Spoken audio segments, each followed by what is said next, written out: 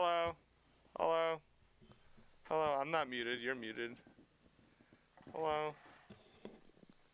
The fuck is up? Oh, look, the chat's so cute. You're muted, bro! Fuck off. I just said I'm not muted. You're muted!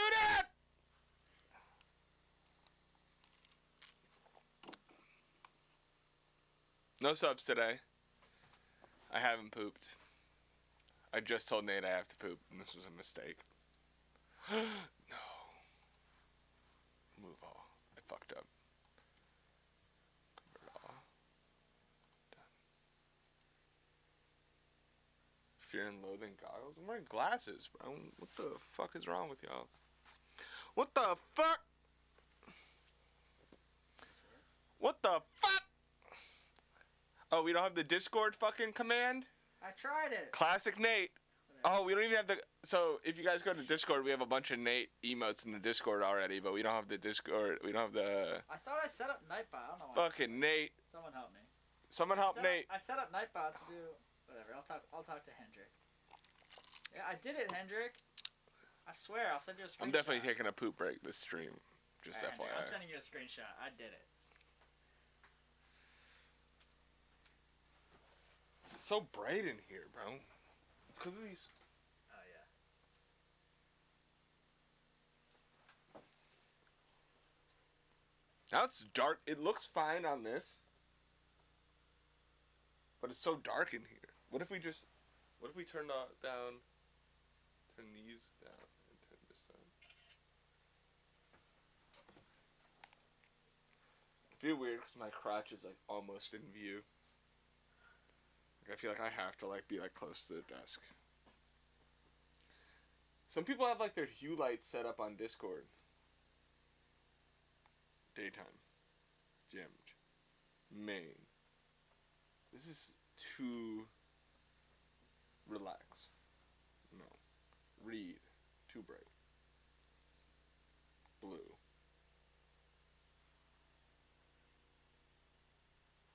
It's so blue in here, but it's not blue on the stream.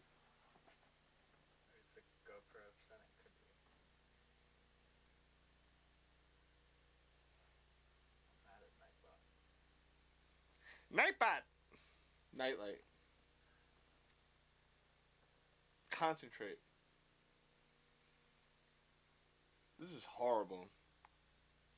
Savannah Sunset. The chat on screen's so cute. Oh, it is cute! Why can't you hear? I don't know. Are you deaf? I'm having a hard time, y'all. Spring Blossom.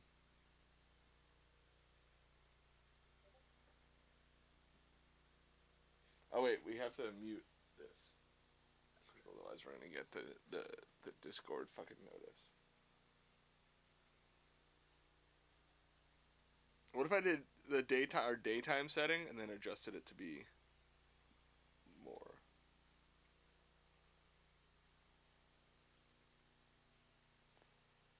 Party! Party!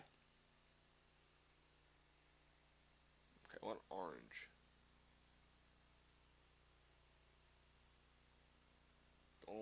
Don't do this. Too yellow. What about this?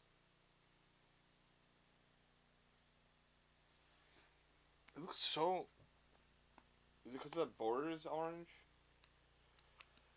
Can I poop on camera? No.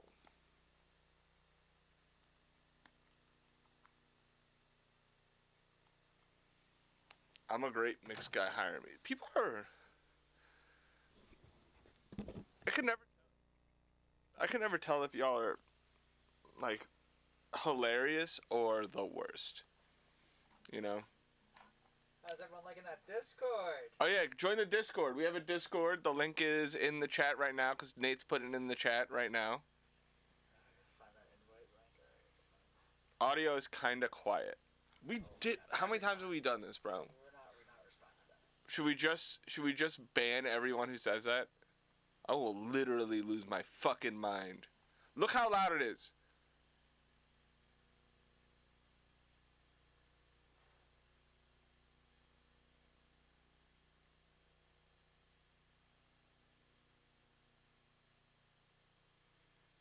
Swear to God. Where's Felix?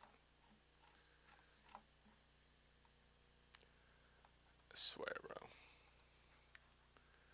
Felix, we need you to, fucking lose it on these people. You should fucking lose your goddamn mind, Felix. No, hit done. Why isn't it? Nate, post a Discord link. Nate! Wait, can we get... I want the email. I want the Nate emotes real bad. Oh, nope, that's stupid. VIP at bars, whipping foreign cars, buying up cigars. Okay, let's listen to the reference. And then I'm gonna talk, but right now I just want to listen to the reference.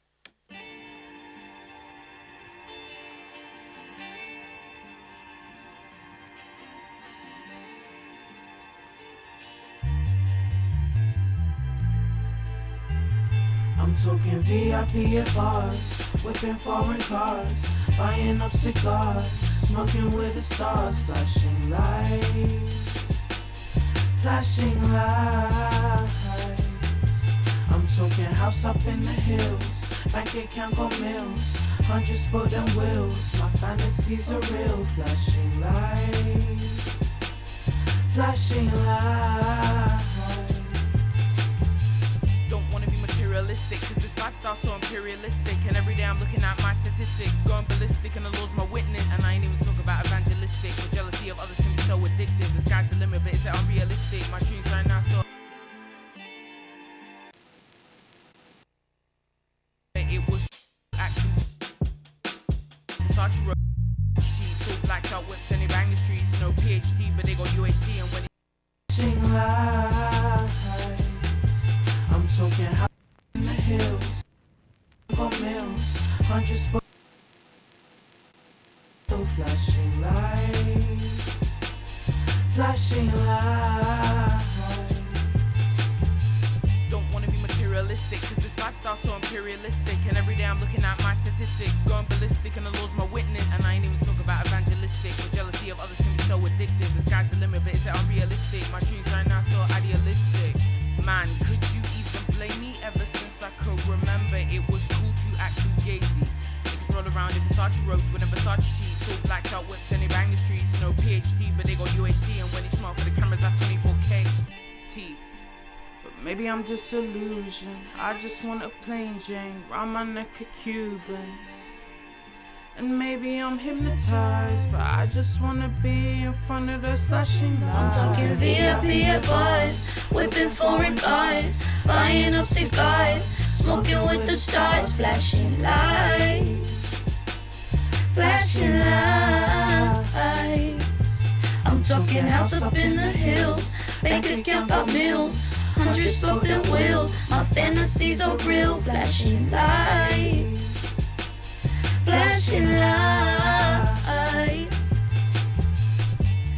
Look at that, a shooting star. Look what I whip, a brand new car. When I'm rich, that's the lie, yeah. Glitz and glam.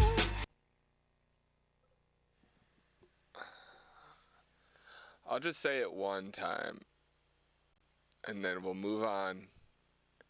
And from now on, you'll just get banned immediately. The song, this is the rough mix we're listening to, first of all. Second of all, I don't care what you think about the mix. This isn't a group mix. We're just working on a mix. You don't need to prove that you can hear stuff. We're all just here to learn. We'll all learn together. I see so many people like commenting, and it's like, this isn't it. It's just like, let's just make a cool song cooler. Shit, if y'all want to make suggestions, like, yo, it might be cool if you do this, that's different. That's cool. I'm cool with that. I'll try whatever the fuck y'all want me to try. I'll try cool stuff, like be constructive, but if you're just saying stuff, we'll just get you the fuck out of here. Because I can see that, like, I want to see the chat because I want to interact with everybody. So we gotta find a middle ground. And also, I don't know if y'all saw the big moment that just happened in my home that I just showed you. Though the cat and the dog don't touch each other. That was the first time the cat and the dog sat on the couch and their butts were touching each other. So they're friends now. No one put them there. They just sat next to each other on their own. It's a big day.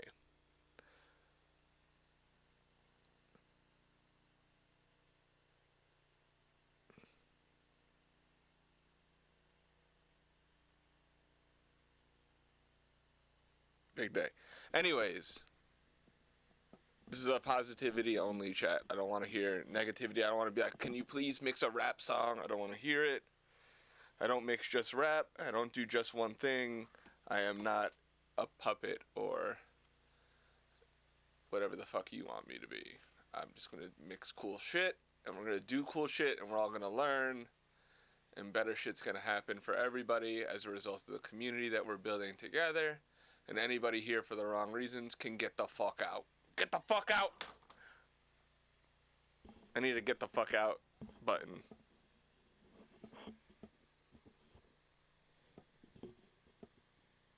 I'm not mad, dude. I don't want to hit you with the you must be new here, like Distorpo, the clown. Ooh, no, I didn't want to do that. Let me hit the minus button. God damn.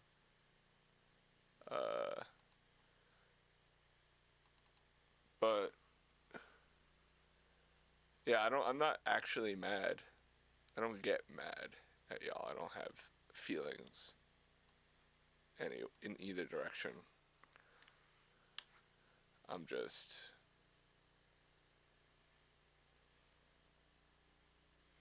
very dry. You know? Oh, wait.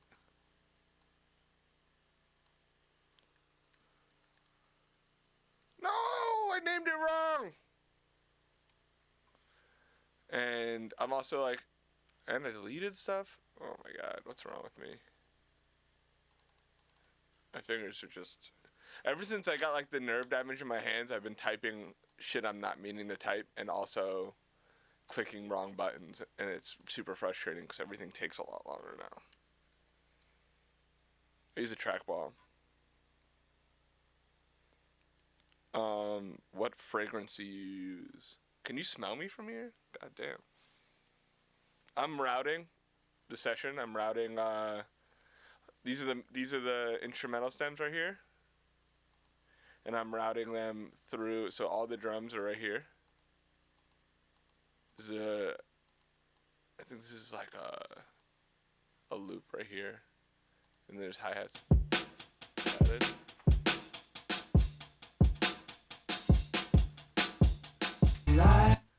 So duplicate this because it's definitely gonna need some sort of saturation element. I want to match the vibe on the so I made a parallel drum bus here. All these are going to be routed individually, so they're all just going to all music together. Yeah, where is Joshua Rooks? What the hell? Oh, there he is.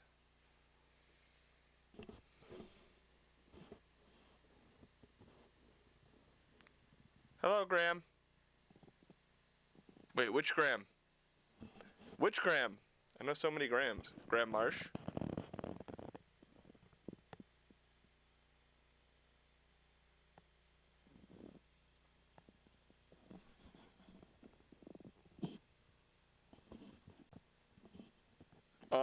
If the problem is universal across... Whoa. Why is my... Whoa. Can you see? My Discord's going crazy. I thought I turned off the notifications. Are they adding me?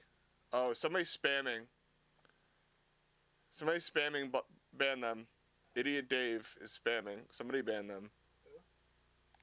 Somebody named Idiot Dave. I've gotten like 30 messages on Discord. Hold on. Yo, I'm new to this, but this guy, is he?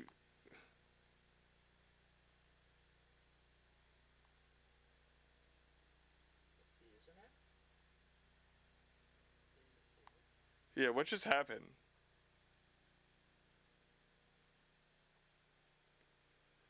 Wait, y'all saw it? Look, I got like 38 notifications. The whole chat's talking about it.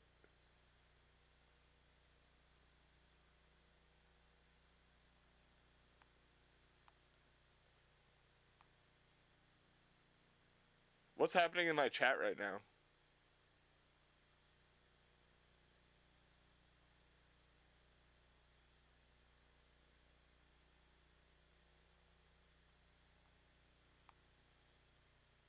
Luke's on it. Thanks, Luke. Luke C's on it. Thanks, Luke C. Legend. I don't know. My chat, look, I've said it before and I'll say it again. I'll do this for 30 people. I'll do this for two of the right people and no one else, you know? Oh, I didn't post on Instagram that I'm live on Twitch. Just Twitter. Hold on. Oh, let me just make an Instagram. Let me be like a 90-year-old person, make a video like from this.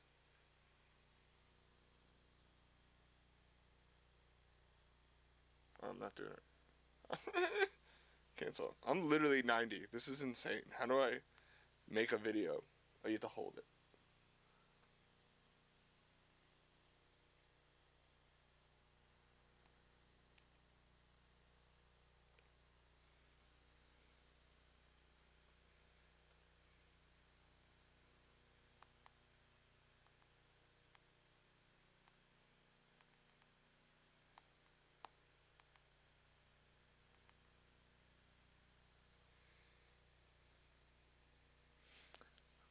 I also love the work I did with Nest Night. Sorry, I'm distracted. I gotta get like Kenny. Kenny's all like, "What the fuck is up, chat?" And just like throwing shit. And fucking. Is that your phone? No, that was the TV remote. He's just like screaming and fucking doing all this other shit. I need to fucking. You need to step it up.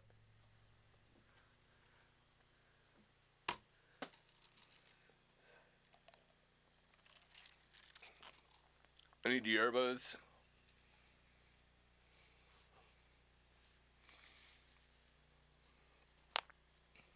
I need a bunch of stuff. A blazer. We need to come up with like a name for people and fucking goofy goobers and whatnot, like he does. What does he call his fucking people? The fucking goobers, the nerds.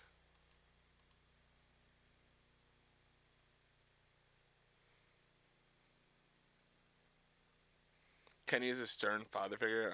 If Kenny's stern, I don't know what the fuck I am. Nate, what am I if Kenny's stern?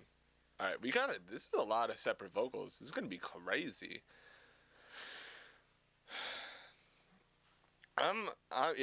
If Kenny's y'all's dad, I'm your grandpa. Because I am way grumpier. Or you're like weird uncle that like comes around and you're like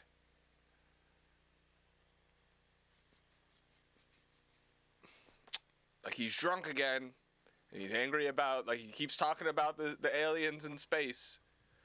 Like, that's me.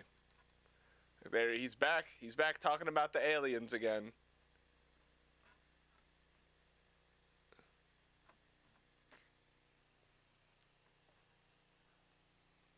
He keeps talking about how the government puts fucking fluoride in our water to make us dumb. That's me.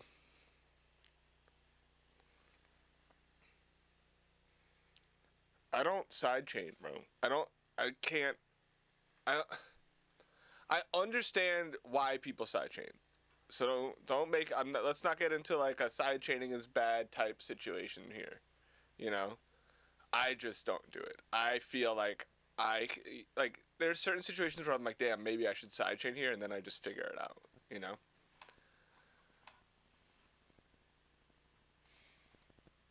I'm just organizing right now. Doing a little bit of the housekeeping.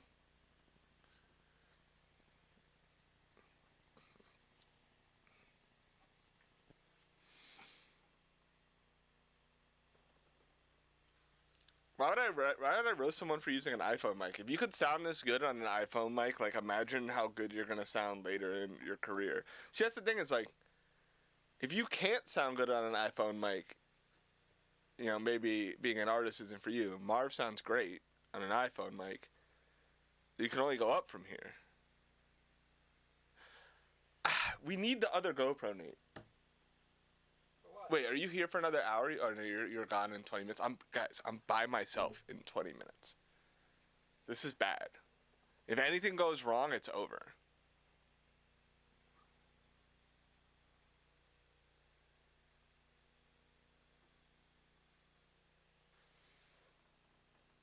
What's best compressing for all the compression?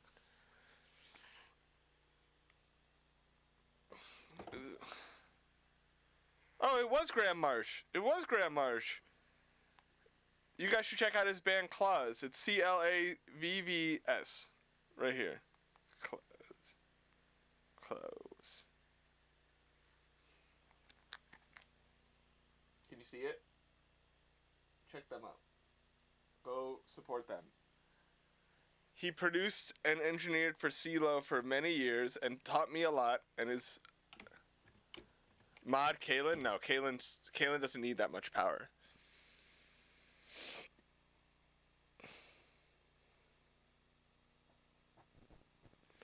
On a seriouser note, okay, we're sidetracking here. Here we go. Boom. Just me talking here. So, someone said, on a serious note, I would move to New York to intern for you. How would you afford New York on an internship's salary, I guess, an intern salary? You tell me.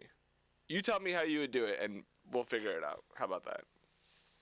You tell me how you would survive in New York City interning.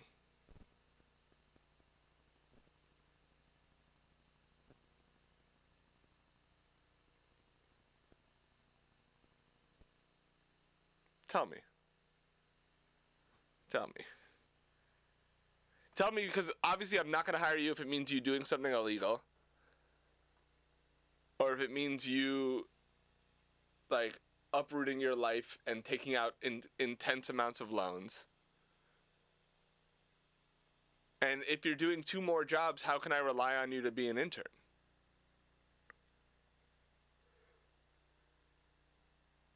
I'm just, like, here's the thing, is this is when it comes to being an intern and internships and things like that, I literally will only hire someone that can prove they can exist. This is an assistant, but so I only hire people that prove they can already exist in the ecosystem in the world that we have here. You know? It doesn't make sense to apply to an internship in a place you don't live. How can I even, everything you'll tell me about you being able to make it and you being able to figure it out once you get here, you can't guarantee.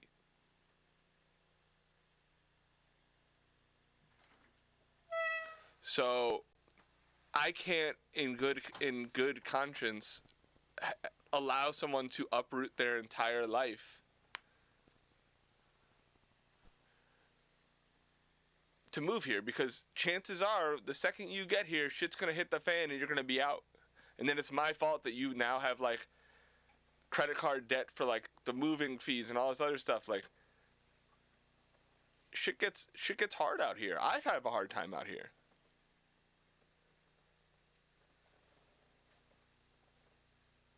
Like, but the thing is, you've got a place to stay, and like, what happens when those people get sick of you? What happens when shit goes wrong? Like, none of that is certain enough for me to be like, yeah, come on out. And then also, I don't know you. Like, maybe you're not good enough.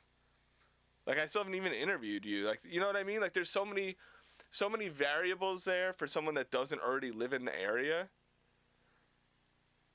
And nothing ever goes as planned, and yeah, exactly. I like Alec though. Alec is good. Alec, I was thinking about mixing the Student One joint on stream today too.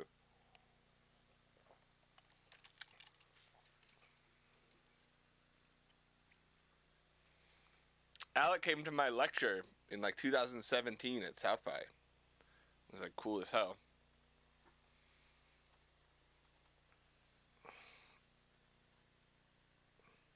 I don't think I did move the Student One folder to the Twitch drive.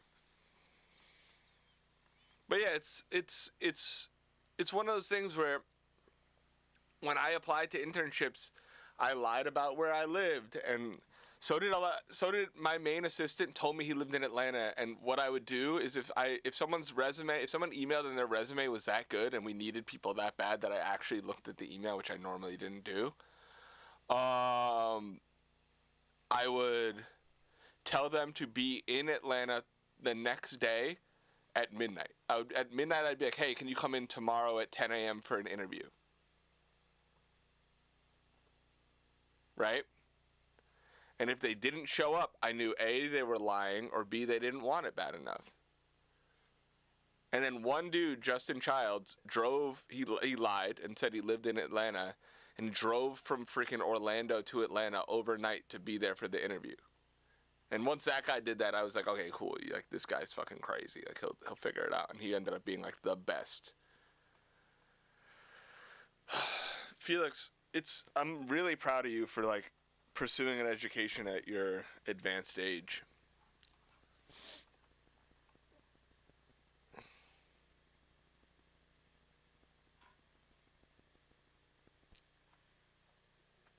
Chorus. Giggles and harmonies. What if he moved? Wait, what's this? Ooh, it's loud. What was it? So, is it nothing? Is it just a click? Oh. I'll just delete that. Okay.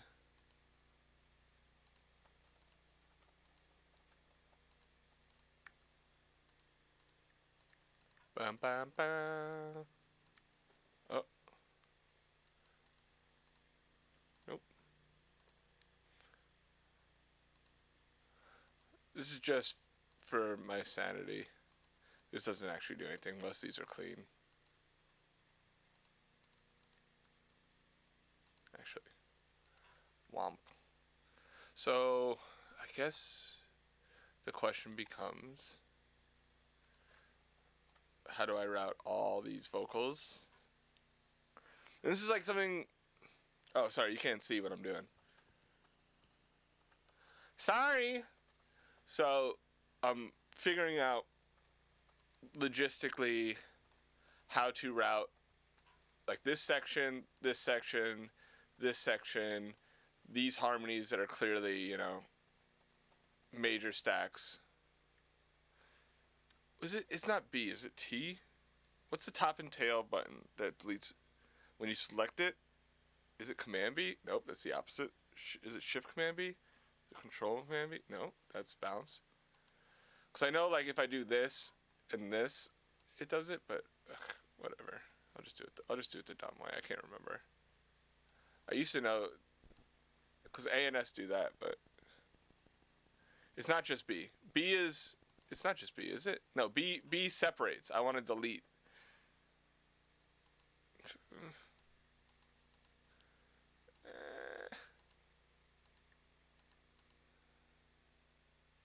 I thought it was T. So just like delete everything but the selection. Oh. I thought it was. What happens if you type A? Nothing. Nothing happens when you. It only happens when you have it like this. When you're on a selection.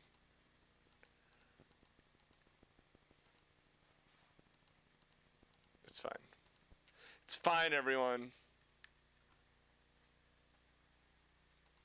I can't believe I don't remember this. Bro, I've forgotten 2 quickies today. I'm super embarrassed about it.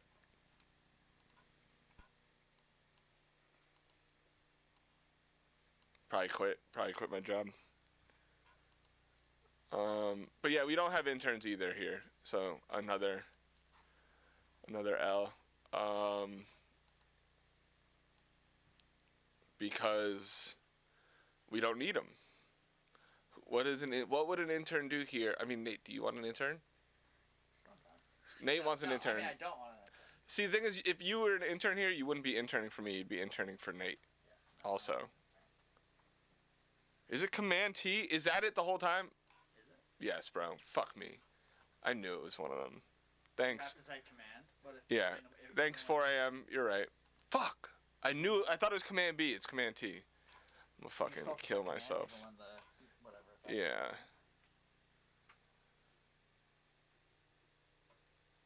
Yeah, that's what it was. I'm stupid, man. That's embarrassing. I should probably quit music.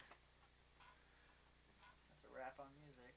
Yeah, fuck it. Alright, see y'all later.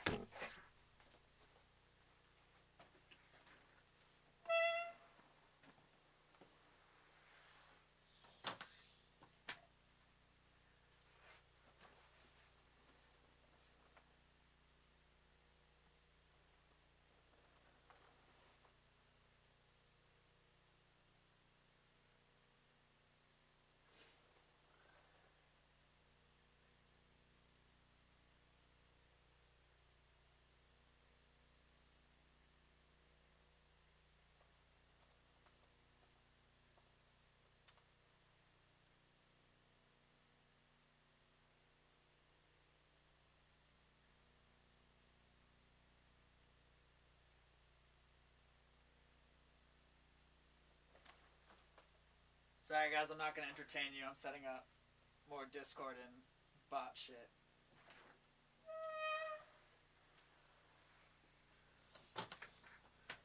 I just told them I wasn't gonna entertain them. What? Oh, yeah. Classic Nate. Classic Nate. He's like...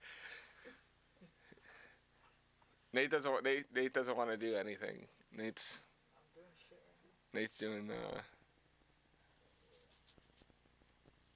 I wish I pooped just now. I'm too nervous now. It's too much on the line.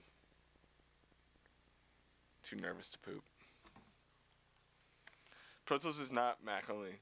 Yo, shout out to Daryl Henderson and Barbara something or other, who have used my name for whatever collections thing that they've owed money to for goddamn I don't know how long.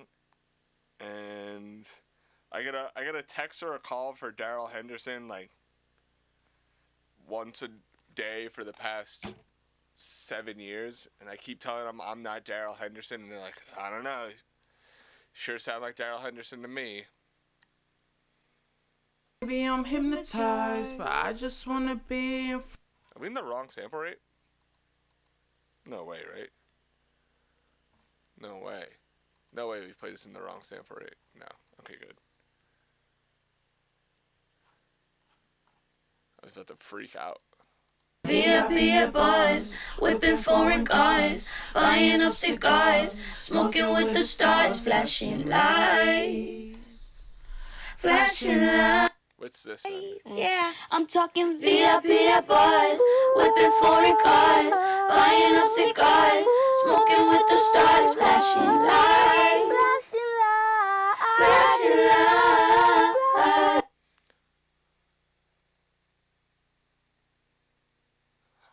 Someone said, how much does music theory help? A lot. A lot. Music theory helps a lot. I think this and this are similar. I'm trying to figure out exactly what's what here, sonically.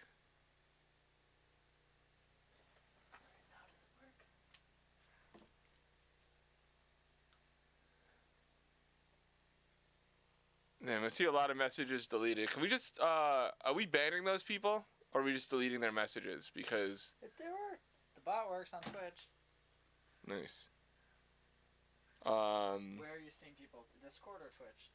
The spammers. That's spammers. You're talking. Vocals low compared to Pro Tools audio.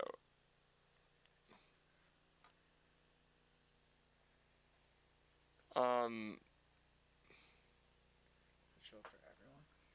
Okay. Nice. Ooh, look, we have bots. I just mean, like, if someone's being a dick, get them the fuck out of here. Like, get them out.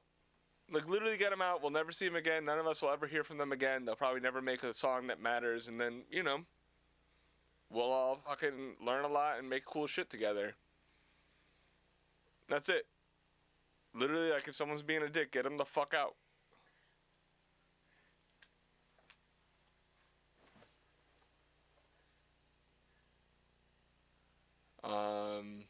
That's all.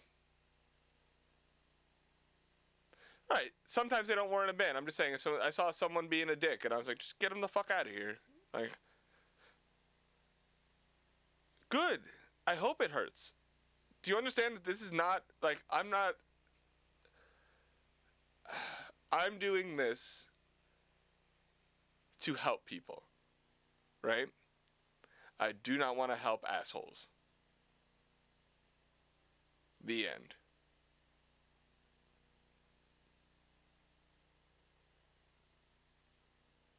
That's it. If you're an asshole, I don't want to help you, get the fuck out. If you're a bigot, get the fuck out. If you're a chauvinist, get the fuck out.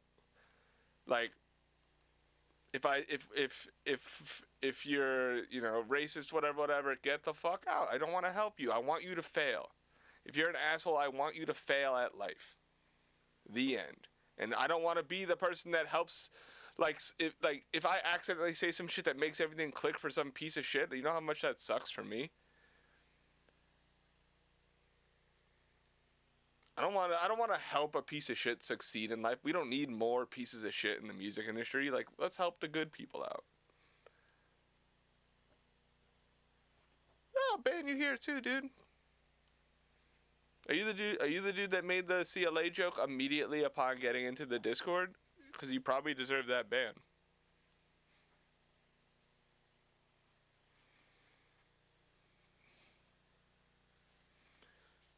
Here's the thing. It's like, I'm not angry. This is how I talk all the time. Ask Nate. Yes. Yeah, see? He said yes. But the thing is, like, I'm lucky to be in a position that I can pick and choose who learns and who gets to be part of the community. Like, we have privileged information here that we don't have to give to the wrong people. I didn't buy that.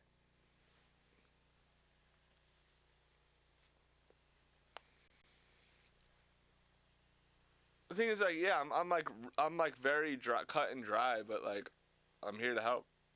So, do we have to help like a Trump supporter? No. We just get them the fuck out and move on with their lives. We don't have the emotes until we get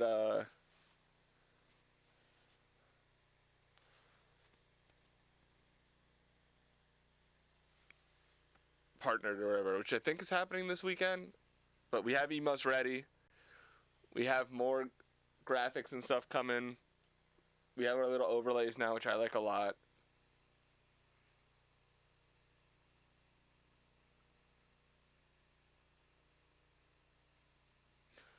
Someone said, can you get SSL board quality mixes in the box only?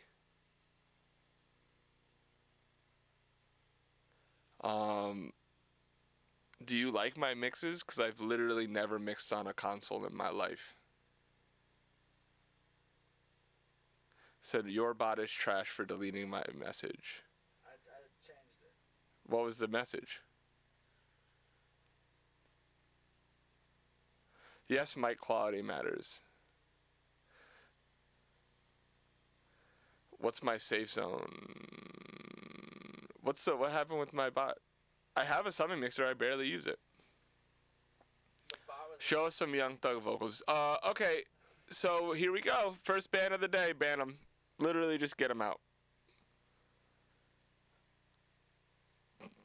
Just ban them forever. I told you, once a stream, we're making an example out of someone. Ban them and then send me their name on here so I can look up their socials for everything else and block them on everything else as well.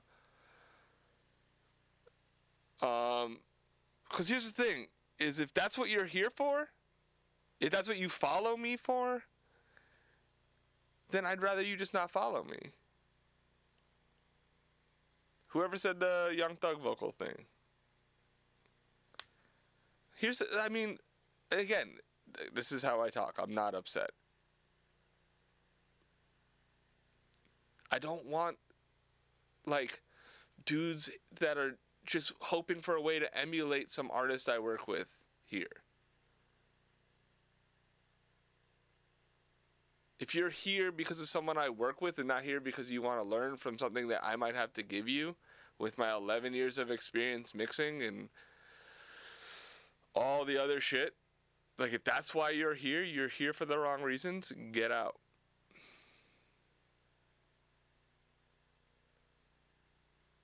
Good.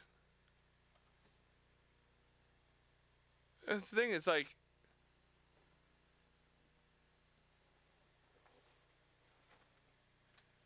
we're like, it's got to be zero tolerance for that kind of shit, because like the toxicity, the fucking people who are here for the wrong reasons, all that shit, like all that shit compiles into just a shitty environment for learning.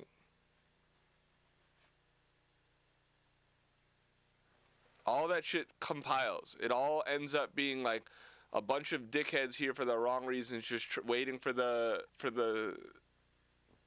like the CLA vocals thing. Like, just ban that person too, bro. Let's get from 608 people to fucking 100 people that actually want to learn. You know? Let's just keep getting the fanboys and the fucking stans and the weirdos and the fucking, like, and the lemmings and the fucking hive mind dickheads and all that shit that can't, like, anybody who, like, comes in and they're like, haha, somebody else said CLA vocals, so I'm gonna say it too. Get the fuck out. There's the door. Get the fuck out. And it's fine. Like, but at the end of all this, like, me doing this every single time I do this, we just won't have those people here. So you look, I mean, if, yeah.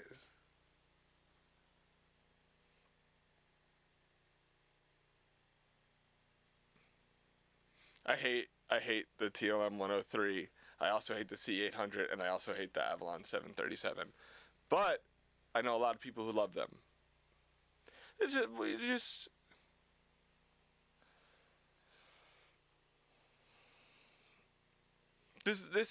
isn't, so I'm trying to build an educational environment and people who are here not for that. The door is there, and we'll push you out of it. We won't show you it. We'll just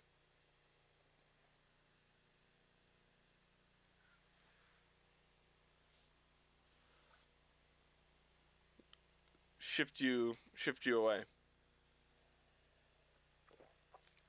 I just don't like the way the Avalon sounds. I don't like the way its preamp sounds. Today we're mixing Daysover, the fourth song we're mixing it on stream. And right now I'm organizing the vocals, and I keep getting distracted by jerks. This isn't that many tracks. It's a lot of vocal tracks, but they're like harmonies, so it's like you just group them and treat them as one vocal. When they're, like, obviously, like, this one and this one, you don't treat the same, but, like, any of the stacks.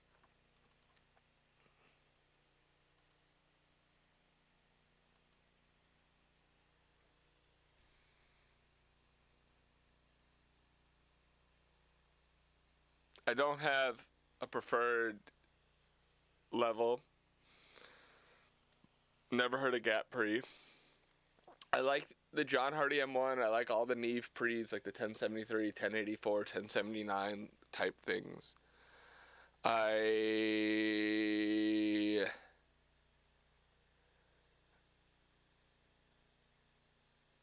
TLM 103 is a terrible mic for the price, man. I just the personal preference, like, for $1,000, like, there are an infinite, like, don't ask me what mic you should get for $1,000 other than a TLM 103, because there are, you know, hundreds, in my opinion.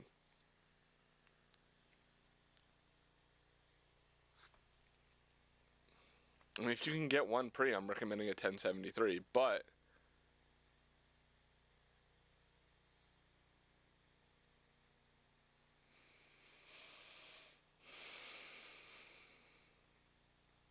Cuddy, you want to get banned here too.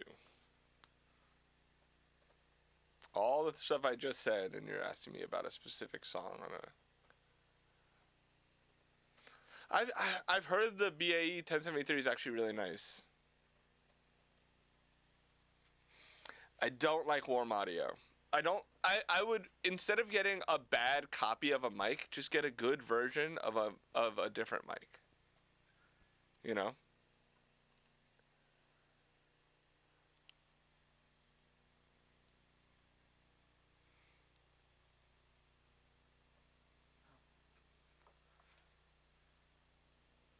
One mic that I prefer. Any of the Audio-Technica, like the Audio-Technica 4040 is great. Even the 2020, I believe. The Rode NT1 with the fucking mods on it is very functional. Like, the TLM 103 is not a functional microphone. It's not utilitarian. It doesn't do a bunch of things really well. It records like one kind of voice well, and then it gives you a really sharp, kind of boring vocal for every single other type of vocalist. Whereas you get like an AT4040 and like it sounds good on pretty much everybody.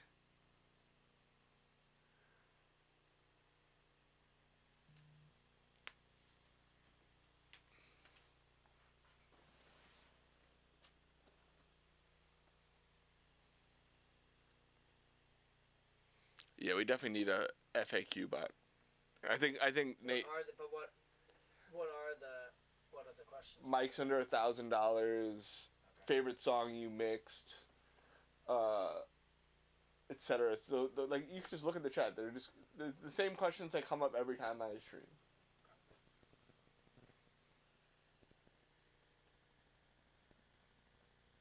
I mean, TLM just is packaged with a bunch of stuff for cheap, which is why it's in every studio. Like, I just remember the TLM 103 Avalon 737 package for less than the Avalon 737 cost at the time. And everybody bought it. I don't have a YouTube, but I think CLA Woo did it.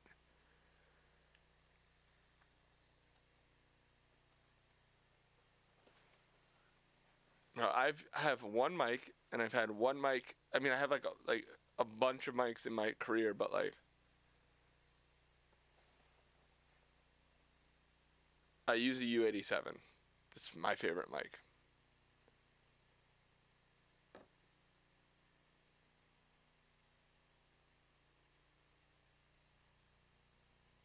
Vintage. It's a 1984, I think, based off the serial number when I checked, which is like a really good era for them. It's been fixed once from what I can see inside.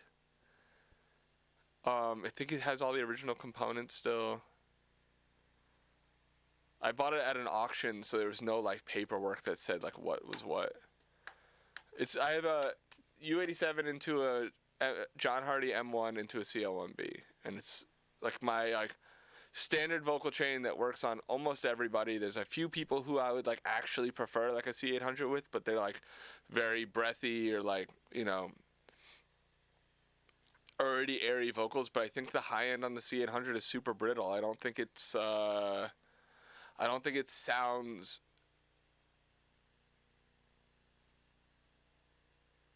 as good as people say. I think it sounds kind of crunchy-ish.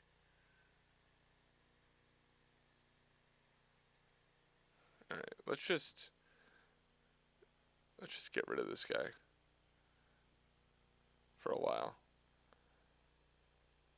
I'm just gonna time him out for like a while. Just needs to I'll message him on the side. He just needs to take a break. I just don't think he's actually here to have a conversation. I think he's here just to say weird stuff constantly. It's just been like, it's not even that the last thing he said is like weird or annoying. It's just like so many messages over and over and over and over that just are not on topic, not for the right, like, being comparative, being hypercritical. It's like, let's just move on from that person. I've never heard an Aston microphone ever. And he's bombing my DMs, yeah, on top of that. Like, I pretty much only do parallel compression. Oh yeah, Soyuz is a great company. We were going to use them for the podcast, actually.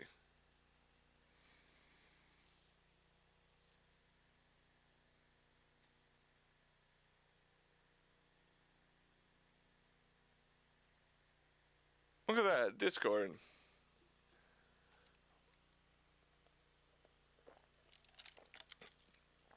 I don't get my ears checked. If my mixes start to turn out bad, I'll probably just retire.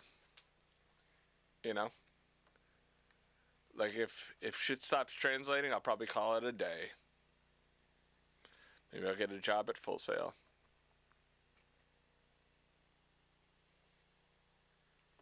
Like, what am I supposed to do? Well, you know, like, once your ears are gone, they're gone. Like, I don't want to know about that shit. I don't want to know my shit's getting worse. Like,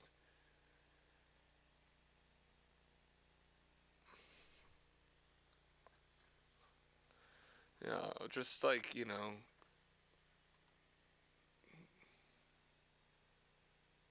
drop a toaster in my bathtub or something when the time comes.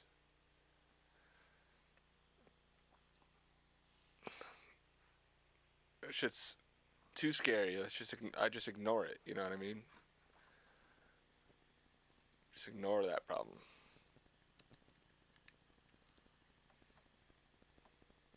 I gotta work fast. I have actual stuff to do today. I gotta do this one fast.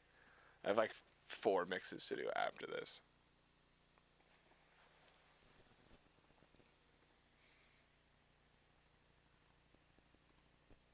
Best mic for Muddy Low. Do you want Muddy Low End? Play the song, please.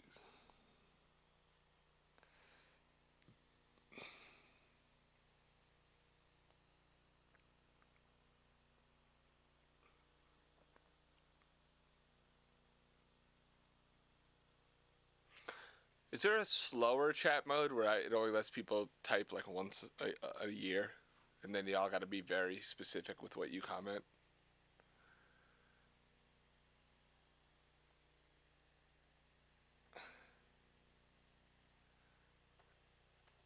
Like, you just get like one comment, like slower mode, like slowest mode, where y'all can only say like one thing a day. And that way you just fucking get all of it out of your system all at once, and then like Felix can maybe we'll just have like no chat but Felix, and then everybody can talk in the Discord, and Felix just like sends me the ones that he likes, the comments he likes, and then I don't have to read all the crazy shit. I have like a compulsion to look down and read the chat, which I think is bad for my mental health.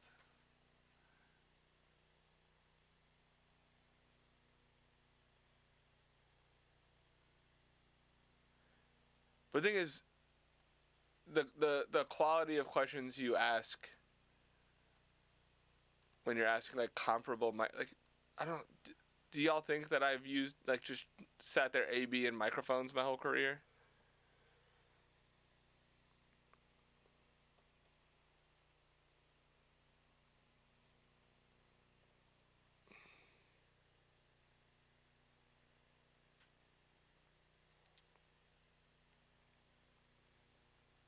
I would love to do like a microphone shootout, but I'm not paying for a fucking microphone to shoot it out just so y'all can figure out which mic you want. Like, they gotta send me that shit, and then we'll just have like a crazy mic closet, and I'll never use them because I don't record.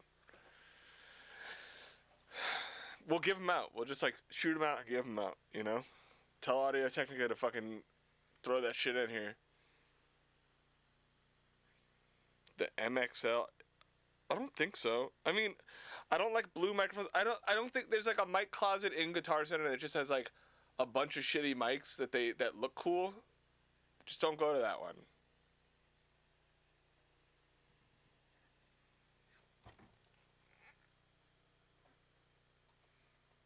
Look at Alec coming in with the fucking information. Please stop reading chat and mix. Bro, I might call it a day. I might just be like, you know, I might just fucking call it a day.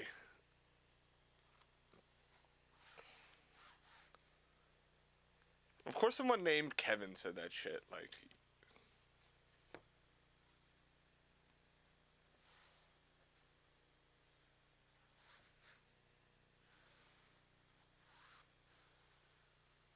See, the thing is, I don't have to adjust to the Twitch community. Y'all gotta adjust to me. I'm not gonna change who I am to fit into like y'all stupid ass comments. I'm just gonna be really rude to y'all until y'all stop it. Like I said, I don't need 3,000 people like Kenny got. I would like less people who are just here to like be part of a community and like contribute and learn some shit, and then we'll just slowly just ban the fucking idiots. Well, there will be like maybe one Kevin left by the end of it. You know what I mean?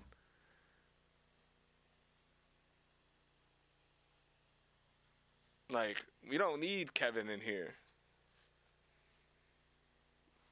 Punch Kevin in the mouth.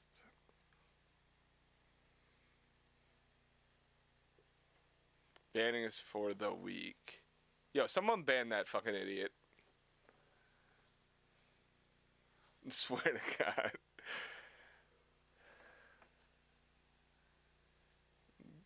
I'll ban him. Oh, you got it. Banning is for the weak. I don't want... Like, what do I think about Jason Joshua? First of all, I don't think you could have spelled Jason Joshua more wrong. Second of all, you know, he's the most in-demand mixer on the planet currently. I think that anything I do should be to be more of a competition for him. Like I view him as like a rival, and he probably doesn't even think about me once a year. You know what I mean? Same with like Mike Dean, like Mike Dean, Ali, Jason Joshua, they're like Josh Goodwin, Stuart White, like they're here, and I feel like I'm like trying to like push my way through. They don't worry about me. Mix contest, absolutely fucking not. Bro, if I had to listen to a bunch of y'all's mixes of the same fucking song and then pretend like I could tell the difference between like the top three, like I'm jumping out the window, I'll be honest with you.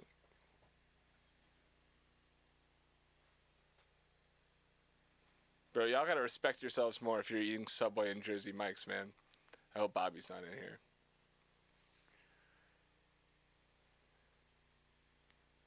If I can't tell the difference, how are you a pro mixer? Okay, I'm gonna give you 1,000 different mixes of the same song and give you the top three, and you tell me. It's obvious I could tell the difference. It's like, what's the best one? Like, how do you pick the best one? Mixing is not objective.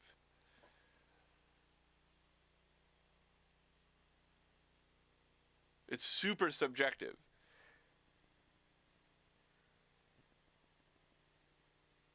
That's why I don't like mix competitions.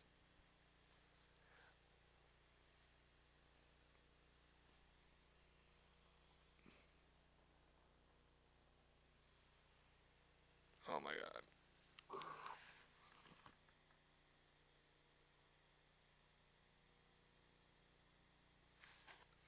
Dude, I don't know if I could do this.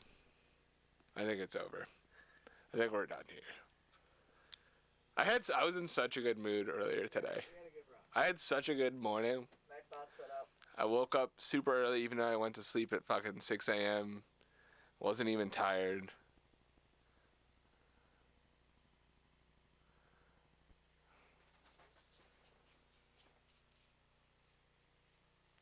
I think I've been like so clear about what I want this Twitch channel to be.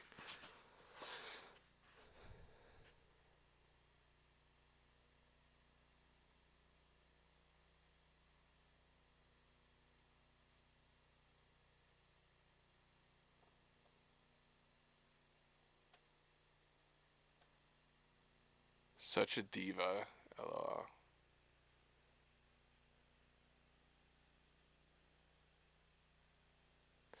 Yo, I'm putting this shit behind $1,000 paywall, yo. And the guy you call me a diva is still gonna pay for it, and I'll just be able to fucking call you an asshole behind $1,000 paywall. But the thing is, I want to read the chat because I want, I want to know who the fuck is here. Yeah, I swear I'm putting this shit behind the paywall. Swear to God, I'm calling back all the businesses that wanted me to build a school and put it behind $10,000 a fucking year, and all this other shit. Shit's free as fuck, and you call me a diva, bro. Ugh.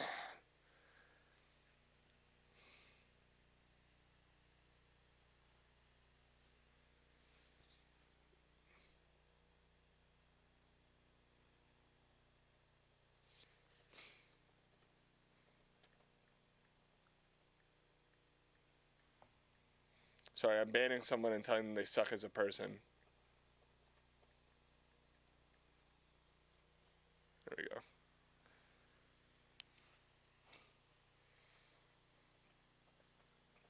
The thing is, I don't want to put it behind the paywall. That's why I'm doing it this way.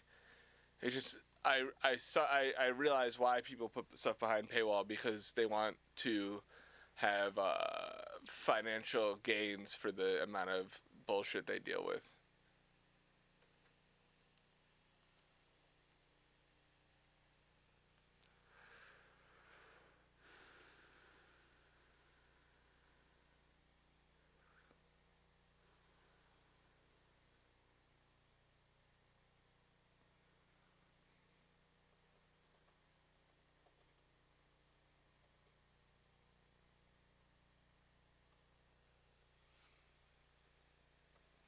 Hey, Felix.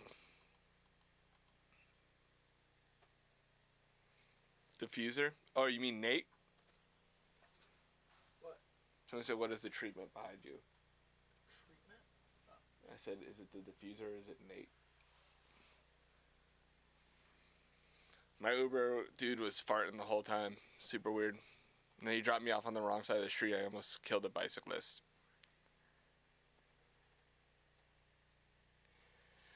I mean, a Neve 1073 is like almost $10,000 now, right? There's a reason. It's great.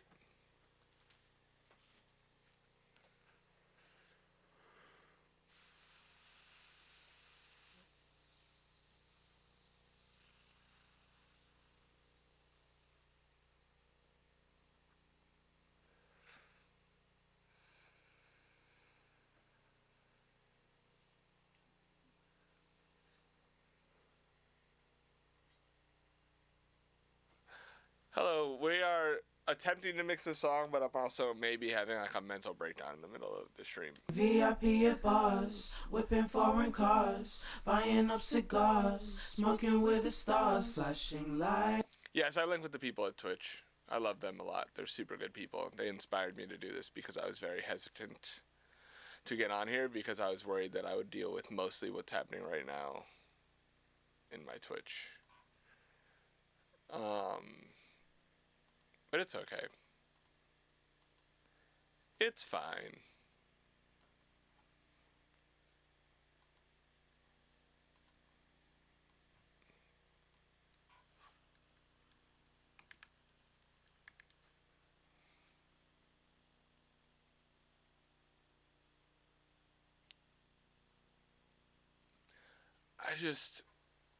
people say like weirdly nice stuff, and you don't have to like counteract with like the nice stuff. That's fine. Don't put that on yourself. I just would. It's you know who I relate to a lot when it comes to like dealing with people I don't know? Wale. Wale has so much like negative feelings towards his following because he feels like they kind of let him down, you know, and he voices that a lot.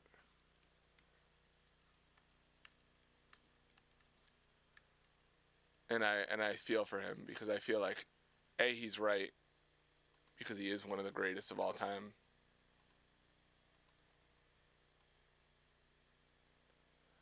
And B, he did deserve better. He dropped some of the greatest projects ever.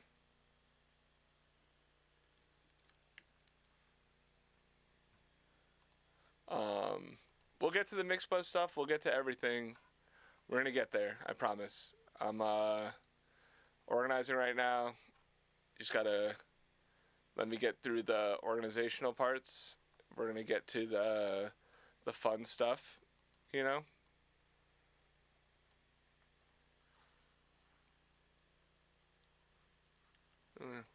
See, I would never fuck that up back in the day.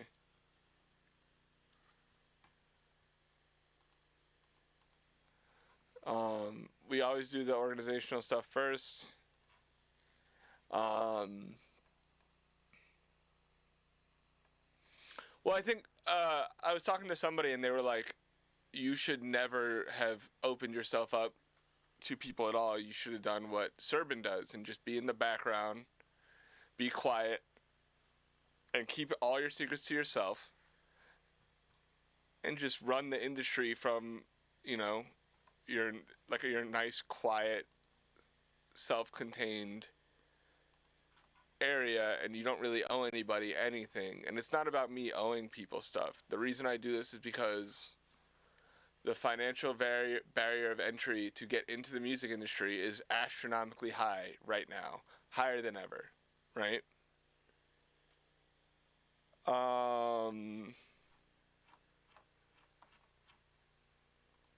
And I think that sucks. I think that the fact that basically you have to have rich parents to be in the music industry, or you have to sacrifice your future to insane loans and debt and etc. And then, you know, you might not make it on top of that. Like, I don't think that's conducive to what music is about in general. So that's why I kind of started this stream and wanted to do it. And that's why I am so transparent on the internet about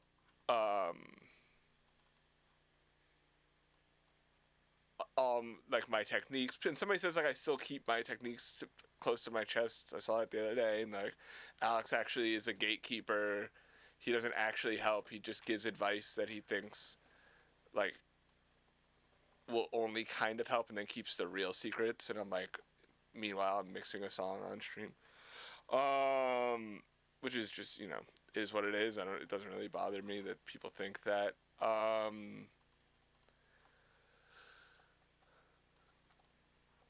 But the reason I do all of this is because I truly don't think there's any secrets. I don't think there's anything that you guys can't figure out yourselves. I think that there's little approaches to mixing that aren't freely available unless you see someone else do it or hear someone else talk about it. No matter what, like no matter how many times you try to learn by yourself, you're not going to be able to really figure certain things out. And like once that light bulb clicks, y'all will be off and running. Y'all probably be better at this than I will. And I'm just honestly probably making more competition for myself by doing this, but that's okay. These are just textures. It doesn't really bother me though. I mean, there's enough work for everybody, especially in the engineering world. But the reason that I do all this is because I think that if I just help that switch flip for a bunch of people that are still struggling and working out of their home like I was, you know, like if you see me organize something or like gain stage or like there's like something like gain staging for me and like making sure there was enough headroom and keeping like enough space in the mix and learning how to like work with space and like how to make shit loud and throughout the process of the mix, like those kind of things were my huge roadblocks. And just watching someone mix one time, I was like, oh, I'm an idiot. Like that's the one thing I've been missing. It's not a piece of gear and it's not this, that, or the other thing. It's like a small technique, a small approach, a small mindset change, you know? And that's what changed everything for me. And then learning a few tricks along the way, like definitely like a few little like vocal tricks here, or like effects throws or implementations of like use for like a flanger or chorus or whatever. Definitely elevated a small percentage, but it was those philosophical approaches to mixing that really took it from like, oh, I have no idea what the fuck I'm doing and nothing's turning out the way I want it to okay, cool, now I'm mixing a song that can come out. So that's why I'm doing this, is because I had to sacrifice a lot to get that information. I had to take on an immense amount of student debt. I had to work for free for 3 years, basically. I had to do a bunch of degrading shit in my job, like drive 2 hours to get a band ice cream, like that kind of stuff, like, you know, like is part of the process, but I don't believe it has to be. I personally don't believe that the things that I did to make it made me a better engineer, made me appreciate what I have more. It just made me more tired and older by the time I made it. And so I'm doing this so that y'all don't have to go through the bullshit. Y'all don't have to go to Full Sail and have $100,000 in debt. Or y'all don't have to like start off as an intern at a studio going on runs to the same restaurant 6 times until fucking 8 a.m. I don't think that any of that made me a better engineer. I don't think that the dues I paid should be necessary for y'all to pay just because I had to pay the dues. Right? And I think a lot of engineers feel a type of way about the dues they had to pay. I feel like a lot of them feel like if they had to pay those dues and you don't, then they're an idiot for having to pay those dues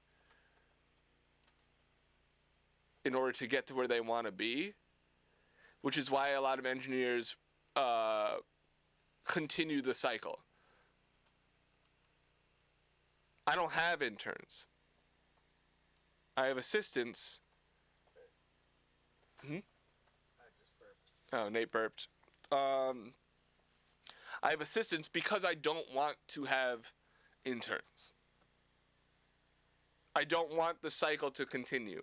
I tell them anytime that they feel like I'm being unfair or whatever to remind me that I don't want that to be the case.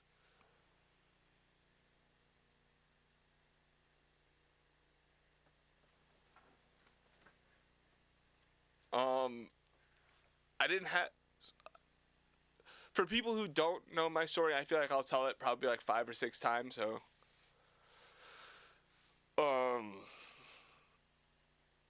Big break, whatever.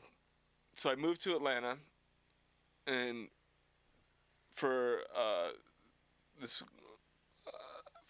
girl I was dating at the time, and I was like looking for a job, and before I moved to Atlanta, I was supposed to move to San Francisco maybe to work for Sony in game audio as an intern, which the interns there got paid like $40 an hour.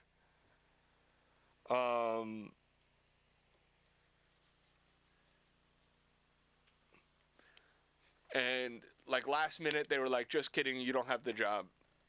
So I was like, "Oh shit. This sucks. I got to start over." So I started over and I moved to Atlanta. I was like, I'll try working in television audio. So I worked at this studio. I applied to a bunch of TV studios. There was like, not Rage. It was called something else. There was like it's closed now. Started with an R, and it was like a TV audio studio. And then I went to, can I see deleted messages? Oh, okay. You could leave that link up. Don't delete links. So I went to like I applied online to a bunch of studios and no one was hitting me back, right? Because I was just a resume. I was just a kid who went to Full Sail, who had no experience except for like, I recorded Peter, Bjorn, and John in a live in-store session that never came out. And I did like a couple of songs and projects in school, right? Riot Studios. I think they're closed now. But that was like the studio I really wanted to work at. And then there were Soapbox Studios, who also is closed now. And so I was emailing, and my girlfriend, who is smarter than me, still smarter than me, was like, emailing studios is so fucking dumb. Emailing your resume is so stupid. And she was right. Emailing studios is so dumb. Not Riot Games, Riot Studios, different. No affiliation. I mean, COVID, like, literally, if you're trying to get into the industry and you're 19 or, like, Felix 17 or, you know, whatever, now is not the time, in general. I mean, a lot of studios are reopening. A lot of New York studios are open right now. But, like, there's no rush either. Like, work on your crafts, get better. Like, take this time to advance yourself. But, no, it's cool. I don't mind links. I don't think that people posting their music in here is bad. It doesn't bother me. It's not too late. I'm going to get to the age thing. The story is long. And it has a lot of good advice in it, so I don't mind telling it. So I applied to a bunch of studios. No one responded. I got like 2 responses that were like, "Hey, we just hired interns." Whatever. I mean, look, if people want to check my mixtape out, we'll just open their mixtapes and fry their shit. Like, you know, you're opening yourself up to extreme criticism if you post your shit on here. Anyways, so I'm applying. No one's responding. I've gotten like 2 responses that were like, "Oh, your resume doesn't have enough," whatever. I don't think sitting tight is, if you're not advancing yourself in this time, if you don't take, like, COVID, like, if y'all were just home in quarantine for 3 months and y'all didn't learn music theory to like the nth degree, like, goddamn. If you're a producer and you didn't spend that time learning, there's like, I have 9 apps on my phone that teach music theory. You know what I mean? Like,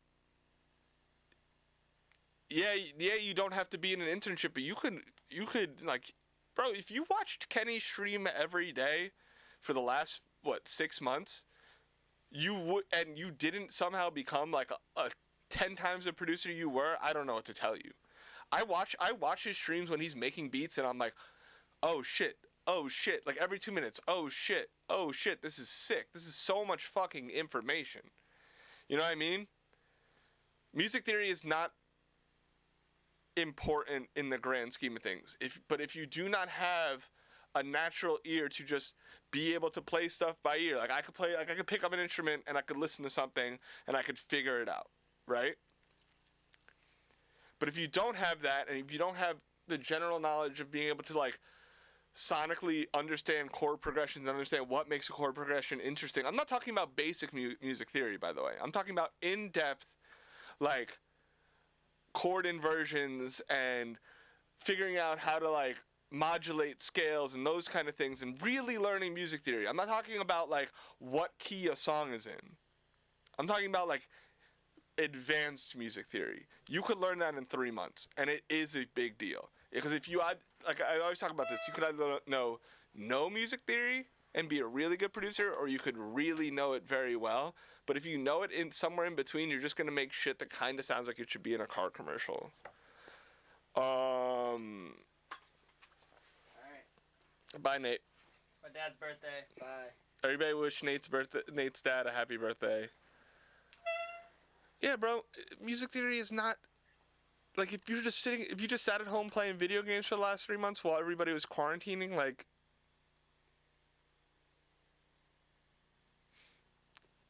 Jax, I know you got Google, bro. I know you got Google.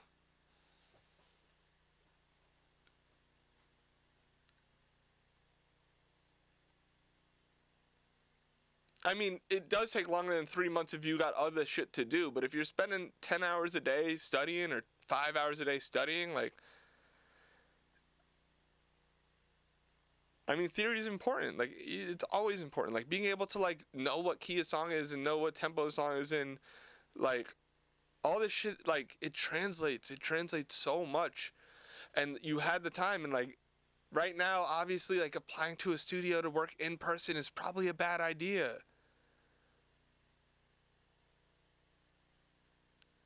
Oh my God.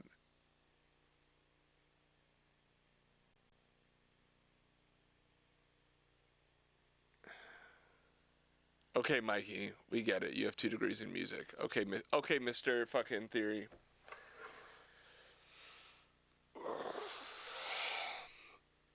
Bro, if every actually motherfucker just got the fuck out of the music industry, music would be so much better.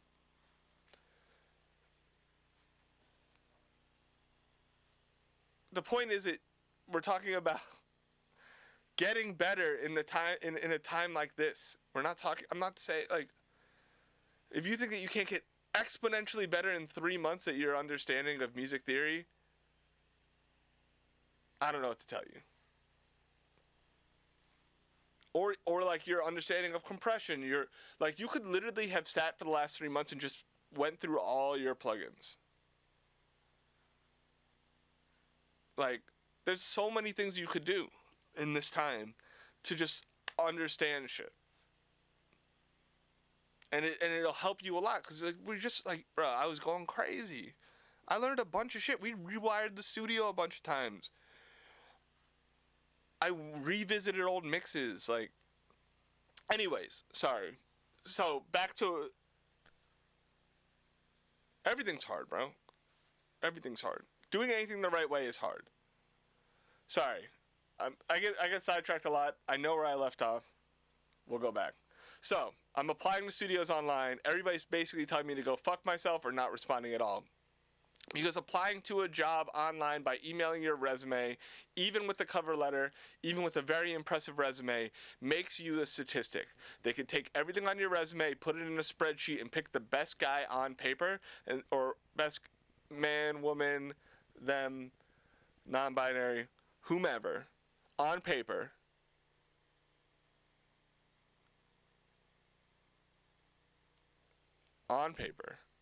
And they're just going to pick that person. And chances are, you are not as good as someone who has a lot more privilege than you. On paper. They probably have a lot more experience because they've had a lot more access to a lot of things, and on paper they probably look better.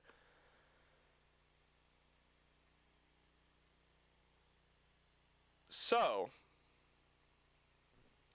what I did was I went and my girlfriend at the time went and got me, like, very nice resume paper, helped me consolidate my resume to one side of one page, and I printed 20 copies, and I went online and Google Maps every studio, and I went from studio to studio, I would drive to the front of the studio. I would ask for the studio manager, and I'd be like, "Hey, is the studio manager available? I have a few questions." And they would say, "Absolutely." The second I got them on the phone, I'd be like, "Hey, I'm outside. I have my resume. I really want to intern for you. Can I just drop off my resume?" If they said, "Yeah, sure, you can just drop it off," I would walk inside, and I'd be like, "Hey, can I speak to the studio manager? I just talked to them on the phone." They'd be like, "Oh yeah, just leave your resume." I'd be like, "No, can I just hand it to them?" And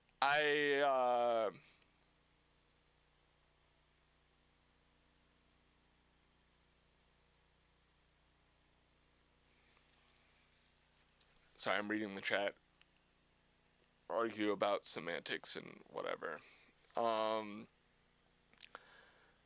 I would just wait for the studio manager to come talk to me, and I would hand the resume. My resume was. I'll explain my resume too in a second, because the thing about resumes is everything applies to the job. Every job and every experience you've ever had applies to the job you're trying to get, whether or not you think so. So I went to studios, and I just handed the studio manager the resume, and while I had their attention, I'd be like, "Yo, if you have 30 minutes, I just have a few questions about the studio and like what goes on here, and like I'm just super interested in the studio, so like if you can give me a tour or something, like maybe I'll book time when I have some money, whatever." And then they looked at me and they were like, "Oh, a potential client. And they walked me through the studio. I got a walkthrough of Patchwork. I got a walkthrough of Maze. I got a walkthrough of Solitaire. I got a walkthrough of 11th Street. I got a walkthrough of Riot. I got a walkthrough of Soapbox. I got a walkthrough of the other Soapbox. I got a walkthrough of, what's it called? Silent Sound. I got a walkthrough of, I think, 11 different studios in one day. Or one weekend.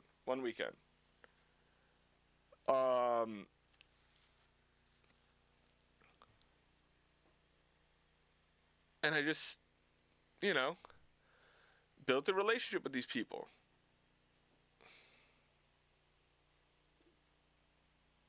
And then I got a bunch of job opportunities. You don't have to delete Mikey's messages, man. It's fine. He's just passionate about music theory, and that's okay.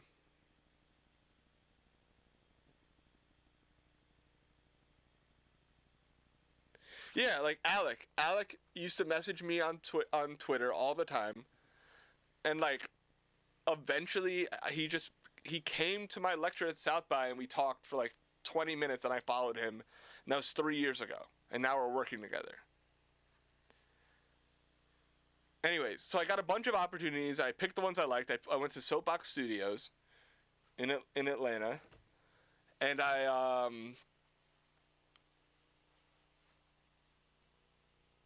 interned there, and I did it the wrong way. And I know I did it the wrong way now.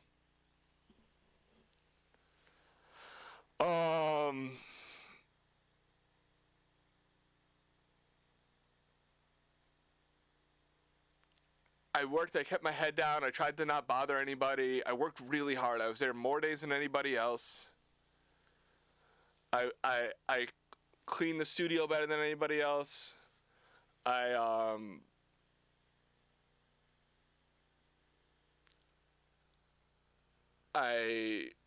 got everybody's lunch order right. I was super organized with all this shit, but I never made myself a person to them.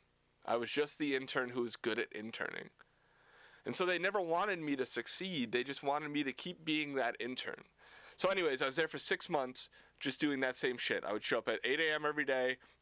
It was an 11-room studio. I'd turn every room on, check every mic signal, check every room, make sure everything was working in every room. And get everybody's breakfast order, get everybody's lunch order, get everybody's whatever.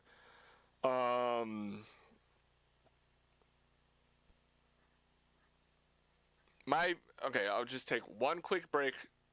Remember where I am. Somebody said, any tips on getting beats to bigger artists?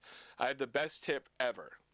The biggest tip ever on getting a beat to a bigger artist. You find a small artist and you work with them until they're a big artist. The end. That's the tip. If you can't do that, then I don't know what to tell you. If you don't have an ear for talent, if you don't have an ear for artist development, and if you don't have an ear for building a sound with someone, then you're not going to get to that end point. And if you do, you're just going to get lucky. You get one placement with the big artist who was just looking for one type of beat, and then everybody's going to forget about you afterwards, because what do you bring to the table there? I mean, there's infinite examples of producers who made type beats who didn't have a follow-up plan for that one type beat, got a placement, and then you never heard from them again. Don't name names. Moving on. So I was there for 6 months, and then sometime in those 6 months, I was working in, my girlfriend at the time was like, you should start working in music, because that's what you really like, and like the TV audio stuff is cool, but like it doesn't seem like it's going anywhere. And I was like, well, it takes time. It takes like a year or so, whatever. So I got a second internship. So at this time, I have 3 days at Soapbox Studios and 3 days at Maze and Solitaire, which is Ben Allen and CeeLo.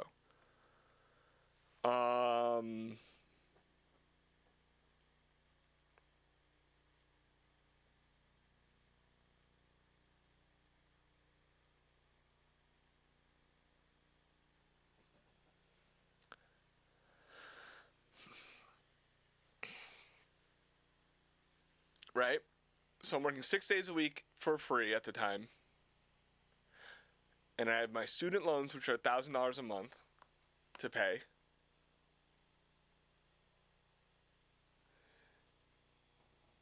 And I have my rent and my food and existing, maybe buying a new t-shirt every so often.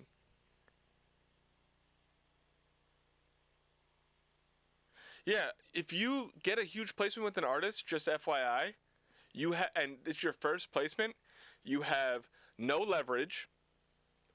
If you don't do exactly what they want, they'll just go get the beat remade by someone else. That will. You need leverage. You need credits. You need proof of concept. You need to show that there's value in you and not just in that one beat you made. Because if you have no credits in the past, right? I'm explain that. I'm just kind of like, we're going back and forth. This is how my brain works. This is just going to be what it is. If you have nothing, no credentials, and you're here and the artist you're trying to work for is here, right? How can you ask for 50% when that song's going to be big with any producer? Right? So you want your full percentage, but they have all the leverage because they're the brand. Your brand isn't there. You're not Metro, you're not Nick Mira, you're not Taz, you're not these big producers. Like Taz went and turned his type beat thing into an empire. That's different than just being a type beat producer. So if this artist is here, you're going to end up getting, instead of 50%, 1%, 2%, 3%, 4%, and you made the music. And then you're going to be forgotten about. Or you could find someone with about the same following as you, make them better, and then their sound and success gets attributed to you, and then you work with the big artists because they're like, damn, I want to sound like that. That is, right there, that is the way to do it. It's not as fast in the way that, like, you can't go from nothing to a big art producer. It's more of a steady growth, but it's 100% more successful than everything else.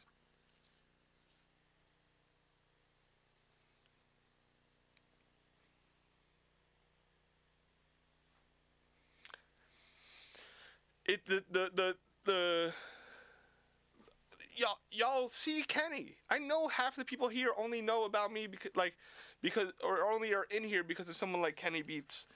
Kenny built projects, did full projects with artists that weren't all the way up here at the time. and implemented his sound into theirs.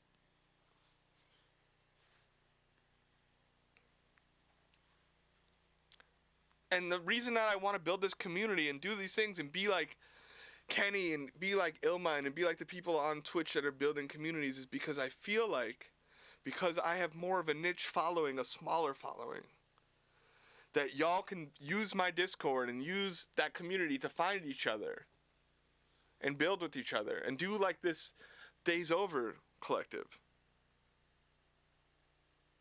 Right? Like this group found each other in Kenny's stream, in his Discord. Hit yeah, there you go.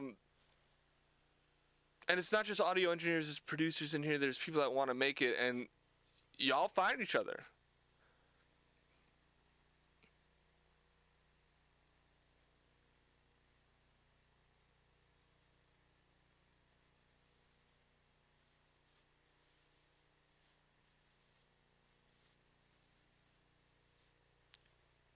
And that's what, like, and so you hear me getting upset in the beginning of, like, the streams because of the bullshit, and then, like, we get to this part and you hear that I'm, like, why I'm passionate about this shit the way I am. Because we build a community and we become self-reliant and and everybody pays a fair amount. Like, if you say, look, I'm not saying to pay every engineer $300 for a mix, right? I think that's the rate I think that's the minimum. There is a collab section on my Discord, man. You gotta click on it, dude. Hit ! Discord. It's in there. You see it. Somebody just did it. Y'all can scroll up. I promise.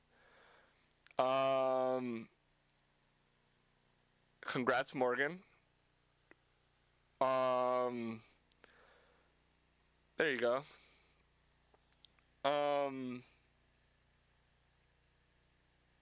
But y'all should be building relationships, and more importantly, y'all should find people around you. In that, there's 1,700 people or whatever in the Discord now.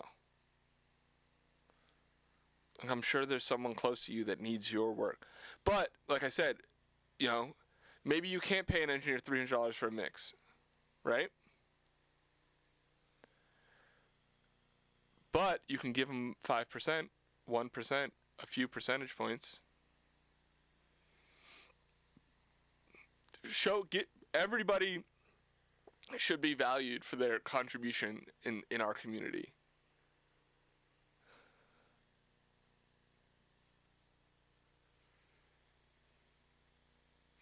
Hendrick's being heavy-handed with the message deleting. You gotta chill out, Hendrick.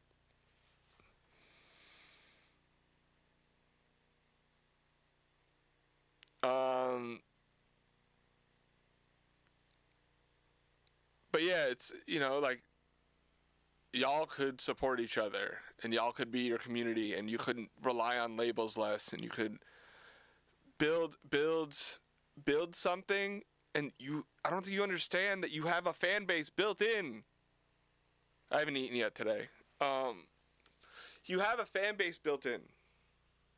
Because there's a community here. They'll watch you meet each other. They're going to watch you make songs together.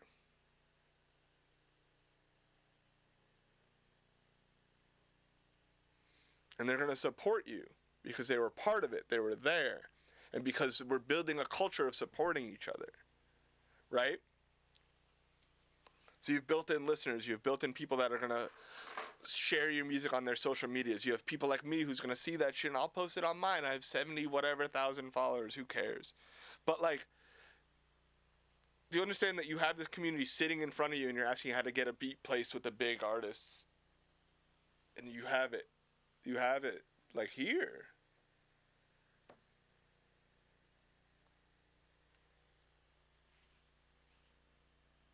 You know?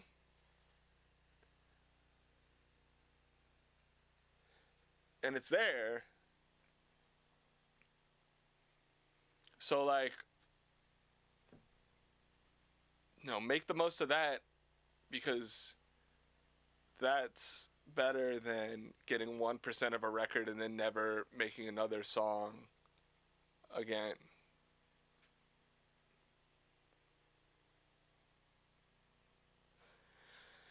Anyways, so I'm getting 2 unpaid internships working about 60 hours a week, and I'm running out of money because I had like $10,000 saved up before I moved to Atlanta. I moving back in time a little, I've had a job since I was 14. I worked for like family friends at their offices when I was 14. Then I worked at a pharmacy when I was 15 until I graduated high school. Then I worked at Domino's. Then I worked then I volunteered, and I did a whole bunch of.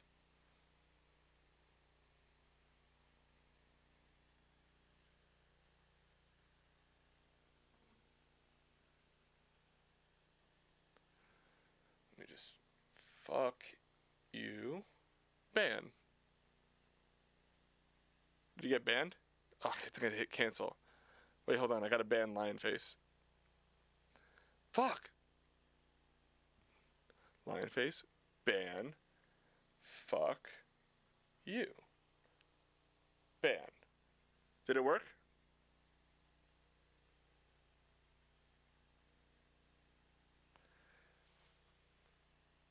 It's fine. This is important right here. This is actually important. All this other shit that I'm going to do on this screen it's all going to feel very repetitive at a certain point. And this shit that I'm saying here is actually going to help the right people.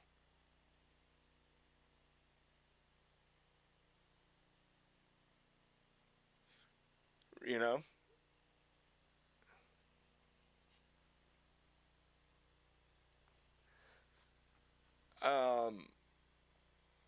And again, all the stuff I'm doing is because I want to do it, you know? I don't have to be here. Anyways, so I'm working my ass off, making no money, and I'm burning through this money. Like, I'm probably spending, like, my rent was $300 and something at the time. My food costs were super low because I was probably eating McDonald's and fucking eggs and whatever, like, super cheap food.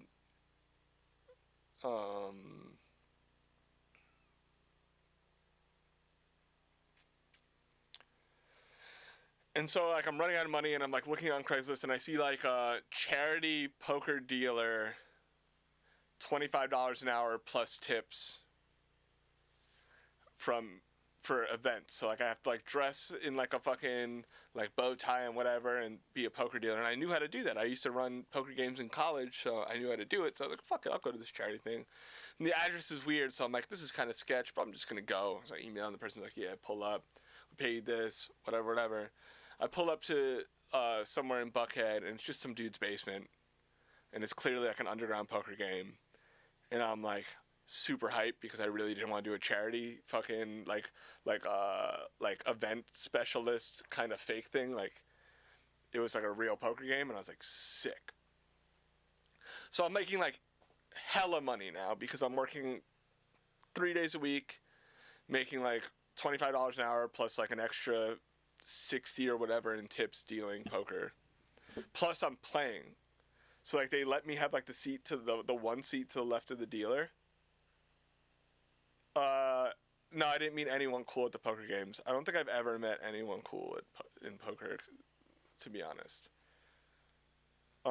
It was mostly like ex-Falcons players and shit, they were cool, but like I didn't know their names or anything. It was just big ass dudes, and I was like, that dude's big as hell. Just like you know, athletes and shit trying to fucking chill. So I do that at night. So I'm working 8 a.m. to 5 p.m. at one place, going to sleep until 9 p.m., then dealing poker until 6 a.m., then going to sleep until 9 a.m., then waking up and going to the other job from 10 a.m. to 10 p.m., then going to bed, and then waking up the next day at 8 a.m. and doing the same thing over and over and over and over and over and over and over and over and over. Poker is 100% skill. Over time, like, yes, in moments you get unlucky, and yes, in moments you psych yourself out, whatever, but like you don't look at poker is a graph over time, and like if your graph does this over time, you're good at it. Anyways, so I'm playing, making my money sort of illegally, getting paid in cash. I'm 20. This is 2010, so I am 24 at the time. There's game. So poker as right now, poker has been optimized.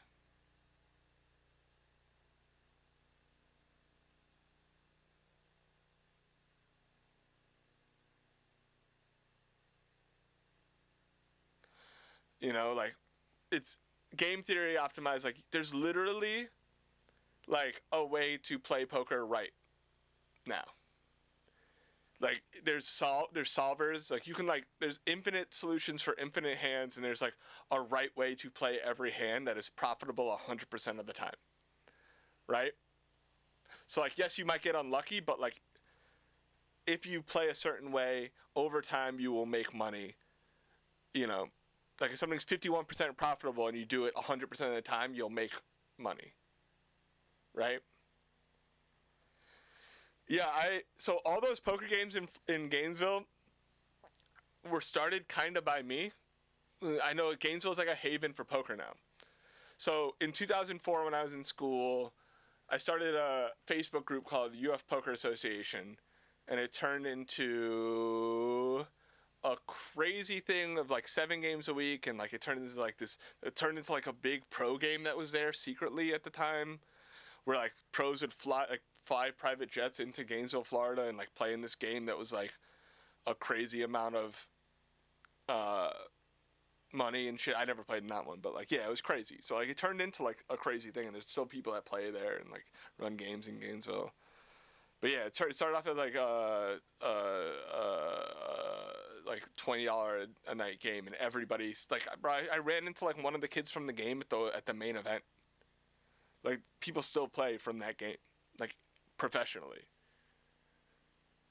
The strategies are super hard to learn, and there's an infinite amount of them. So, like, basically, like, studying solvers takes thousands and thousands and thousands of hours. Anyways. Yeah, it's like chess, but billions and billions of fucking potential moves. Discipline, yeah, you, like, bro, if you, it takes a lot. Anyway, so I'm doing all this stuff. I'm working like 100 hours a week. And I'm like really into this job at Soapbox Studios. And I used to play at a bunch of underground games in New York, but because of COVID, I think it's pretty stupid to like pass around a deck of cards with a bunch of like degenerates and in a small room, you know. I mean, I like those dudes. I'm clearly a degenerate too. I was at the game, but like, is it smart for me to be there right now? Probably not. And the games are cool. They're right next to my studio too. They're fucking great. I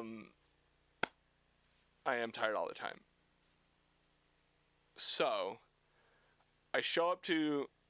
so I'm at these 2 studios, and the one I really want is the TV one, and I'm starting to get hours. I'm starting to like get my own studio time there. They're giving me projects to practice on. Like, they're giving me old TNT cartoons to like start working on, and I'm like, oh cool, they're grooming me to be the guy, like the next assistant. The assistant position was 6 months, the intern position was 6 months. My 6 months was almost up, so I sit down. Josh, the main manager that was still there at the time, who I mostly interfaced with and like really like took me under his wing. He's a great guy. I worked for him under him for a lot of like small projects throughout the years after, honestly. Like, he helped wire up DARP later in my career. Anyways, one day I put my foot down. I'm like, okay, it's been 6 months. I need to fucking become an assistant. I need to start getting paid. I need to start like making something. I need to start moving up the ladder. So I'm like, tomorrow I'm gonna fucking do this. So I like psych myself up. I go to bed early. I'm like, tomorrow I'm making the step. Tomorrow I'm making the step to be an assistant here. And so I show up, I clean the studio, turn all the rooms on, turn all the lights on, whatever. And like 9 a.m. comes along, no one shows up. And I'm like, maybe it's a holiday, maybe I'm an idiot, whatever, like it was a Monday. And so I'm just going to keep setting up the studio. I keep wiring stuff up. I keep the normal daily routine. I stock the fridge. I make sure I would make sure every can was facing the same way. Like I was crazy, but every piece of candy, every snack that they had in the kitchen, I made sure everything was like perfectly like arranged. It looked insane, you know? Like I would sweep the floor 3 times before people showed up and vacuum, you know? There was like never a spot on the floor. Anyways, no one shows up and I'm just sitting there like a fucking idiot at the front desk, confused. And eventually Josh shows up and I hear somebody. I'm like, fuck, let me go sit him down. He's in his office, just like on his computer. And again, no one's there, and nothing's clicking for me. I'm kind of an idiot. That I haven't figured this out. So I go to talk to Josh. I'm like, hey man, I've been here 6 months. I've been working harder than anybody else. I really, really, really, really, really, really think that I deserve to be the next assistant here. I know all the assistant stuff. I know how to run the tapes, because they old everything was done on tape. So it was like all like you had to copy every tape at the end of the day. It's like a very complex system, like all these like DATs and all this other shit. And I'm like standing up for myself, and I feel really confident. And he's like, let me stop you there. The studio's closed. I don't know how you didn't notice that no one showed up today. I don't know why no one told you not to come in today, but this studio's closing for good. Like, I'm just here to wrap up my personal affairs and get the fuck out. And I had just been there for 6 months. And I put everything into it and like lost all my money and did all this other stuff and took all these questionable jobs and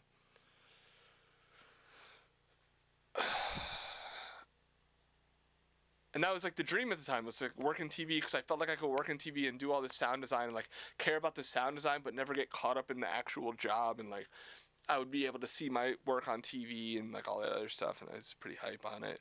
And I could work in music on the side, and I had my other music internship, and I was like, if something turned out from that, I was like, but at the end of the day, like, you know, my ceiling in my mind was like $30 an hour as an engineer recording. That was my ceiling.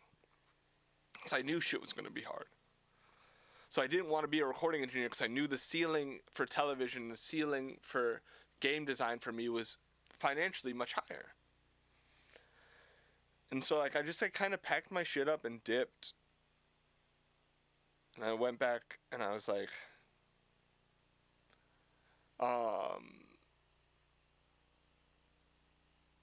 kind of confused, kind of like beat down, kind of humiliated, super demotivated. And I went to the music studio. I went to, you know, my poker game that night, worked.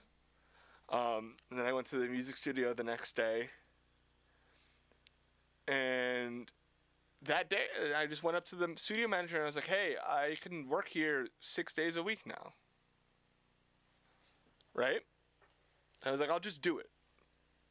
I was like, I'm just going to be here 6 days a week. And I started working for Ben more. I had only been at that studio like 2 weeks before this. Like, because I was at Soapbox mainly for that period, for like the first 3 months. Then I worked at that studio every like 2 days a week for another 2 months. So like, you know, not that much time. You know, like really like 2 full weeks of work.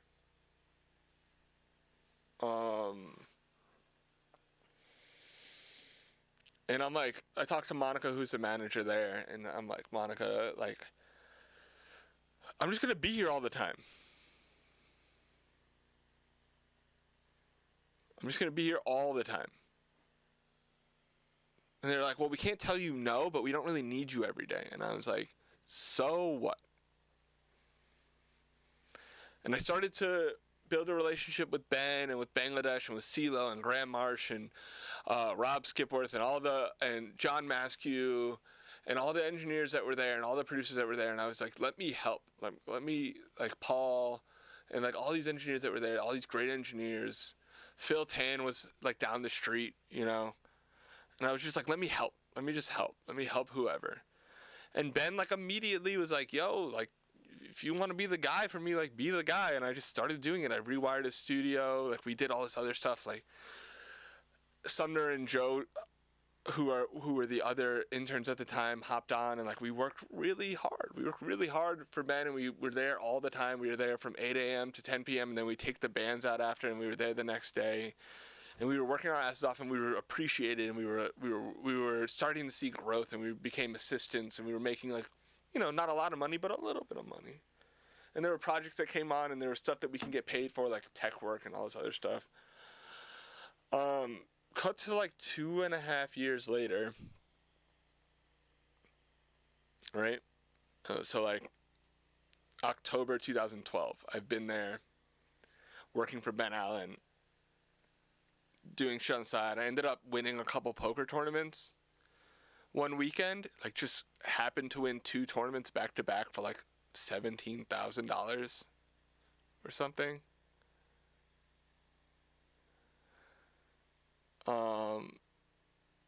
So I quit the poker game after that. I quit poker, and then, like, poker, there was, like, Black Friday, and online poker got shut down right after that.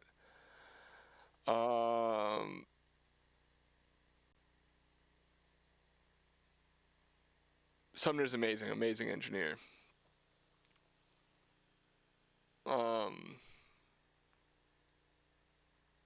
So luckily I pulled all my money out before Black Friday, which was good and bad, because, like, obviously, like, I got my money out, but also, like, if Black Friday never happened, I'd probably have a lot more money right now, because I was killing it at the time.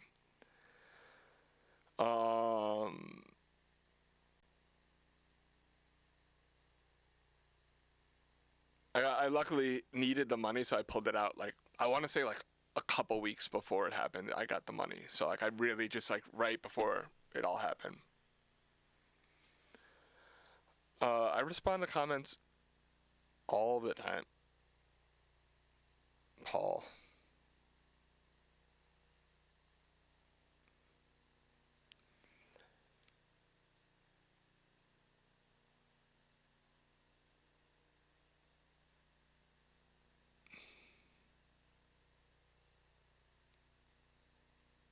Classic Sportsner Jones.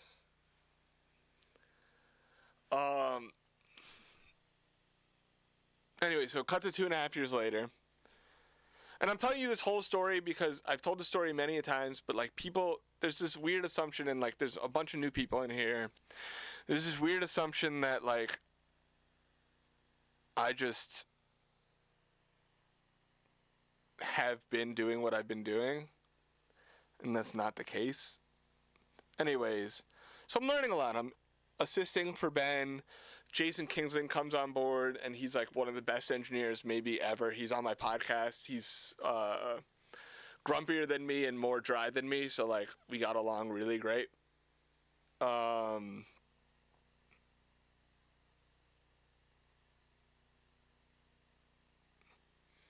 I learned infinite amounts of information from Ben Allen and Jason Kingsland. I literally still use a lot of the colors from their session setups. Specifically, just because it's, like, my comfort zone, and I organize my sessions very similarly still. Leave me alone.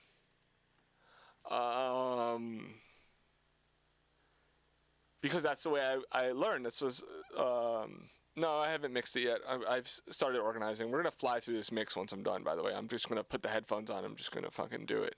We're not going to do a lot of talking about the mix today. Mostly because people were really rude in the beginning of this.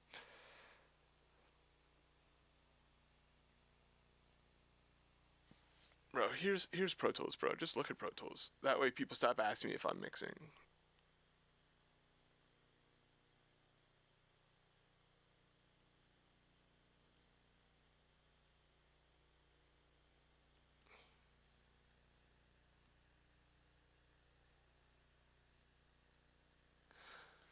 I mean, Ben was a demanding but also like a really caring boss. Like, we had to, like, shit couldn't be wrong, you know?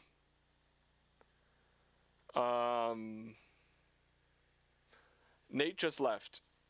Shit couldn't be wrong. Like, we'd have 50 or 60 tie lines going for 50 or 60 mic inputs at a time for a band, and you know, they had to be right. They had to be the same every time.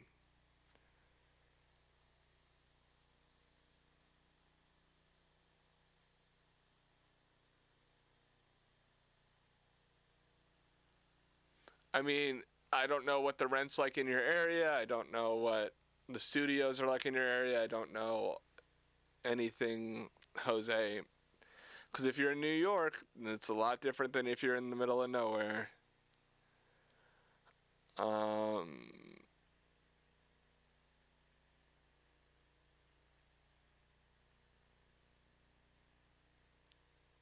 It's not really a question I could just answer.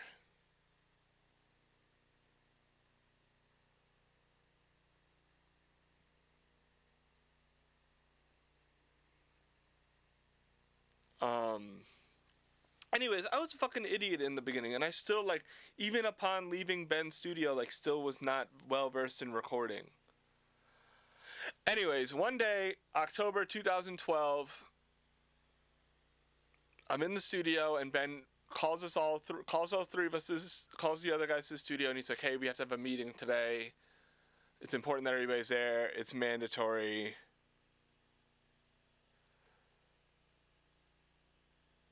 Whatever. So we all go to the studio, and he's like, I don't think it's fair to y'all to have all three of you working here full time,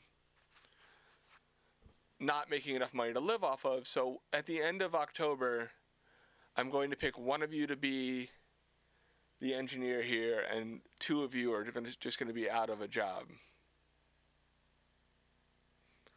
And I fully believe that the two of you who will be out of a job will figure it out for yourselves. You all have enough of experience and enough knowledge base to move on.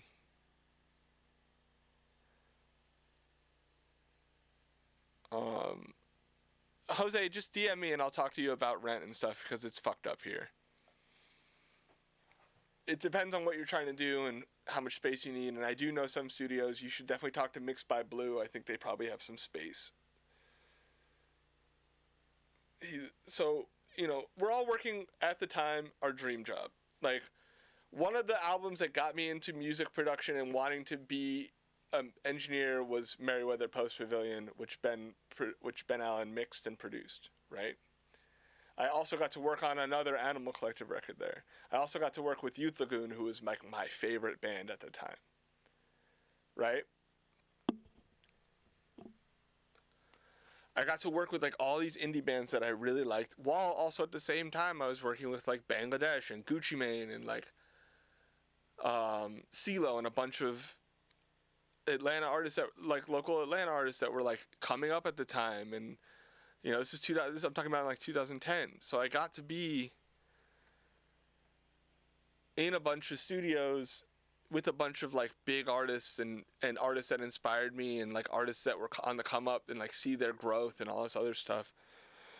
And it was a dream job. I was like, me, Sumner, and Joe were the happiest three people that anyone could ever meet at the time. Right? And then we're also best friends, just FYI. Spend literally every second with each other, like all the time. We'd leave work, go to the local on Ponce, and like drink until we blacked out, then go to bed, and then wake up the next morning and go straight back to work at 8 a.m. Like, that was the life, you know? My house was on Moreland Ave, literally. No, so Ben leaves the room, and we all kind of looked at each other and were like, let's just keep doing the same thing we've been doing since we started working here. No one show out, no one go above and beyond, no one, like, let's just let him pick the person and let's just maintain our friendship. So Joe ends up talking to Ben and being like, I don't like this method and I'm just kind of backing out of the process. So now it's between me and Sumner. And between us, like very similar, like very dedicated. We both wanted to be there all the time. We were both like really wanted this job. But Sumner was a much better tech than I was. He understood the gear. He could fix, like he could open a CL1B and like be like, okay, cool, this needs to be replaced. We can do this to it. Like he could take, we all kind of knew tech. Like I like could build cables, and if you gave me the time, I could, you know, fix a piece of gear. But like I was not on the level like Sumner fixes cars and shit. Like he just was a very big asset in that level. But on my end, I was the person that like interfaced with the bands the most, like kept the bands happy. I took them out. I showed them the town. I'm still friends with like Bombay Bicycle Club. I'm still friends with with Trevor from Youth Lagoon and Logan and the dudes from Flagship. I still talk to them from time to time. Like I still talk to a lot of these people like that we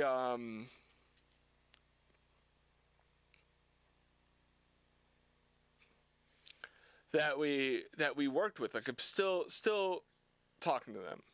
I didn't mix Bombay. I was an assistant. I'm literally telling you that I'm an assistant right now.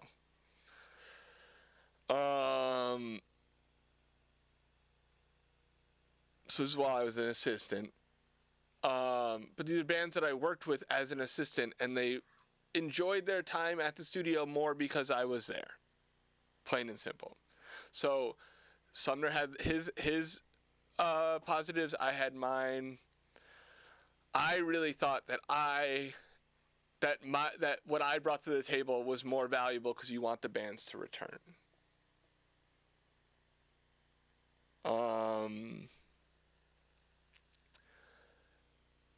Ben thought differently. One day he brings me to like a Hawks game. We're hanging out, talking. Brings me to like a bar, or whatever. We're chilling, and I'm thinking I'm about to get the job, and I'm like, hey, since it's between me and Sumner now, maybe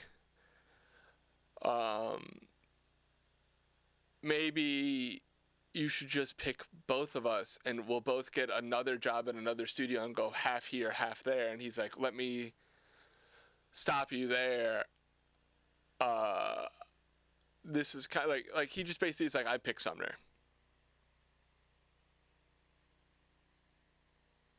And I'm like, fuck. So he's like just immediately, once he says that, like goes to the bathroom. And again, this is like my dream job. Like been here for almost 3 years, assisting and interning. I'm at a bar that is bartended by the girl I'm kind of talking to at the time. She's like there, watching this all happen. And she like sees like all the fucking like color leave my face, and he leaves, and she just like walks up, puts 4 shot glasses on the bar, like fills them all, and is like, you need to drink this like now before he gets back. And so like I do that.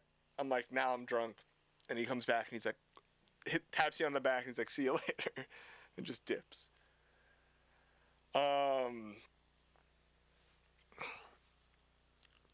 So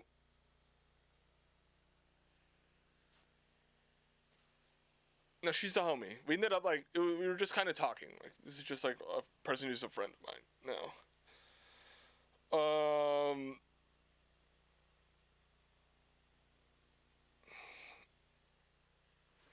He comes back, he's like, see you later. That's Ben. That's like Ben's personality. He's probably like, I don't know what else to say here, so I'm just going to leave it.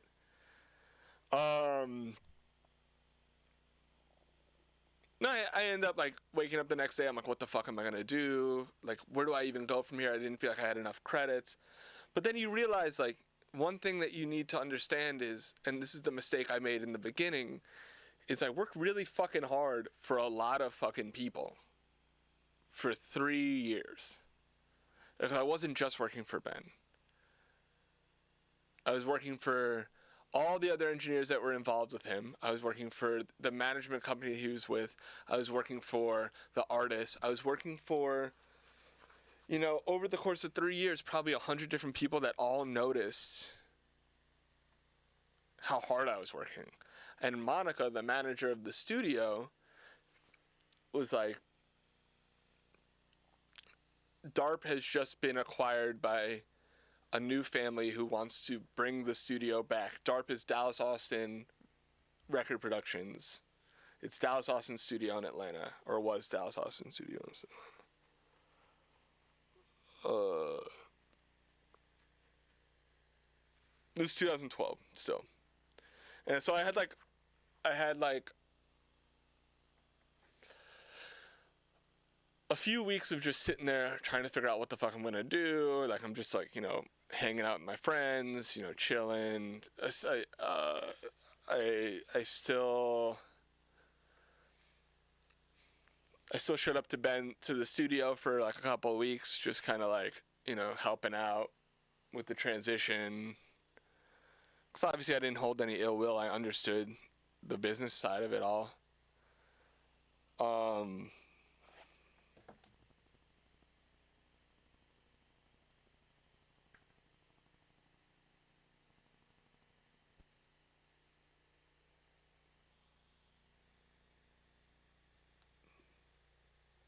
Sorry. I understood the business side of it all, so I was always prepared for something like that, you know?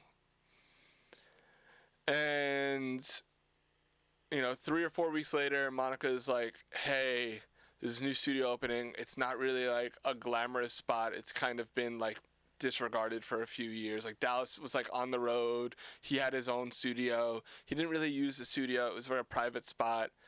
And it was kind of in disrepair, and then somebody new acquired it, and so like we had to go in and like rewire it. I went in and I was like, this place is kind of like off, like everything was off, the lights, whatever. And Monica, myself, Chris Horvath, and the family that acquired it all spent 6 months-ish rebuilding the whole thing with Josh from Soapbox Studios. He was like the main guy hired to rewire, and I helped him out. And so I ended up becoming the head tech there, which ironically, after I got let go for not being a tech at the other place. And we ended up rewiring and like getting everything together, and it took about 6 months. And like the studio was up, like Metro, this is when Metro first started to come around. And so like, you know, Metro was around like late 2012, maybe December 2012. He came around a couple of times to look at the studio before we built it. Then we went and like redid all the floors. Me and Chris went and like got a whole bunch of like carpeting, redid all the carpeting in the hallways, got new furniture, got a TV, got a projector, got a pool table, redid the kitchen. We redid the tile. Went and picked the tiles and redid everything for that. Like, it was our spot. Me and Chris basically lived there. And that's when I met like Metro, Southside, Sunny, and all these producers that were coming up in Atlanta at the time, who, like, at the time, Metro probably had like 5,000 followers on Instagram and Twitter, and like he had just done Karate Chop, you know? And I built a relationship with all the people there, and like ended up engineering a bunch of stuff for free for them because I didn't have any experience engineering rap at all. I was like in the room assisting, but I was not an engineer for rap. And I ended up meeting all these inspiring fucking kids. They were kids. Metro was like 18, just 19. Sunny Digital, Metro Boomin, Southside. Wait, y'all understand that, right? Y'all understand who I'm talking about? I didn't throw out anything. I didn't change my approach. I applied my approach, my experience to the rap sound, which gave me a different approach than everybody else in the industry at the time.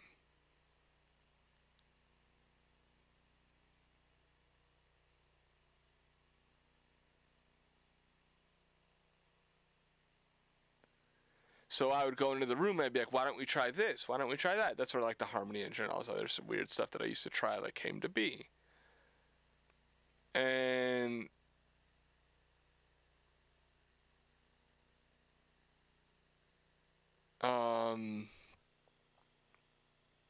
you know, we were all just living in that studio. Spins was there. Wheezy was there. Wheezy was just working with Shad the God at the time. Wheezy Beats. It was just him and Shad in the seat room with me. That was like the crew. Honestly, like Metro and them were all bigger than me, so I was just trying to help them out. But me, Shad, and Wheezy were like all on the come up at the same time. This is before I started Met Thug.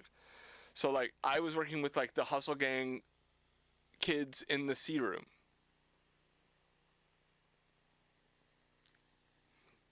And I told everybody, I was like, Wheezy is like literally one of the, like, he has one of the most interesting drum patterns out. Back then, 2013. But we're building together. We were all family. Like, if you call any of them, like, it's family, dude. That's my family now.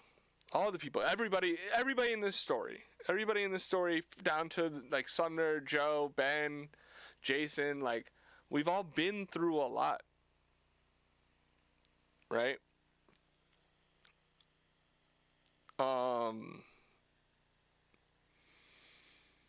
And like everything else from the story is pretty much on record. Like I met Thug, he kicked everybody out of the studio. I went in, I recorded him once. He said, "I'm never gonna record with anybody else ever again." And for the next 6 years, next 3 years, he didn't record with a single other person if I was available.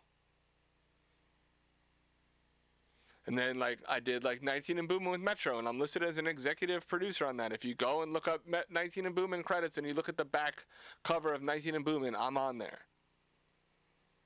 You know, like, Metro really looked out for me. And almost all my jobs, if they didn't come from Thug, came from Metro for, like, a very long time. Like, and then there's, like, the story of me creating the Metro Boomin' Want Some More tag, and, like, Metro's even credited me with that. Like, he doesn't have to do that. Like, it's just those small things, like someone looking out, like Metro's a big fucking, he is the producer. Metro is the archetype for being a producer in 2020. Right? That dude now was looking out for me. Which he did not have to do because we built up together. He got me, to this day, has gotten me my most expensive mix gig because I mixed for a movie. You know what I mean? Like, that stuff comes back. And is, bro, if I was just an engineer looking to placements with big artists, I would have never worked with any of those people. And that's kind of what I'm coming back to, is somebody was like, how do you get placements with big artists? It's not loyalty. This is what happens when you build with people. Do you understand? That we're coming back to, like, somebody saying, how do you get placements with big artists? There's no loyalty there. There's no relationship there. They don't want you to win just because they rapped on one of your beats that they found off the internet. No one wants you to win because they rapped on your shit one time. They want to they're only rapping on your shit that they found from the internet because they're assuming that you don't have enough of a credit base and like fan base to fight for your credits, so they're probably just gonna be able to walk away with almost 100% of the song if they work with you. But yeah, I spent that like C-Note, all these people like, you can talk to C-Note. Me and C-Note went way back. I learned so much from C-Note because C-Note does shit his own way, and like Metro does shit his own way, and all these people do it his own way.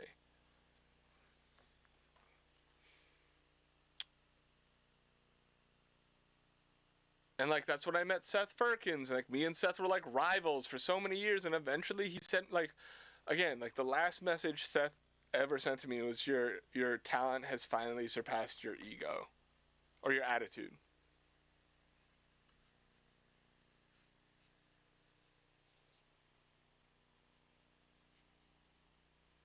Like, we were friends, And anytime I needed anything, anytime he needed anything, we'd call each other, but we were definitely each other's main competition. But that's the industry when you really work your way up. Like, all my competition, like, I can call Jason Joshua and be like, hey, man, I need some help. I can call Mike Dean and be like, yo, help, please. I'm 34.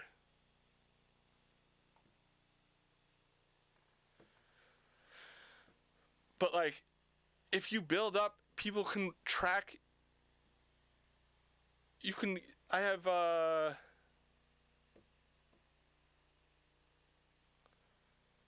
11 years of experience that you can track.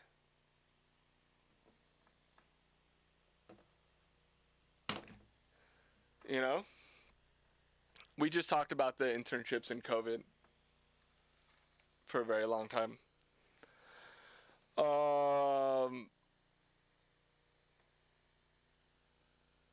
Not ego, attitude. I didn't really have an ego. I was just an asshole.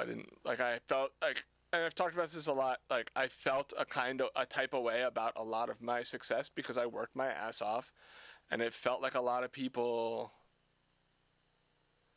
wrote me off, didn't respect all the work I put in, didn't pay me enough. I felt undercut a lot. I felt snaked out of jobs a lot. I felt overlooked a lot at the time. And I had a chip on my shoulder.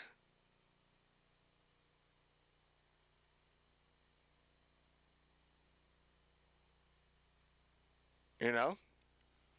That's all. And Seth also came into the studio that I was working in and put all my time in and basically took over as like one of the head engineers out of nowhere, and I felt a type of way about that.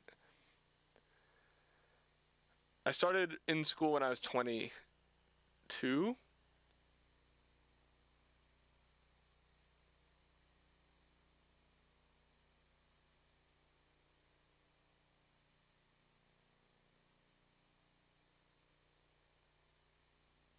In school, and then I graduated when I was 23 and started working in studios when I was...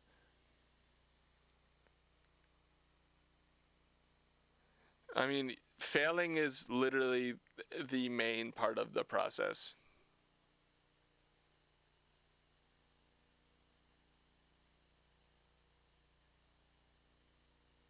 That's, I don't know, if you heard this story and you didn't understand how much failing is a part of the process, then I don't think I could help you.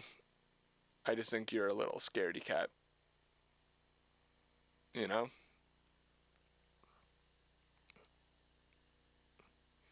I think I mixed every song on the 19 and Boomin' record but Mason Margiela, which is Seth.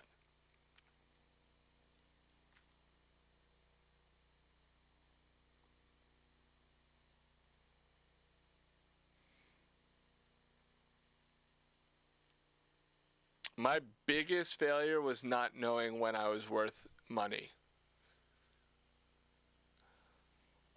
I was working for free for far too long, and one day I put my foot down and I probably left like 150 grand on the table, not asking for what I deserved earlier.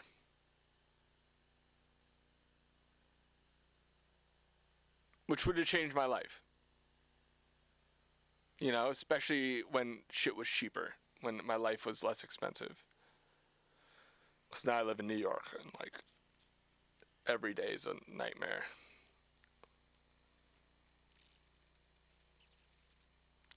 Yes, me and 40 co-mixed the last Party Next Door album together. Very recently. Do I miss the struggle? Every day. There's something, I mean, not to say I don't struggle now, because every day it's a different kind of struggle now, but that, like, I wouldn't call it the struggle. I miss the come up. I miss the journey from being an assistant or an intern to an assistant to a recording engineer.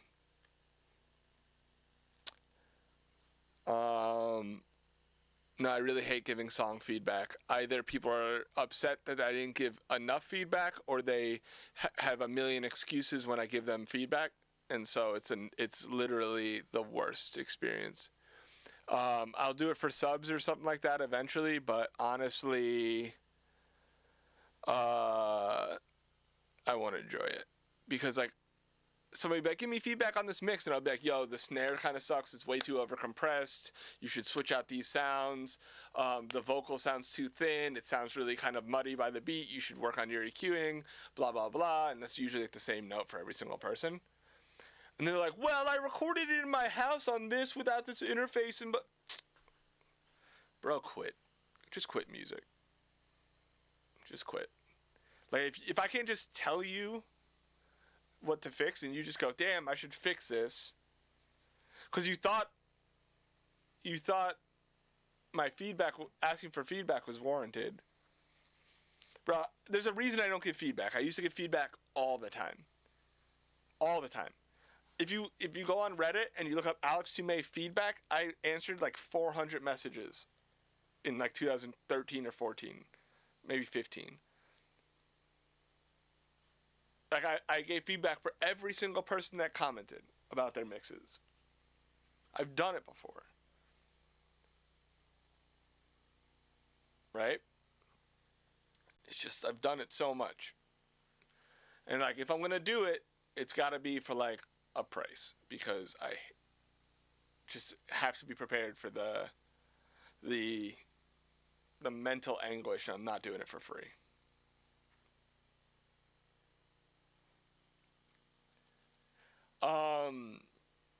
Anyways, so rest of the story, ended up becoming Thug's engineer, ended up quitting the studio because I felt like I was completely undervalued there and underpaid. Ended up leaving to work with Travis, actually, on Rodeo. And I got flown out for the first time for work.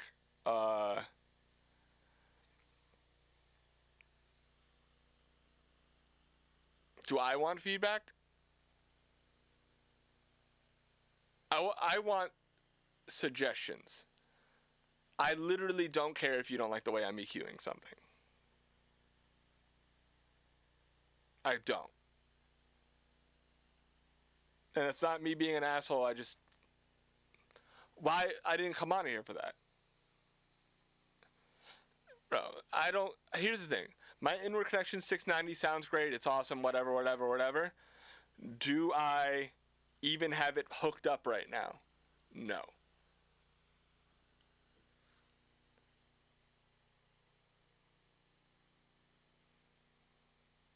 So, what do you think?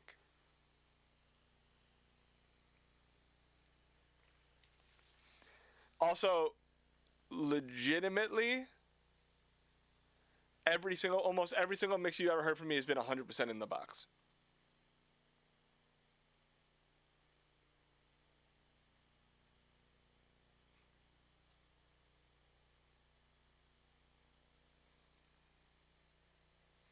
I mean, Rodeo was,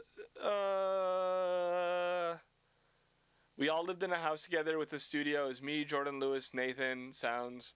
And we worked for like a month, they worked for like 3 months straight. I worked for like a month in the beginning and a month at the end. I ended up recording like 2/3 of the project with Jordan Lewis. We went back and forth. All my credits are there.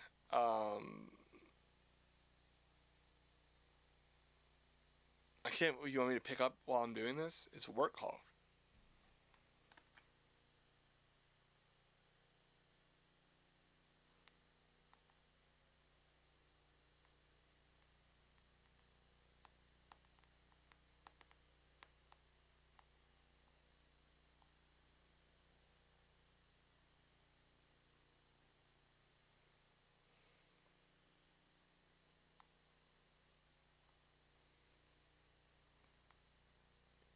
Jesus. So many messages. Yeah, I mixed... Bro, I don't understand. I guess I'm confused because the year is 2020, right?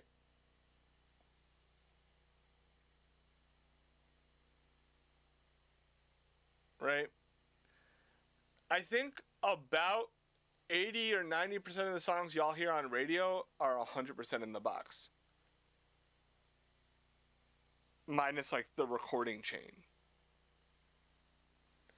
And I'm so confused as to why there is still this assumption in the chat or by gearheads or by fucking kids who just want to talk about the fucking like components of an SSL channel instead of make actual music, that there is nothing about analog gear that makes or breaks a song.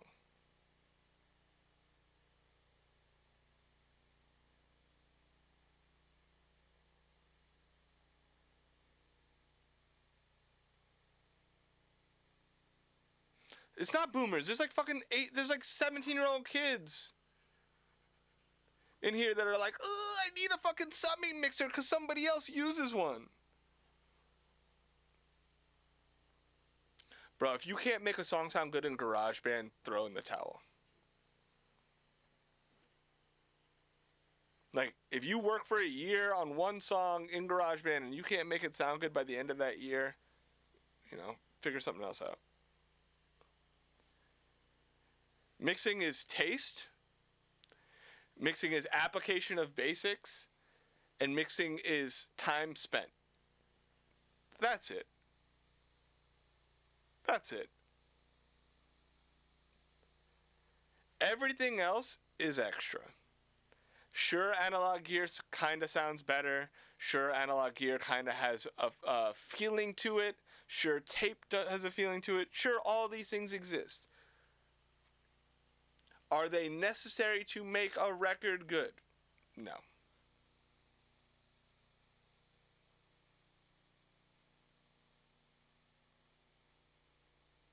I mixed most of the music in my career on a laptop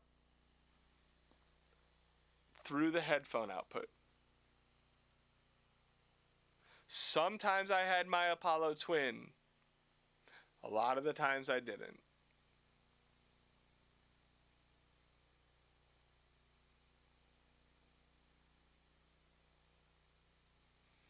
If you're worried about the minor differences between analog and digital, instead of worrying about making everything you have at your fingertips work for you,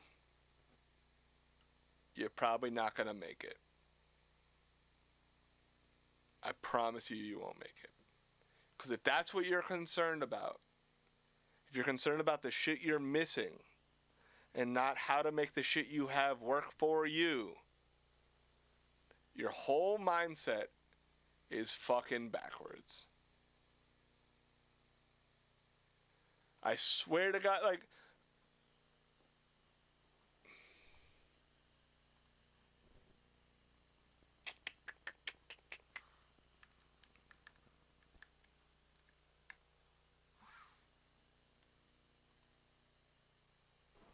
ta-da! Did you know Liberty Mutual customizes your car insurance?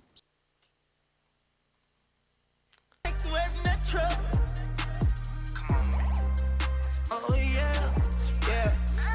Fuck gon' let me, his mother, his father, his sister, his brother, his cousin. I look like a hold on, Trump. Run that shit the fuck back. Hold on, Trump. Hold on, Trump. Hold on, Trump. Yeah. Yeah. Yeah. Trapaholics, turn up. Oh. Hey. Ran up my check, now I can't be these niggas. I want that cream just like smooth. Hey. Ran up a check, now I can't be these. Metro and Spins produced this song with stock sounds in FL Studio. I mixed it with mostly cracked plugins in a studio that was fucked up on my headphones.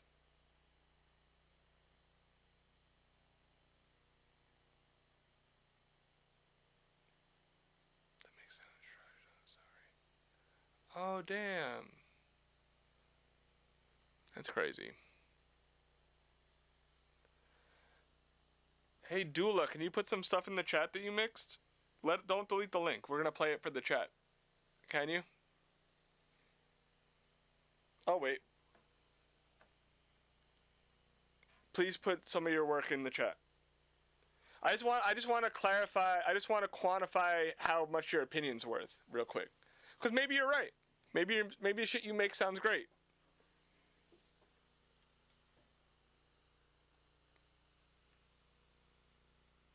I just want. Let's put some weight behind what the fuck you're saying.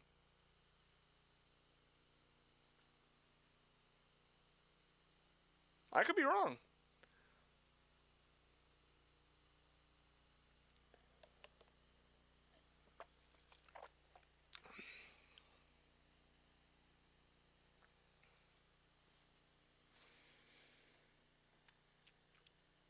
Bro, I don't think this is a great mix either. Is the song good? Did the song come out good? Did people love the fucking song? Did it help Metro's career and help boost Thug and help the 19 and Boomin' record? Yes. That's what we're talking about here.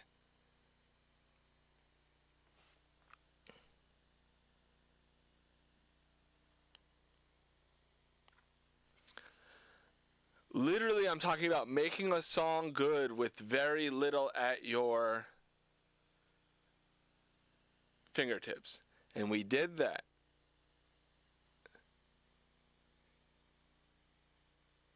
Song is unmastered, just my rough mix that we put out because that's all we had time to do. And still came out very, very good.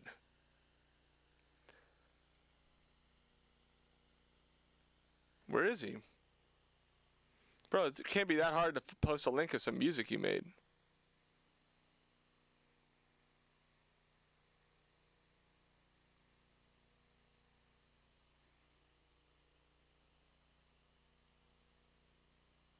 Oh, I can't click it. Somebody, fuck. I want to click it. I'll be right back. Somebody type it again in the chat. I got to put it on,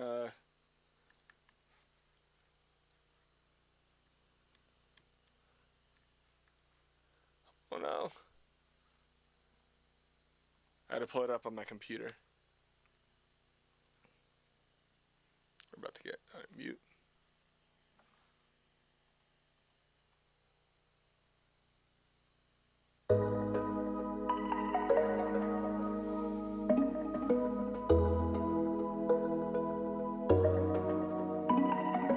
Coast to coast, I'm searching for your love.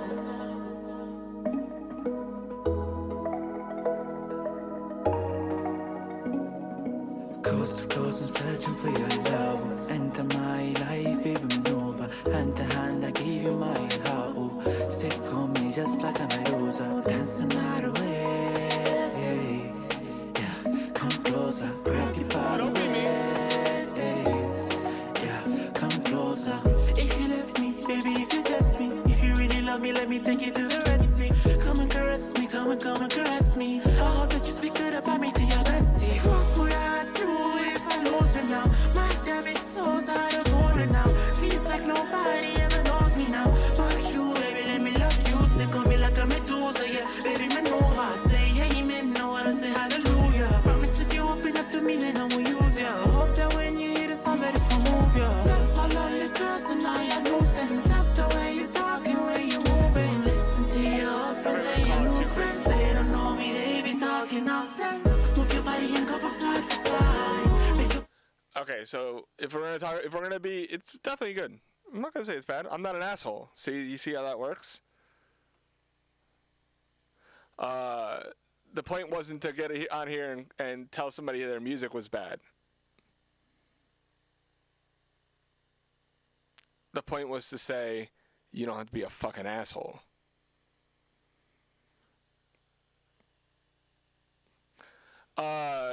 And if you want criticism, I think the vocals sound terrible. I think that they're super thin. I think that the high end's really brittle. I think that you have to de-ess a lot more. I think that the vocal presence is kind of muddy and the vocals kind of get buried by the beat. I think the instrumental sounds great. I love the instrumental. I think that it's probably about 2 dB too loud in relation to the vocals. I think Here's the thing, though, dude. I never say anybody's shit sounds like shit because I'm not an asshole.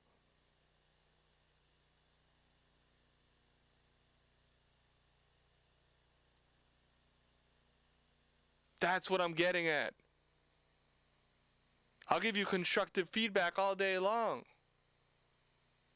But if I'm making a point to say that you can make a good song with not very much, and then I play a good song, and your comment is a dickhead comment, then I'm gonna call you out for it.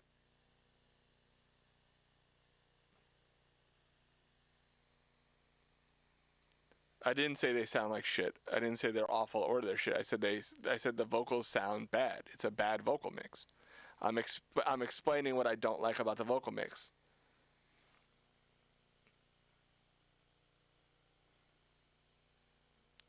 I'm not gonna even. I see. Like, I feel like Dulo's the type of person that could be reasoned with. I think that this Spams dude should just go fuck himself. Here.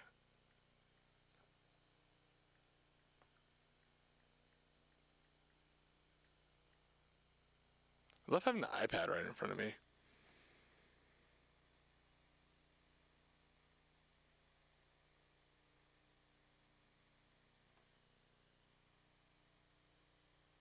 Bro, y'all, look, we gotta add a no hive mind rule. Like, y'all don't have to pile on just because I have something to say. Like, the song was really good. I literally said that in the beginning of everything. I think that there's too much air in the vocal. I think that I think that the vocal is too bright, and I think that it's too low in relation to the beat. I said the beat sounds great. The beat is great. I think the vocals are good. Like what you're saying and the melodies and the sound of it. I just think the mix of the air, you hear it, the high end. Somebody will show you how to fly. Only you tonight.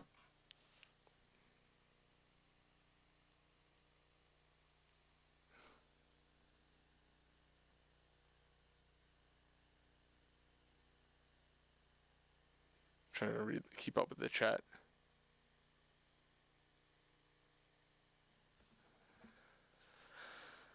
How do you take air out? EQ. I mean, air is like, above 12K. Again, like, this is, if my response is too harsh, then I'll learn and I'll respond differently. And if we're not taking any of this as a learning experience, this is a new fucking group of people that are interacting for like some of the first times ever. No, I don't convert anything to mono that was sent in stereo.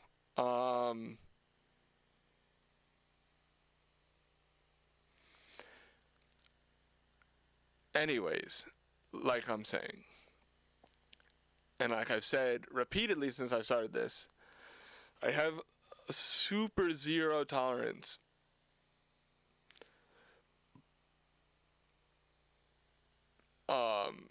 for like that kind of behavior here.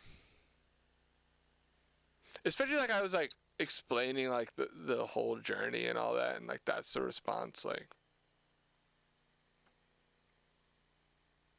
yeah, it's an accordion on the ground.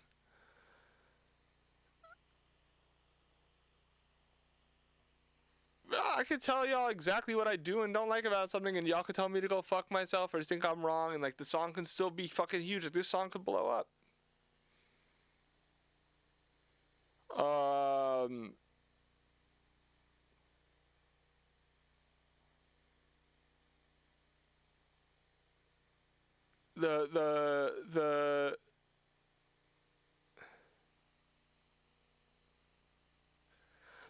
The point of me showing Can't See 'Em was to show that you're not limited by what you have in front of you.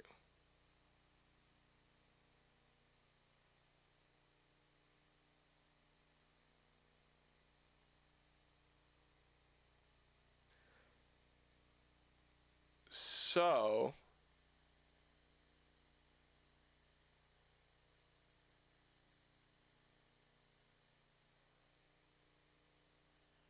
the response is obviously going to rub me the wrong way when it's kind of besides the point. I share super secret tips all the time.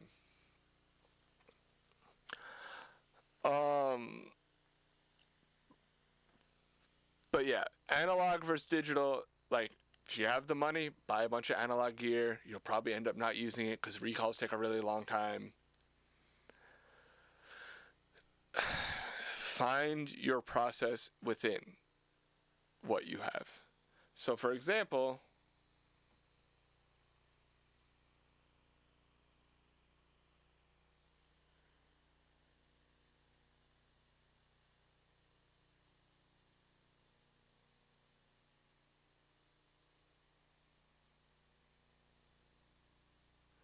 how do I manage?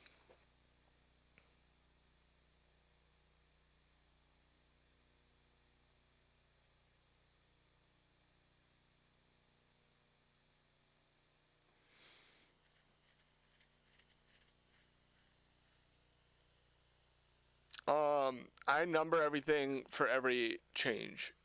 So, like, until the first mix is done, it's 0, whatever, mix 1. Then when I send the first mix, when they send notes, it's like mix 1, notes 1, or mix 1.2, 1.3, whatever I'm feeling at the time. Then I do a save as for every single time I do it, so I can always go back to the mix before.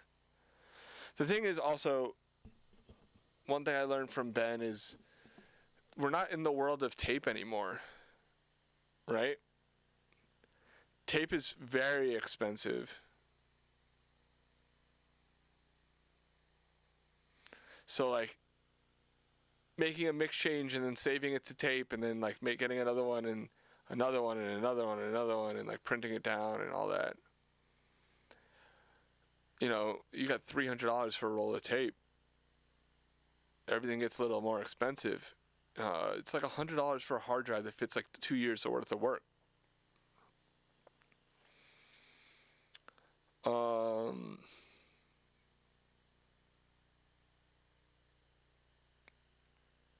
So just save as, make more copies, do more save copy ins, do more save a million fucking versions, bro. Do backups on backups on backups.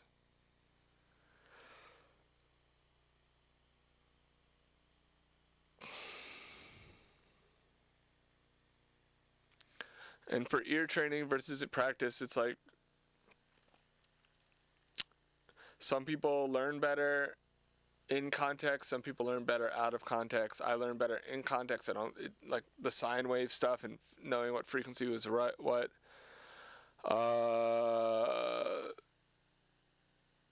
Yeah, if you do a save as, you get a different save instead of a save. Like if I did wrong in Chrome. If like you have three options here. You have save as, save copy in. Right? Save copy in makes a whole new session with all new file hierarchy, etc. Very good for if you're transferring files.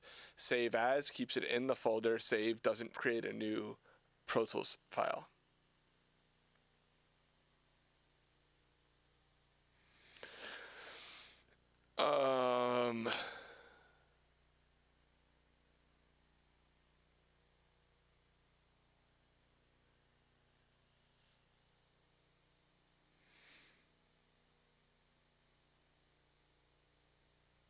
I mean, I literally just said earlier I don't like doing feedback because either people think I'm too mean or they think I'm not critical enough.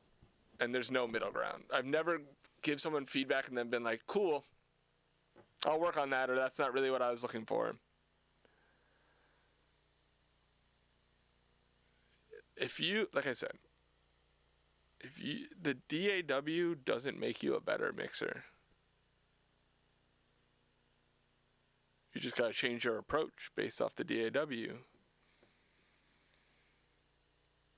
I feel like if I don't answer the same questions every day, then there will just be no questions left. So I feel like I kind of have to answer the questions like this.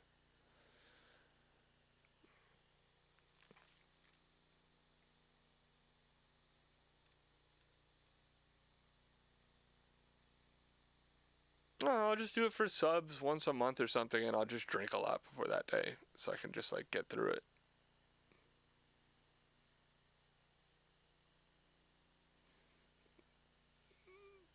Dan Miles, aka Dante or whatever, bro. I read the joke. We can move on.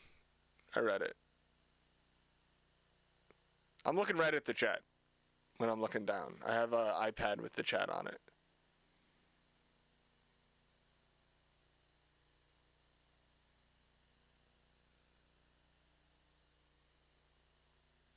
Yeah, I mean, I would just EQ out the resonant frequency in the kick, and that way.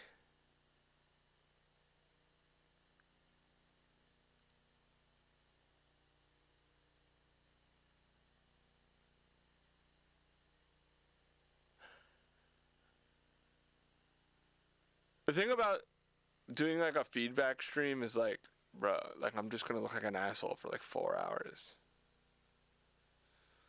And like whether or not people think I'm an asshole in context, like you're gonna come back the next time and you're gonna be like, damn, that dude is hypercritical of everything. And it's like, bro, you guys don't hear my internal monologue about my own stuff. You know what I mean? You guys don't hear, you all don't hear,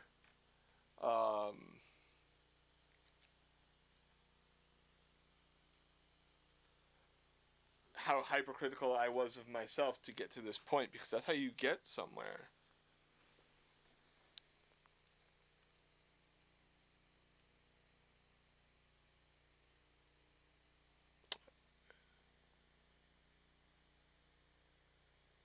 I mean, I don't think, like, I honestly, like, obviously, like, the work I've done with Thug is, like, the most important work of my career, but, like, I've done a lot of good work with a lot of other people, and, like, some of my best mixes are not with him, and I understand that a lot of people follow me from my work with him, but, like, I can only talk about that so much, you know?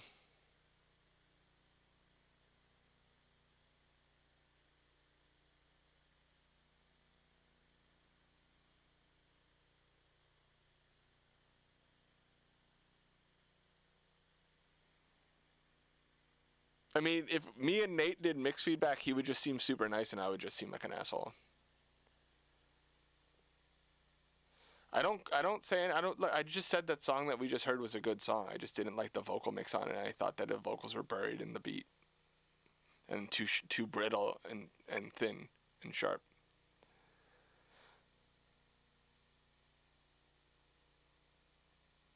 I'm still learning, man. Brittle, like, bro, like crackly, like thin, falling apart at the top end, like the definition of brittle, but applied to music.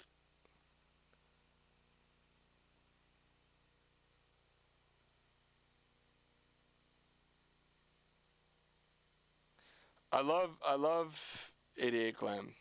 Those guys are so nice. They came to the studio, and I expected, like, a lot of times when people, like, fly to where I am to do mix feedback, I just fully expect, like, to be yelled at for, like, being the worst for a full day. And they just came in, they're like, oh, we got a couple of changes, like, everything sounds great. And it was just like, boom, boom, boom, done.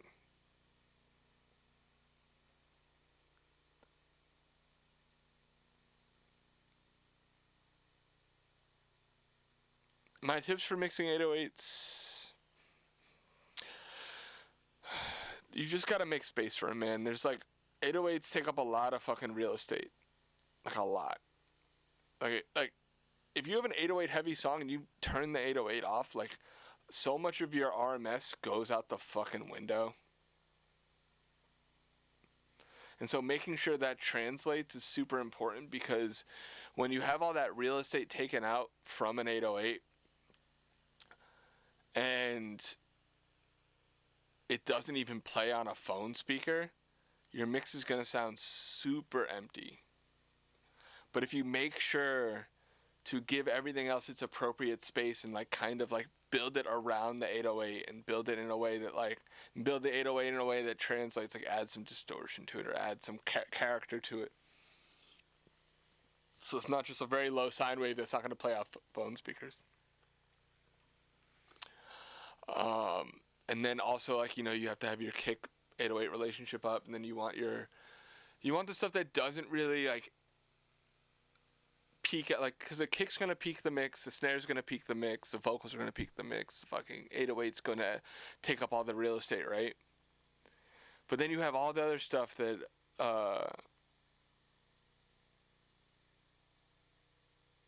fills up space and makes the song feel big, but doesn't really destroy the peaks on a mix, like, you know, your synths and your bass lines and your background vocals and your percussion, and bro, make that shit loud. Make that shit take up some space.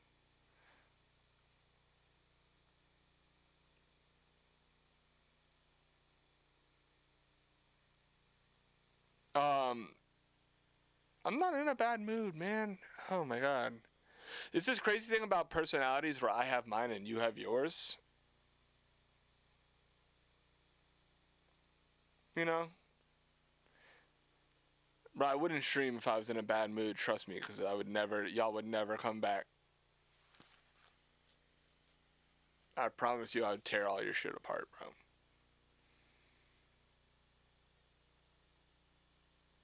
I promise.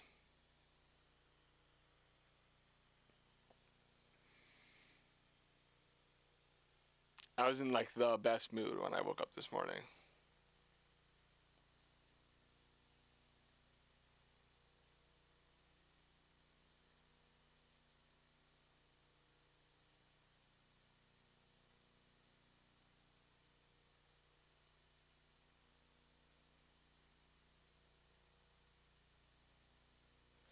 I mean, so I kind of expected a lot of comments about Dolly in general, right? Because it's like a beloved leak.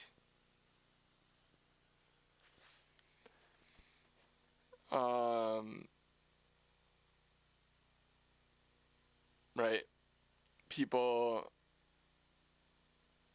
I'm not gonna do mixed feedback today. We'll do it in like a month or two. Like, to be honest, like once I have subs and once I could, profit off of it. Dolly is a song on the new Tekka record with featuring Lil Uzi, and there's like a leak of it that people loved and they wanted for years or months and however long, and I mixed the official version, which is different than the leaked version. And I got bad news for you, y'all. When there's a leaked version that y'all care about a lot, it doesn't really matter what happens with the official version. If it's not exactly the same, there's going to be complaints about it. And we did what we did I matched exactly what the artist's intentions were for the song, and I'm really happy with it, and I love the song. And if you guys are that in love with a leak, go listen to the leak, bro. I don't know what to tell you. Like, if you're that, like, bro, I dealt with this shit for fucking 3 years with Thug with his leaks, bro. And, like, we couldn't put out a fucking song without, somebody block that kid. I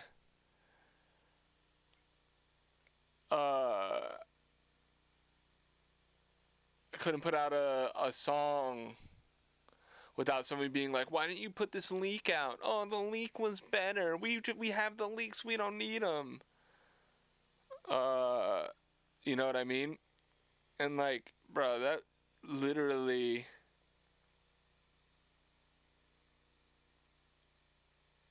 was made. I hated y'all. I hated Thug stans. I didn't sleep. Like, I was, like, miserable. Because I couldn't put everything out. I couldn't put a fucking song that I cared about out without someone telling me about some other song.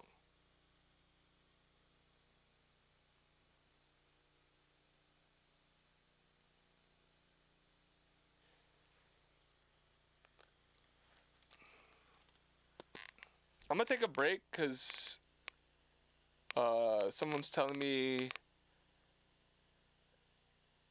to get mixing.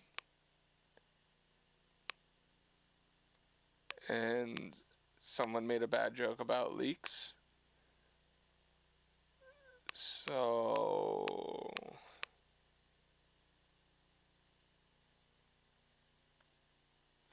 I'll just take like 2 minutes. And I'll come back and mix, and I'm probably not gonna say anything. I'll probably turn my mic off for the rest of the time.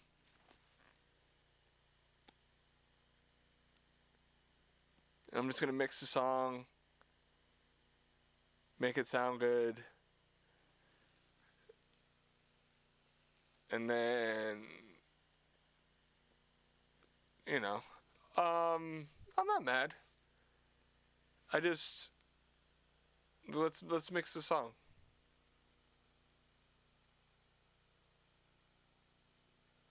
I feel like I talked enough already. I feel like, went over like a whole story that actually helps people, and now I'll mix in some fucking kid who's here to identically copy me will get what they want out of the stream, and their stuff will sound like a weird mistake forever, and then everybody who listened to the first part will actually learn how to approach music differently and be better, right?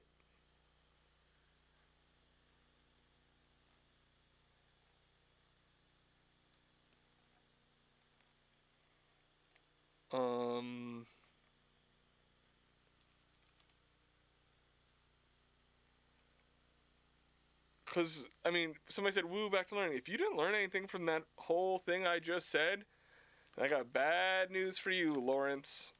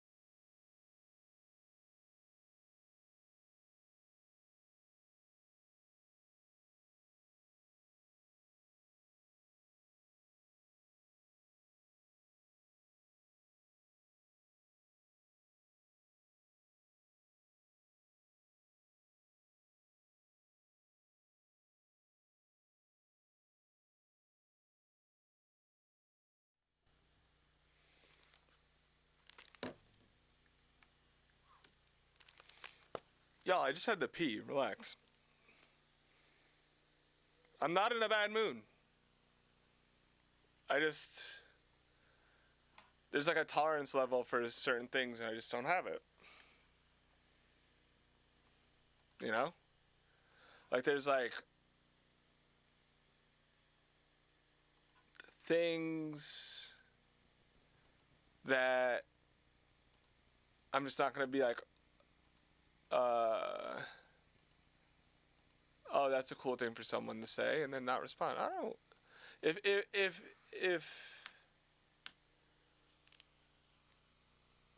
me not putting up with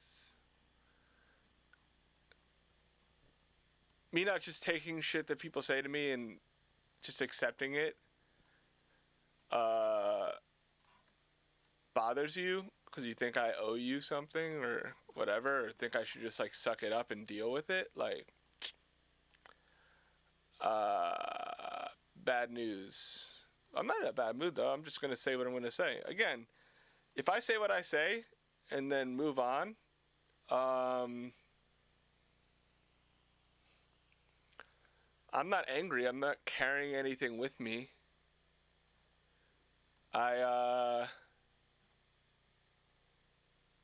I'm getting it out of my head and back onto you. Now it's yours to deal with. Like, now you got to deal with that shit. I'm chilling.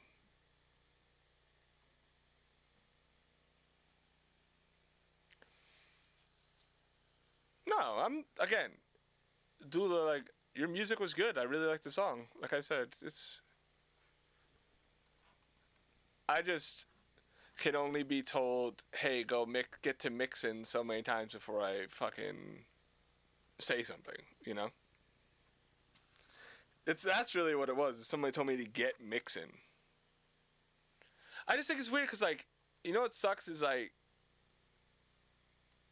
Kenny hops on and talks to people for, like, 8 hours and no one tells him to fucking make a beat.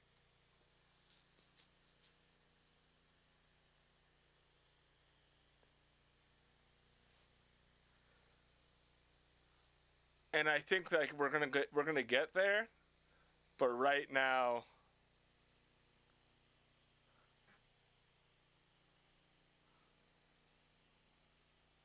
he said people trolling. Right. I guess the thing is, if you look at Kenny's interactions when he's making a beat, his viewer count goes down dramatically because most people aren't there for that. And also, Kenny also doesn't put up with their shit. Kenny bans people all the time.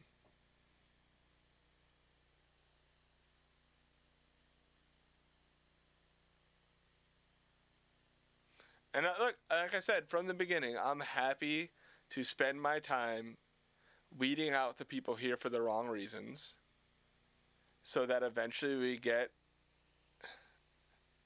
Yeah, you got banned from K-Stream, you'll probably get banned from mine, to be honest. I have much less tolerance than Kenny does. And I keep my chat in slow mode so I could see all the bullshit.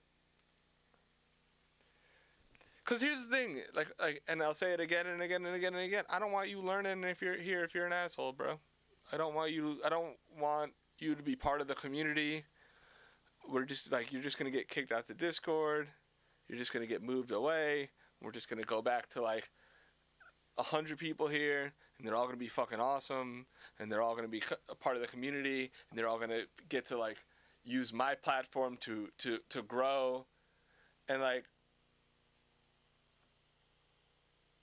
those people will be part of something big, and you're just going to be grumpy in your fucking parents' basement, you know, wondering why your music still sucks.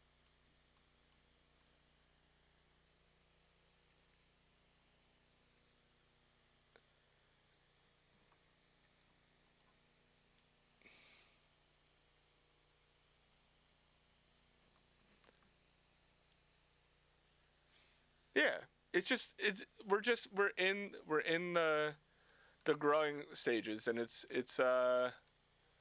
you know,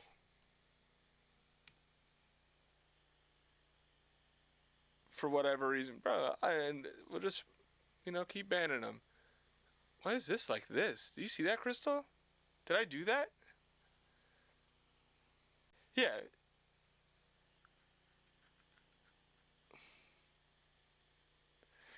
I mean, I very much like my niche following, and I definitely did not. I honestly didn't expect 500 people in until like 2 months in. To be honest, I very much expected like 100, 200 people in at a time, and then like people would start to be like, "Yo, I'm actually learning a lot from this. Maybe I should tell my friends."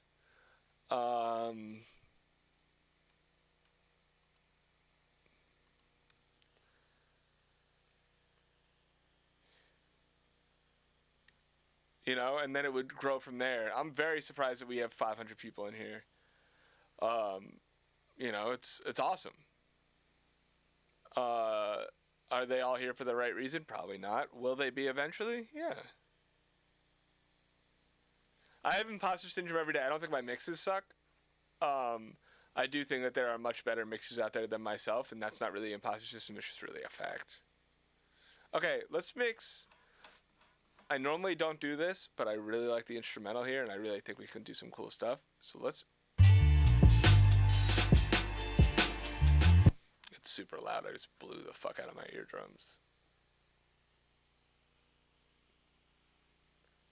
You're here to learn a new technique, to be honest. Hey, bro, if you're not here to be part of the community, you're just here to learn one thing and go, I hope you learn that one thing, and then I hope you don't come back.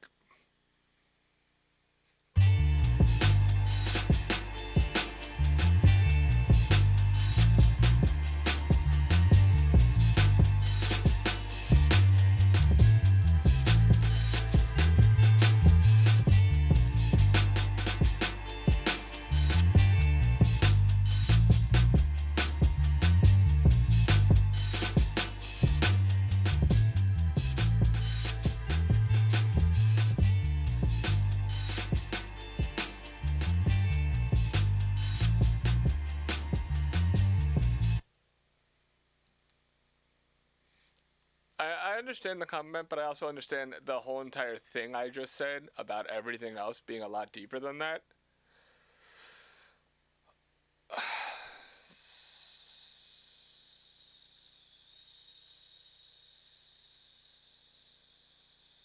So...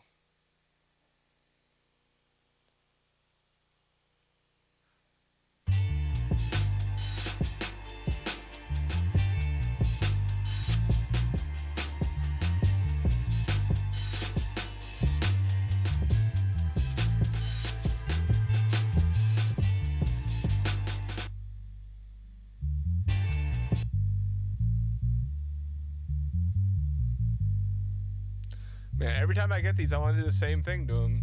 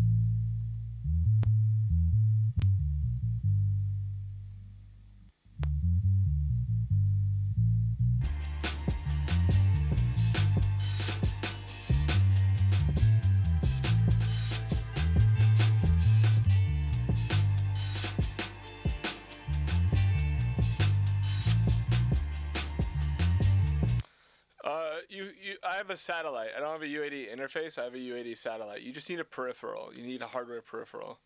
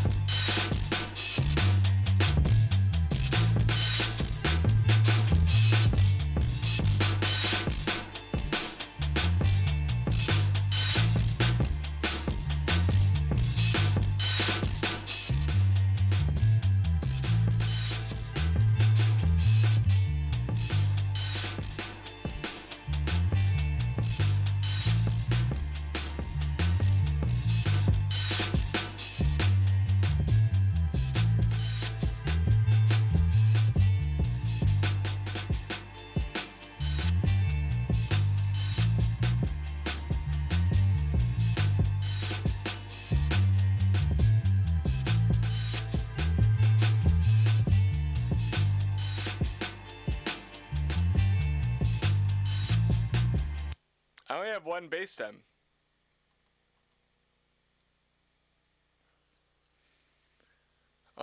I just imported all the stems. This is all I have.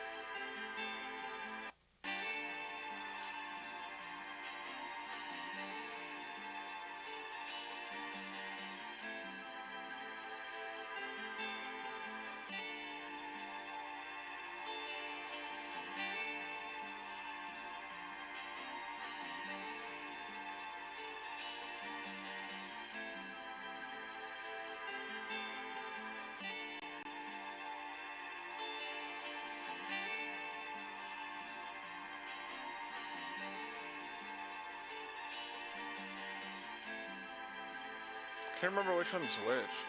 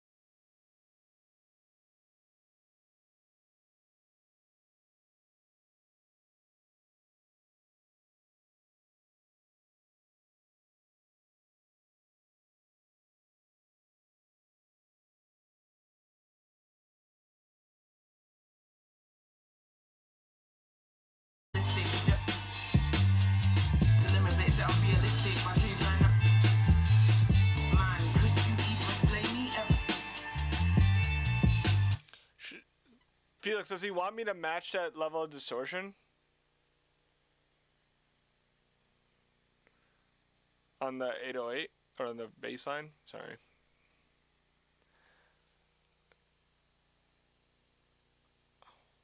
I could do 2 versions. I might leave it like this for now.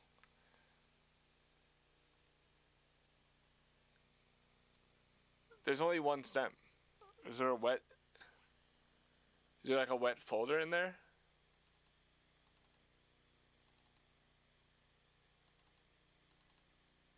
Oh.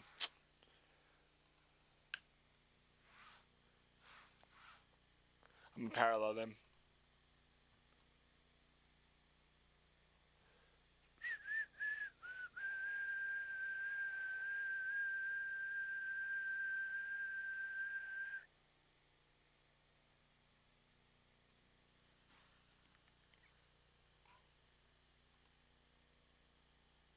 Oh. How did I do that? I was selecting both of them.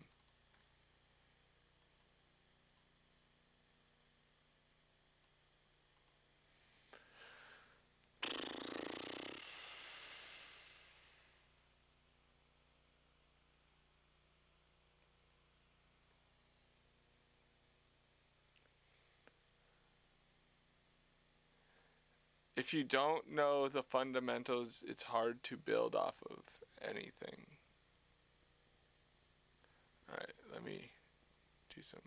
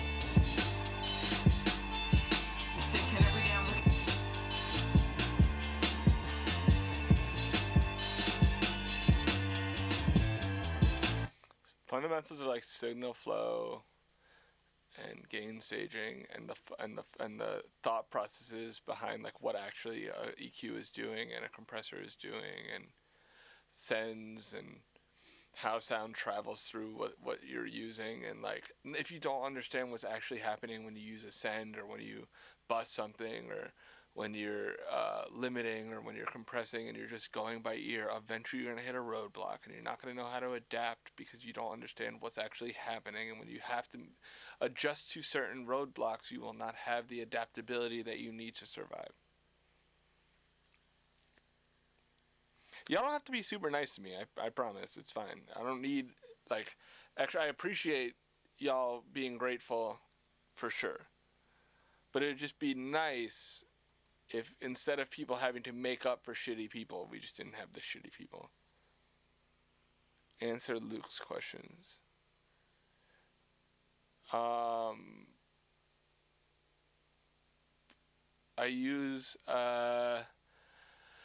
dynamic EQ when after a certain point because of the dynamics in the track, certain times, certain frequencies, and certain resonances stick out, but other times they sound fine.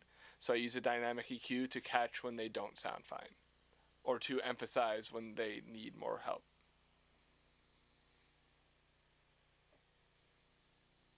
Yeah, I mean, look, I'm not dumb, and I didn't come into this unprepared for shenanigans and the whatnots and so on and so forth. Trust me, I'm not green on the internet. I understand how it works, but I'm also mentally prepared to just, berate people until it stops.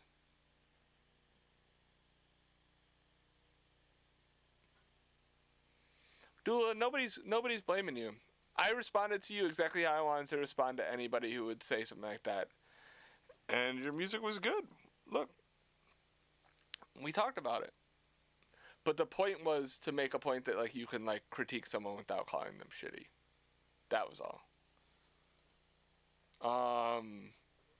No hard feelings, I promise.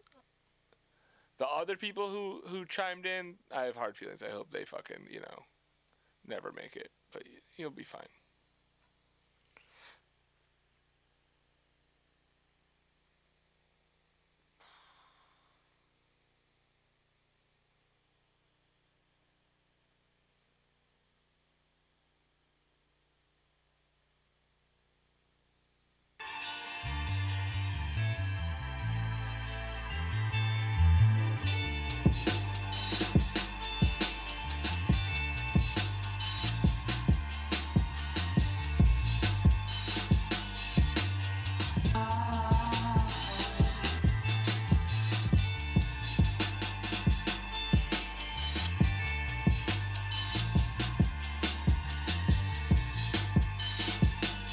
So, like, I'm not a producer, and part of why I'm not a producer is because I don't have a long history of sound choice knowledge.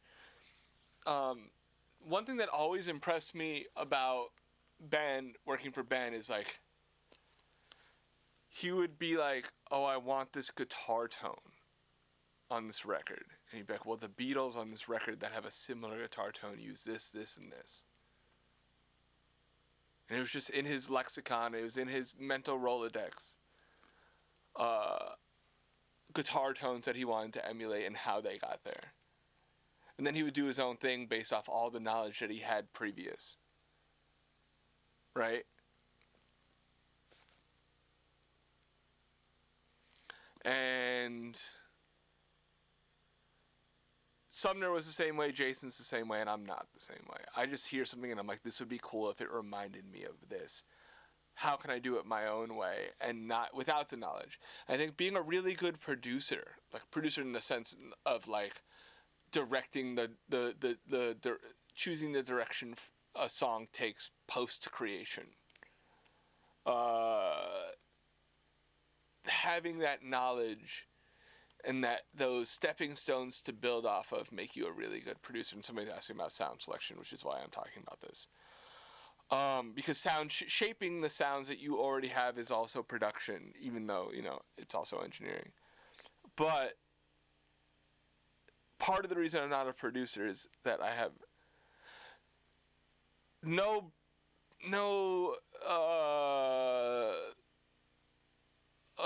extra electricity in my brain left to learn new shit like that. I can do what I do really well without going back and like studying every single guitar tone that ever was.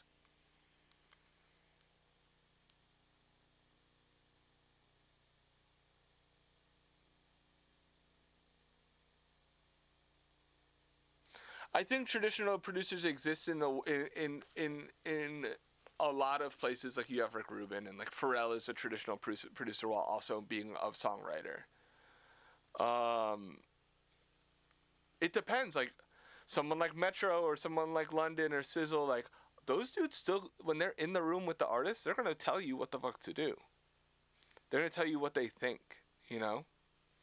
And then there are producers that just send the beats, and I think both of those are super valid and like,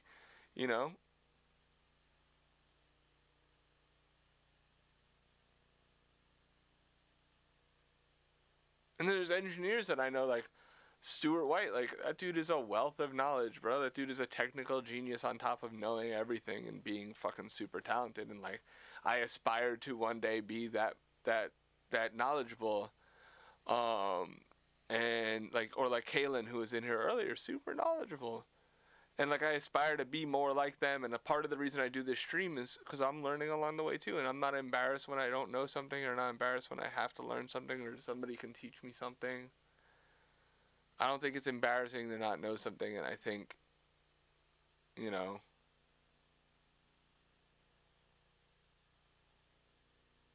anyway, sound selection, you know, the more you know about the past, the easier it is to select the right sounds going forward. So, you know, like, having a good base of knowledge of like what sounds went into what records help a lot.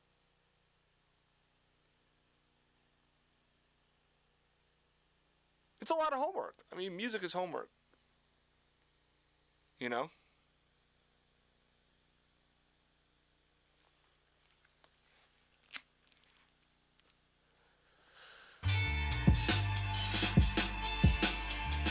I'm really happy with how the instrumental sounds, by the way.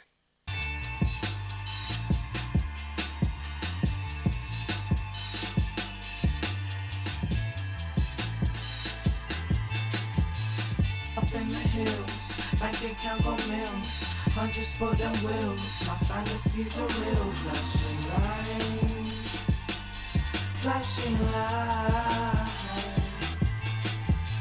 Don't wanna be materialistic, cause this lifestyle so imperialistic. And every day I'm looking at my statistics, going ballistic, and the Lord's my witness. And I ain't even talk about evangelistic, the jealousy of others can be so addictive. The sky's the limit, but it's unrealistic. My dreams right now so idealistic.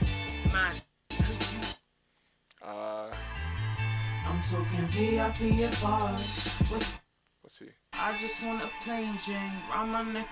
VIP at bars, whipping foreign cars, buying up cigars, smoking with the stars, flashing lights, flashing lights. I'm talking house up in. I just want a plain Jane round my neck, a Cuban, and maybe I'm him. Let's consolidate some shit and then do hook leads instead of regular leads. Give these their own aux.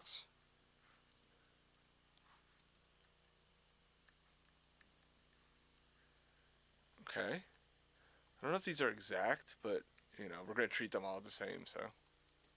I'm talking VIP at bars, whipping foreign cars, buying up cigars, smoking with the stars, flashing lights, flashing lights.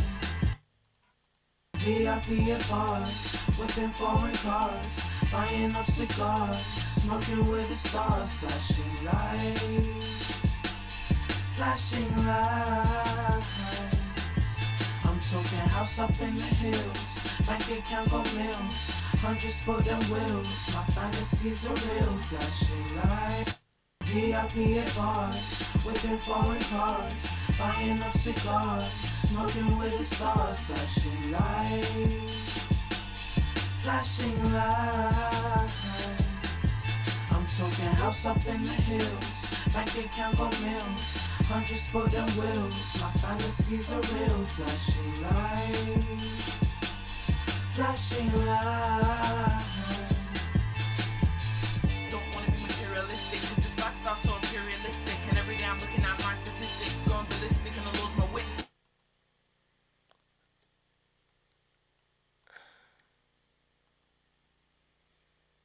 Also, I think one thing that should be stated is I don't listen to these songs for the stream before I mix them, specifically because I want y'all to really see what the process is like. I'm not, like, ahead of time pre-mixing anything. I'm not ahead of time going in and, like, adjusting levels or making edits or becoming familiar with the song. I want y'all to be part of, like, a true mixing process from, like, scratch till now. So every song I've mixed on stream, I'm hearing everything at the same time as you, and like you're part of the process.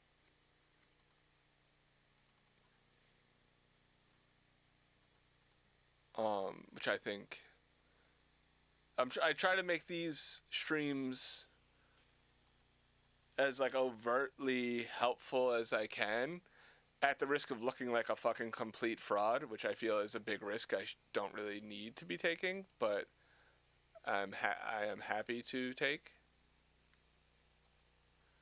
But I just like, I always feel like if you don't say certain things, like people don't know, you know.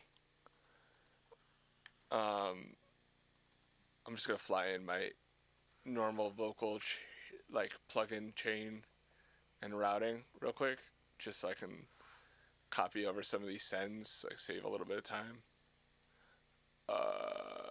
Maybe I'll just do this. You see letter A? Oh. Zoo.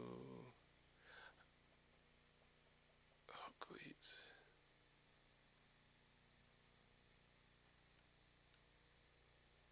And send this to all vocals. It's very important to name everything along the way so that it's easy to find. Unfortunately, if I were to be doing this on my own with nobody around, I would be naming stuff and deleting everything I didn't use along the way and then making new shit because, bro, it's so hard to find shit in here, man. Like, where the fuck is all vocals? Like, I'm blind as shit, too, so, like, my eyes just, like, go out of focus all the time. I'm just like, where the fuck is what I'm looking for? You know? I'm sure I've passed it, like, 6 times. There it is. I'm talking VIP at bars, whipping foreign cars, buying up cigars, smoking with the stars, flashing lights, flashing lights. I'm talking house up in the hills, bank account got mills, 100 spot and wheels, my fantasies are real, flashing lights, flashing lights.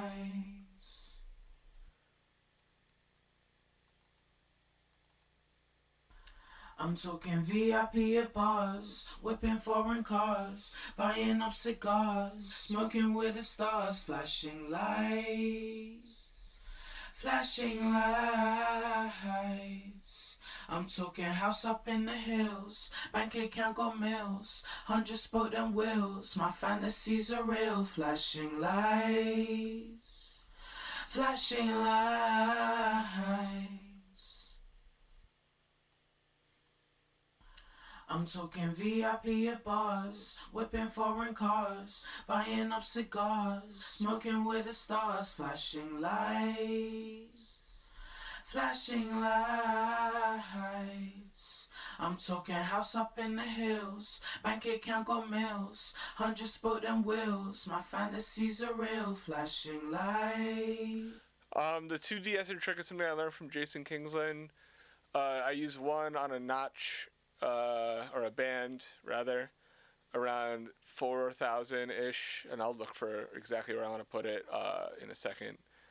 And then I do another one, lesser one, that is a high pass at a higher frequency, doing less. I'm talking VIP at bars, whipping foreign cars. And instead of doing one step that's harsh, you do 2 step, or drastic, you do 2 steps that are less, and it actually controls the frequencies a little bit more. And I do the first one earlier in the chain, and the second one later in the chain. Buying up cigars, smoking with the stars, flashing lights, flashing lights.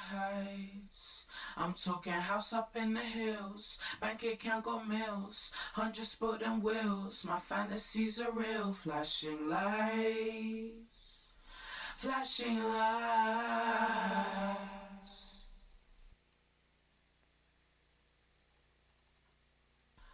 I'm talking VIP at bars, whipping foreign cars, buying up cigars, smoking with the stars, flashing lights, flashing lights. I'm talking house up in the hills, bank account got mills, 100 spot and wheels, my fantasies are real, flashing lights, flashing lights. I'm talking VIP at bars, whipping foreign cars, buying up cigars, smoking with the stars, flashing lights, flashing lights.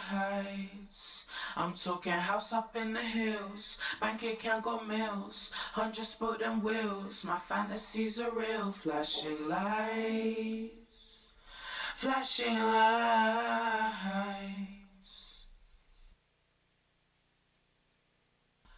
I'm talking VIP at bars, whipping foreign cars, buying up cigars, smoking with the stars, flashing lights, flashing lights.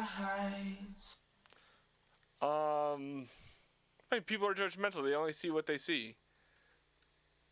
That's all. I'm talking VIP at bars, whipping foreign cars, buying up cigars, smoking with the stars, flashing lights, flashing lights.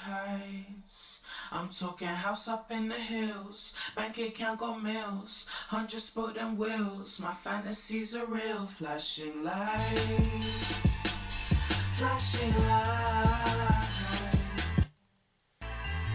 I'm talking VIP at bars, whipping foreign cars, buying up cigars, smoking with the stars, flashing lights, flashing lights. I'm talking house up in the hills, bank account got mills, 100 spoken wheels, my fantasies are real, flashing lights, flashing lights. Don't wanna be materialistic. I'm talking VIP at bars, whipping foreign cars, buying up cigars, smoking with the stars, flashing lights, flashing lights. I'm talking house up in the hills, bank account got mills, 100 spoken wheels, my fantasies are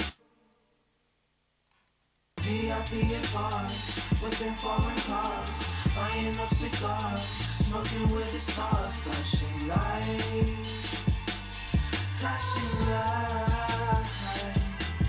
I'm talking house up in the hills, bank account got mills, 100 spoken wheels, my fantasies are real, flashing lights.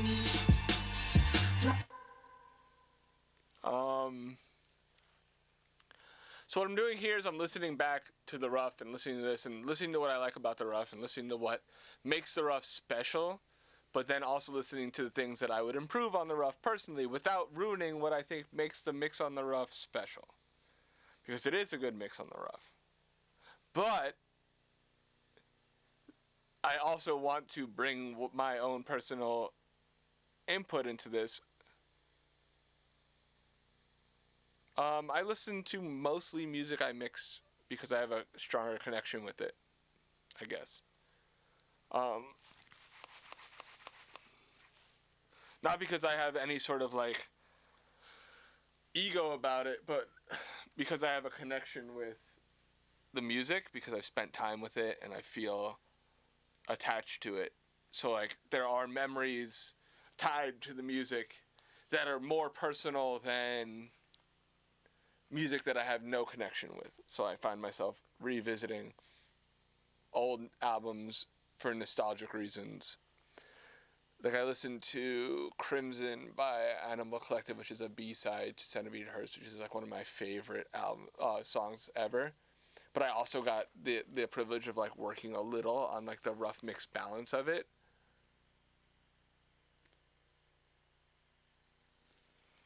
And it was a lot of fun, obviously, but like it's just like immediately transports me back to that time.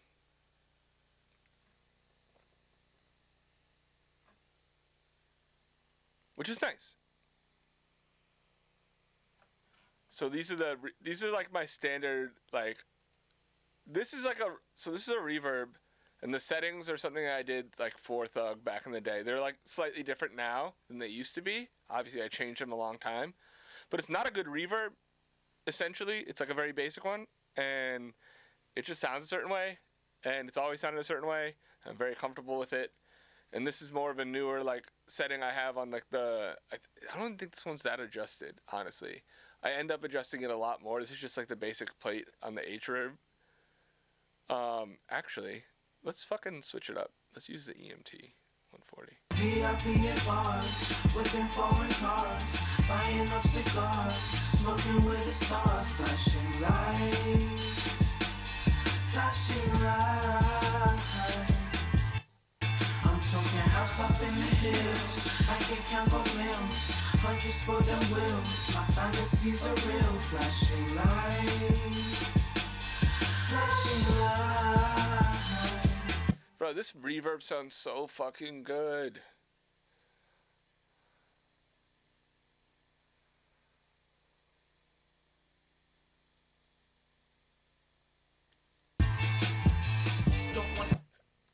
Like, what a good reverb, bro. Like, UAD killed that shit. Like, I hate geeking out over shit.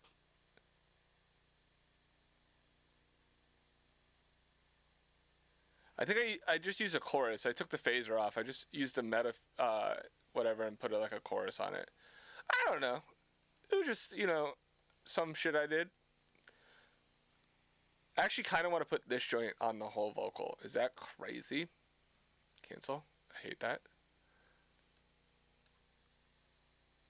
VIP at bars, whipping foreign cars, buying up cigars, smoking with the stars, flashing lights, flashing lights. I'm talking house up in the hills, bank account go mills, hundreds for them wheels. My fantasies are real, flashing lights, flashing lights. VIP at bars, whipping foreign cars. Too much. Too much. Sometimes you just gotta try some shit, though. You know? What's this? What is this? Oh, it's that crazy thing.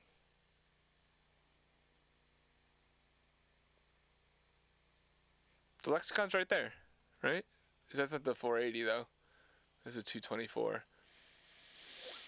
I mean, I really want, like, a real lexicon joint. Like, bad. Hey, Swan.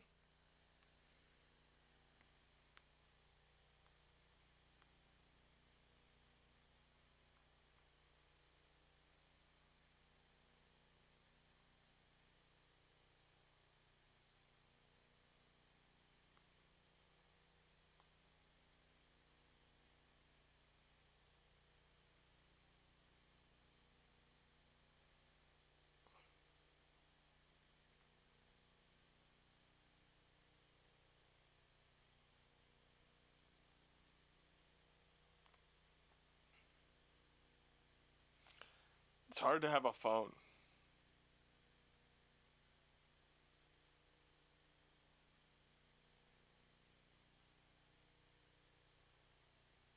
You know what I mean? Having a phone is fucking hard, man. I'm 100% down to play Warzone. I need to go to Best Buy and get a capture card so I could stream Warzone at home, because my PS4, now that I use Discord, needs a capture card so that I could stream from the computer, since the audio from me is not going to my PlayStation anymore.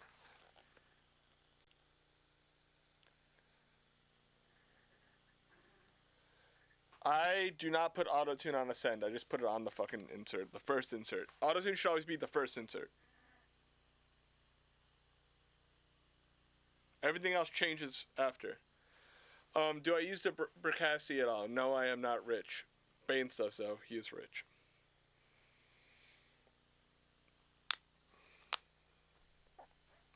Alec, let's fucking do it. In the Discord, in the gaming Discord, I'll drop my my gamer tag. Please, if you're really bad at Warzone, just be straightforward about it. I'll play with some bad players because I'll let y'all host, and then we'll get easier lobbies, and it'll be fun. But, like, don't be like, yo, I'll fucking carry you, and then, like, I look and you have, like, a 0.5 KD. Because I don't need to be carried anyway, but, like...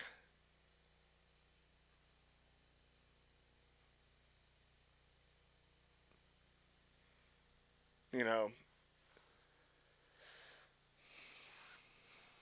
I'm like a 1.05 or 06 right now, but I've been playing it like a 1.5 or 6 for like the past 2 months, and like that's top 10%, which isn't great, but it's better than it was.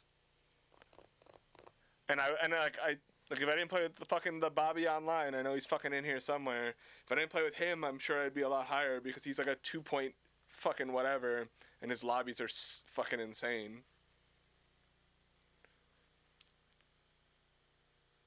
Every time I play with Bobby, everybody in the lobby is just fucking like bunny hopping around. Like they shoot you and they run out of ammo and they throw their gun at you and you're just looking, you're like, what the fuck just happened? Just like throw a bullet in there and hit it with their gun and you fucking die and you're just like, I didn't even know that was a thing you could do in the game. Psycho. Him and Doonies. Lunatic. I just imported my favorite plugins, like some of my favorite plugins. That's all. And then like sends with some like, it's just routing, man. It's just routing. I just imported some fast routing because every time what's happening in Discord? Oh no. Yo, Hendrik, that's really like ominous.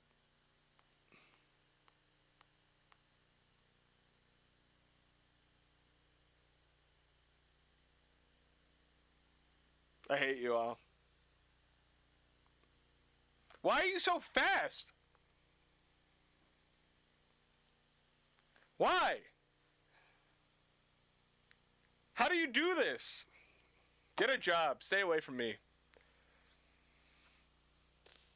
But every time I play with Bob, I'm like, I think I'm good, and then I play there and like, just holding everybody back.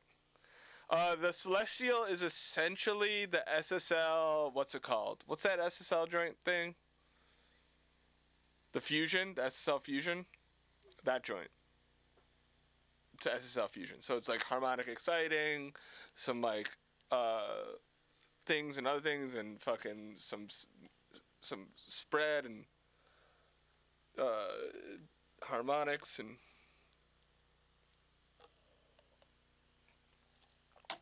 It sounds pretty good. It doesn't sound as good as the real thing.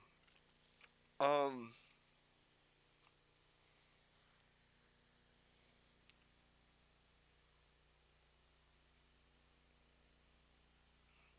really like the Discord, by the way, y'all.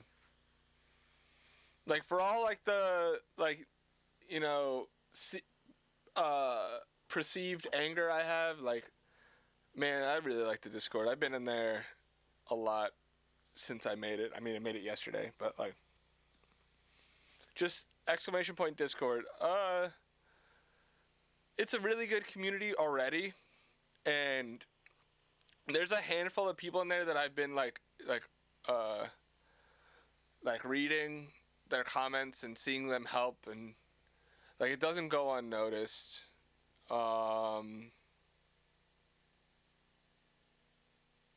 You know.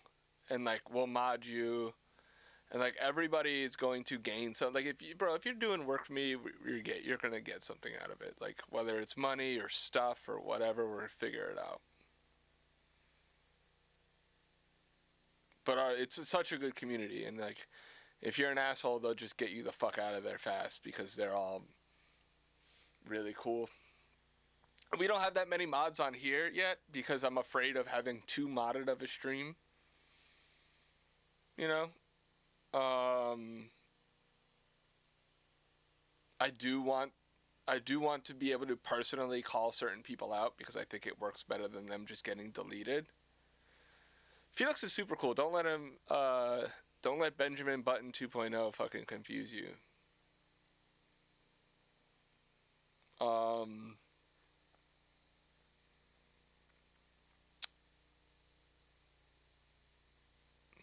Yeah, so, first of all,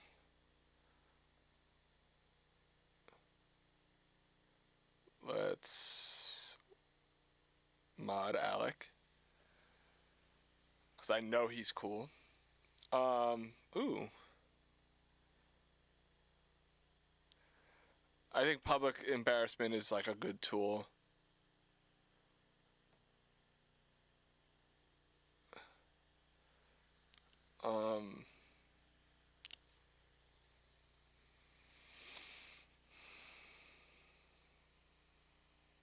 Subs are coming. I can't add them myself. Look at all the mods I have now. There's 3 of them talking. Alicia, I don't want your subs. You already give too many.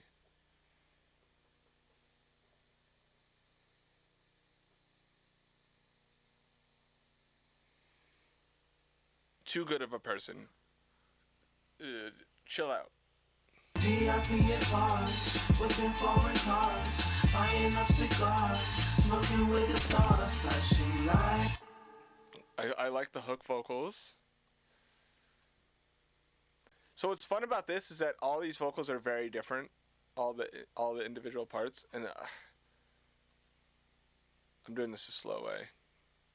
This little slow stuff, like I don't get frustrated with this. This is like calming. I'm just like in like a zone, just like moving stuff over, just like organizing. I should order food. I think these streams, I'm gonna lose weight because of these streams probably.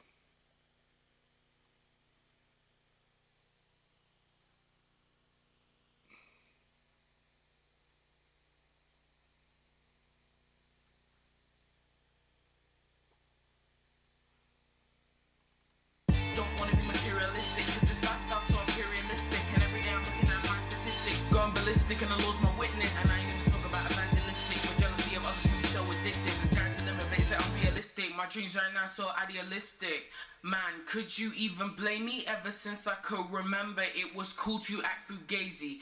Niggas roll around in Versace robes when don't wanna be materialistic, cause this lifestyle so imperialistic. And every day I'm looking at my statistics, going ballistic and the Lord's my witness. And I ain't even talk about evangelistic, but jealousy of others can be so addictive. The sky's the limit, but is it unrealistic? My dreams right now so idealistic.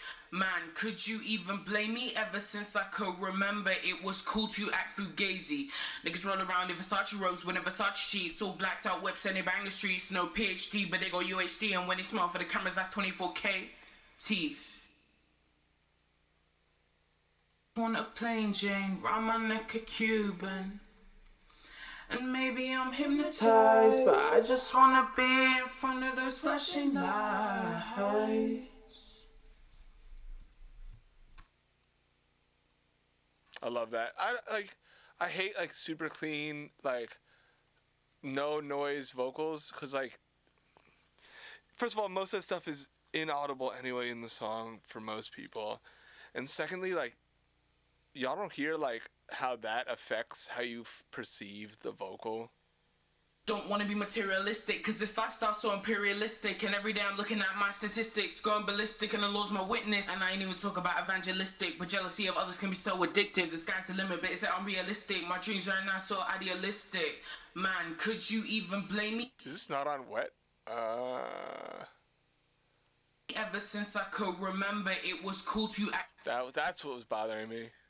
Don't wanna be materialistic, cause this lifestyle's so imperialistic. And every day I'm looking at my statistics, going ballistic and the Lord's my witness. And I ain't even talk about evangelistic, but jealousy of others can be so addictive. The sky's the limit, but is it unrealistic? My dreams right now so idealistic.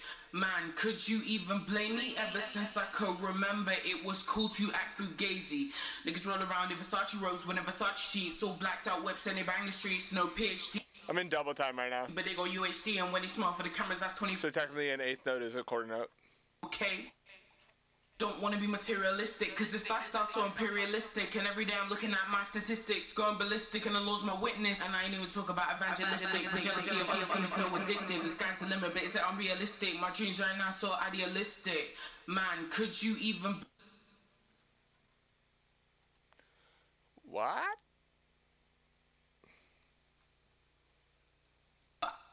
So idealistic. Man, could you even blame me? Ever since my dreams right now so idealistic. Man, could you even blame me? Ever since I could remember, it was cool to act fugazi. fugazi. Niggas run around in Versace robes when Versace sheets, all blacked out website. You act fugazi. Niggas run around in Versace robes whenever you act fugazi.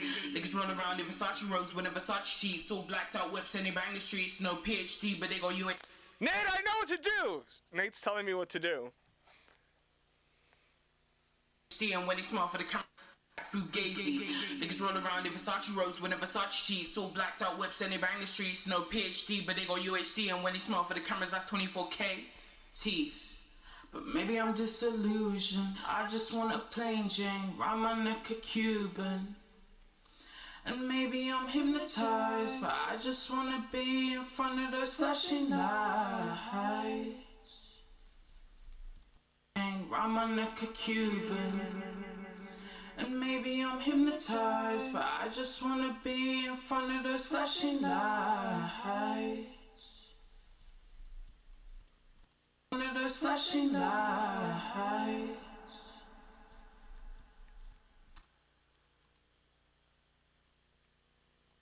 My witness, and I ain't even talk about evangelistic, but jealousy of others can be so addictive. The sky's the limit, but is it unrealistic? My dreams right now so idealistic. Man, could you even blame me? Ever since I could remember, it was cool to act fugazi. Niggas run around in Versace robes when Versace sheets, all blacked out webs and they bang the streets. No PhD, but they go UHD, and when they smile for the cameras, that's 24K. Teeth. But maybe I'm disillusioned. I made a mistake. I'm like a Cuban. And maybe I'm hypnotized, but I just wanna be in front of those flashing lights. I'm talking VIP at bars, whipping foreign cars, buying up cigars, smoking with the stars. Flashing lights, flashing lights. I'm talking VIP at bars, whipping foreign cars, buying up cigars. I cut a part of the vocal that was like completely important in context to the song, which is why I don't really solo when I mix. Because everything's in context, and like, yeah, it made the vocal sound really good on its own, but then like in the context of the song, it took away all the presence that made it stand out over the instrumental, and huge mistake, but easily undone. I'm talking VIP at bars, whipping foreign cars, buying up cigars, smoking with the stars. Flashing lights, flashing lights. I'm talking house up in the hills, back in Campbell Mills, hundreds for the wheels. My fantasies are real. Flashing lights, flashing lights. Don't wanna be materialistic, cause this lifestyle's so imperialistic. And every day I'm looking at my statistics, going ballistic, and the Lord's my witness. And I ain't even talk about evangelistic, but jealousy of others can be so addictive. The sky's the limit, but is it unrealistic? My dreams right now so idealistic. Don't wanna be materialistic, cause this lifestyle's so imperialistic. And every day I'm looking at my statistics, going ballistic, and the Lord's my witness. And I ain't even talk about evangelistic, but jealousy of others can be so addictive. The sky's the limit, but is it unrealistic? My dreams right now so idealistic. Man, could you even blame me? Ever since I could remember, it was cool to act fugazi. Niggas run around in Versace robes when Versace sheets, all black. There's one. Don't wanna be materialistic, cause this lifestyle's so imperialistic. And every day I'm looking at my statistics, going ballistic, and the Lord's my witness. And I ain't even talk about evangelistic, but jealousy of others can be so addictive. The sky's the limit, but it's unrealistic. My dreams right now so idealistic. Man, could you even blame me? Ever since I could remember, it was cool to act fugazi. Niggas run around in Versace robes when Versace sheets, all blacked out whips and they bang the streets. No PhD, but they go UHD, and when they smile for the cameras, that's 24K. Teeth. Don't wanna be material. Wait, are you calling this a plugin?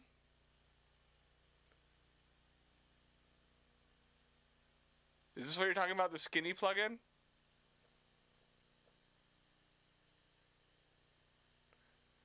I'm not gonna roast him. This is we're learning here. So what you have here are inserts on the left, which is where the plugins go. And what you have here are sends. And bro, people are here to learn about engineering, dude. Don't laugh, don't chastise anybody for not knowing something. This is important. This is important because, like, this is not a stream for only advanced people. This is a stream for anyone that wants to learn about engineering or music in general. So what Ascend does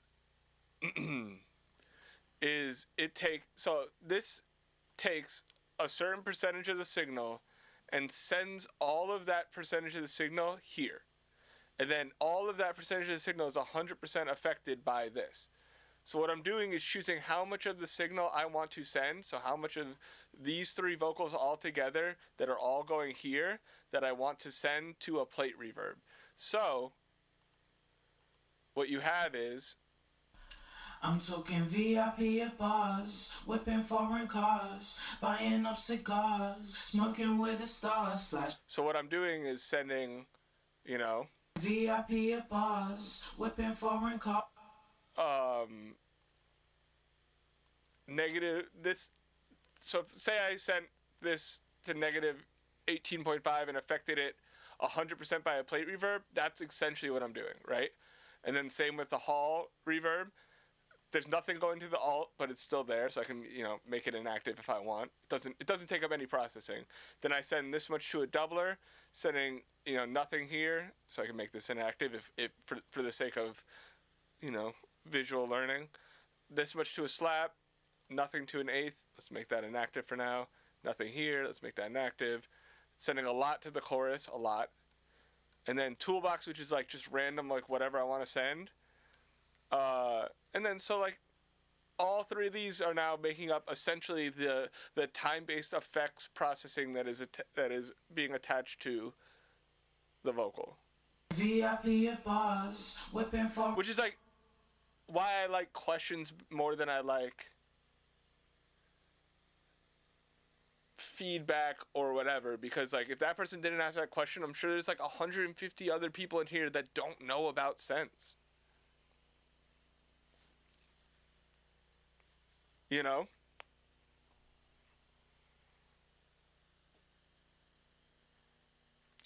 It's just I got crazy bad news for you. It's literally just the H delay tape delay preset. I just changed the settings on it a little. But yeah, it's a great tape delay. The H delay is like literally like the delay. The only thing I would do is take off the analog little button on it because it's too much noise for no reason. Returns are 100% always. If they're not, you might as well just put it. If you're gonna mix with the percentage, you might as well just put it on the inserts. And also we're gonna do like so for anybody who's new here who doesn't know, we're working on a definitive schedule, but essentially 3 days a week we're going to be streaming. One of the days a week we're going to be mixing. The only reason I'm mixing mostly right now and not doing as much Q&As and doing as much other interactive stuff is because right now I'm working with Daysover on this project, and this is something I have in front of me that I can do right now. What I'm working on in the background while I'm not on stream is an actual lesson plan that teaches the basics to everyone for anything engineering related.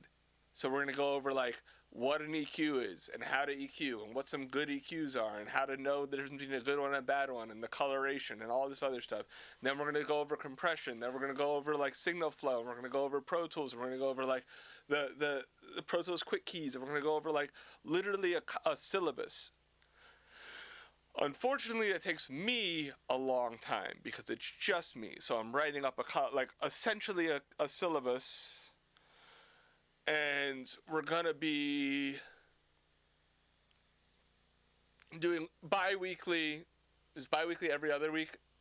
Every other week, we're gonna be doing like a class, and in between that, we're gonna do like applications, and we're gonna do other things that are more in-depth. Like if I mix a song, I'll reference what we talked about on Monday, and we're gonna talk about like how to balance studio life with mental health and physical health and all that other stuff, and we're gonna talk about how to get the jobs and how to do the real life aspects. Hi Ashley. We're gonna talk about We're gonna do like how we did a Q&A today and how I talked about my story. We're gonna do stuff like that. I didn't dub anything. I don't record, so no, I don't always. I mean, most rappers in Atlanta are one vocal. Rappers who have like multiple vocals, like T.I. has like huge stacks, like 6 stacks and all that. Ooh, it's Caps, bro. We gotta play. I gotta mix like 4 songs tonight, so I don't know if I'm gonna get to play, but we gotta play, man.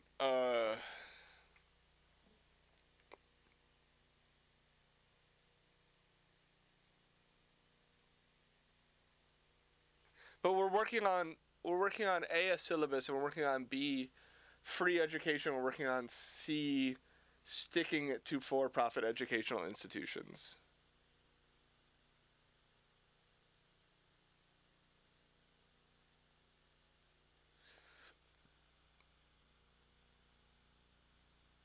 Okay, fine. Take slow mode off. How do I do that?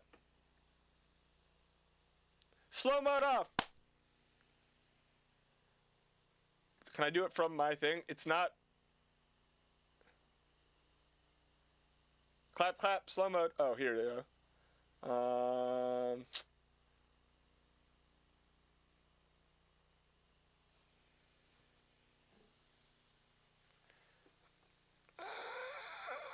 How am I supposed to read this?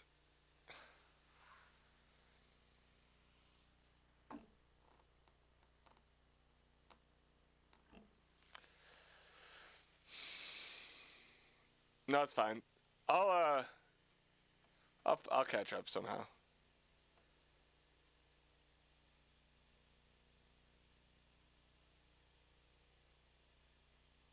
No, it's fine. You can leave slow mode off. I don't know. Make it like 10 seconds. I don't know. I don't know how slow mode is. I don't actually.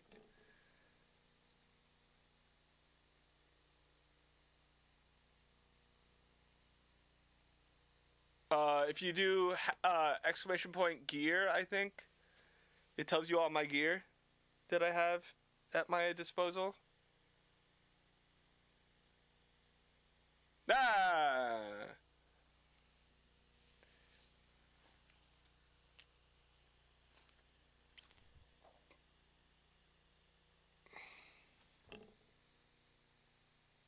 I play Warzone.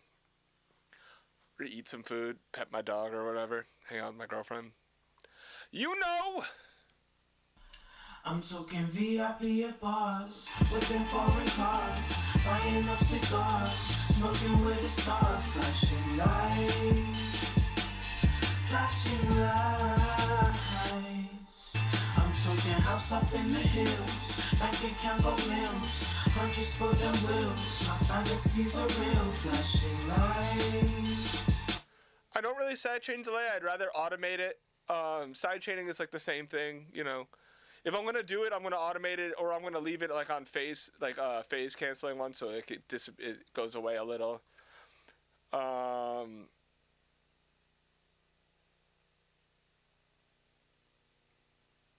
ask about the gear. I don't give a shit, man. Whatever. I mean, you could only tell people that gear doesn't matter a million times before they just, you know, you just let them think that gear matters, and let the right people figure it out. Don't wanna be materialistic, cause this lifestyle's so imperialistic. And every day I'm looking at my statistics, going ballistic, and the law's my witness. And I ain't even talk about evangelistic, but jealousy of others can be so addictive. The sky's the limit, but is it unrealistic? My dreams right now so idealistic. Man, could you even blame me? Ever since I could remember, it was cool to act fugazi. Niggas run around in Versace robes with a Versace sheets, all blacked out whips and they bang the streets. No PhD, but they gon' UHD, and when they smart for the cameras, that's 24K. T. But maybe I'm just illusion. I just want.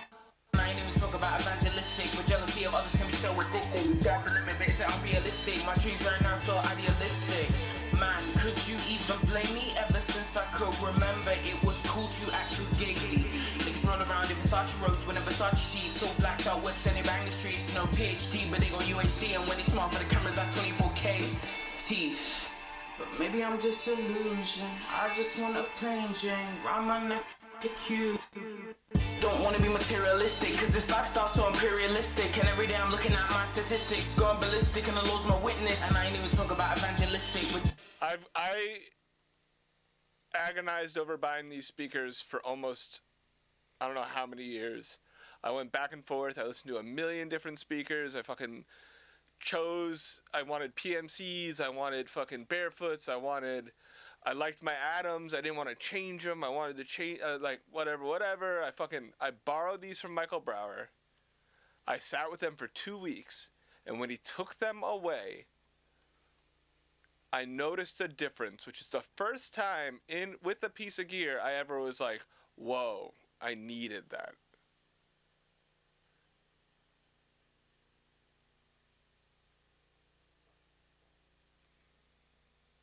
And it was the 03 Greedo and Kenny Beats album. The first time I ever felt like a piece of gear, other than like my new interface, my Antelope interface, which is another aha moment for me about gear.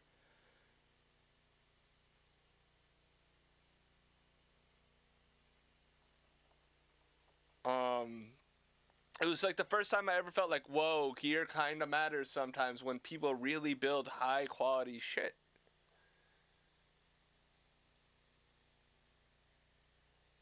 You could ask Kenny. Kenny knew, like, between like having a treated room and moving from a completely untreated room and my bedroom and all this other shit to a studio, like, there was a change. Was I still making really good mixes before that? Yes. Is there a difference? Yes. Hardware Antelope, software UAD. I think it's easy comparison. Don't want to be materialistic, cause this lifestyle's so imperialistic and every... Bro, there's something there's some tone in this vocal I need out. This lifestyle's so imperialistic, and every day I'm looking at my statistics, going ballistic, and I lose my witness. And I ain't even talk about evangelistic, but jealousy of others can be so addictive. The sky's the limit, but is it unrealistic? My dreams right now so idealistic. Man, could you even blame me? Ever since I could remember, it was cool to act fugazi. Niggas rolling around in Versace robes with a Versace sheets, all blacked out whips and they bang the streets. No PhD, but they go UHD, and when they smart for the cameras, that's 24K. This lifestyle's so imperialistic, and every day I'm looking at my statistics, going ballistic, and I lose my witness. And I ain't even talk about evangelistic, but jealousy of others can be so addictive. The sky's the limit, but is it unrealistic? My dreams right now so idealistic.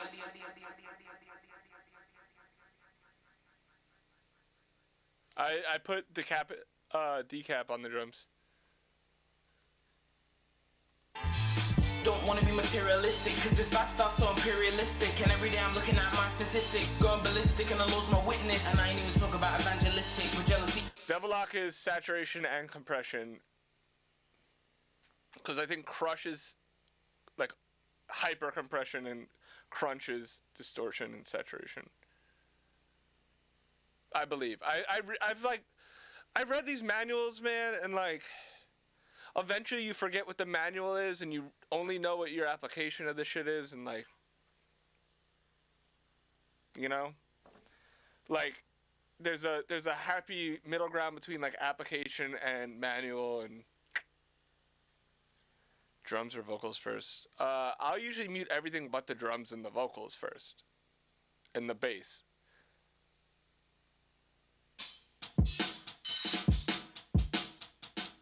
Here.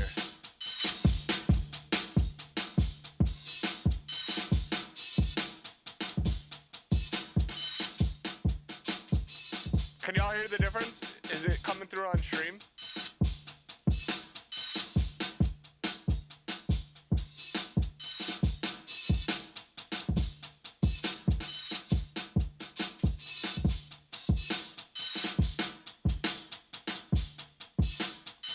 So it's a little too upfront for me, but I brought it down back kind of in between.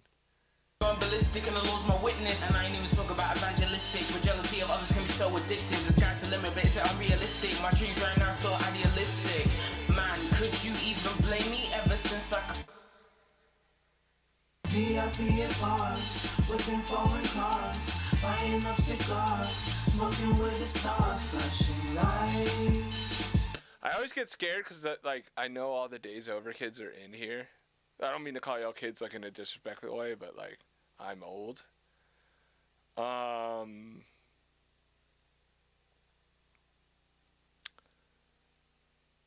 And like I'm just afraid, like, after the stream's over, I'm gonna send y'all the songs, and y'all are gonna be like, fuck these mixes!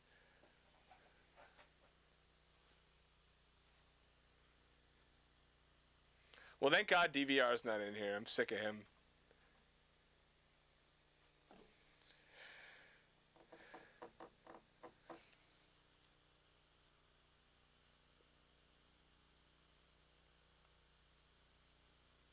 When I was 26, 24, when was I at DARP? I was 26, I think. Because when I started DJing, I was 28, 27.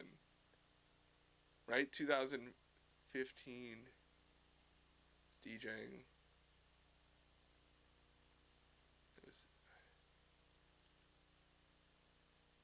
27, 20, 28. Yeah, 28.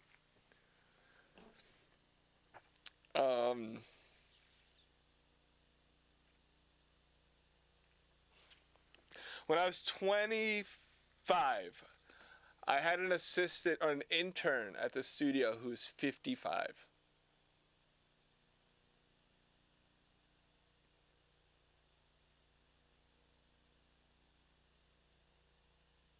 An intern. Brand new, just out of school, 55. He was a chef his whole life. And he loved music. And he always watched his people, his friends making music and always wanted to be a part of it and loved rap. And, like, the rap that he wanted to make wasn't very similar, and he definitely didn't like dealing with, like, young kids telling him what the fuck to do, and the young kids had a weird time telling him what to do, which is to be understood. And I don't think, like, interning was the right move for him. But I immediately hired him because I was like, yo, this guy's fucking wants to do this shit. You know?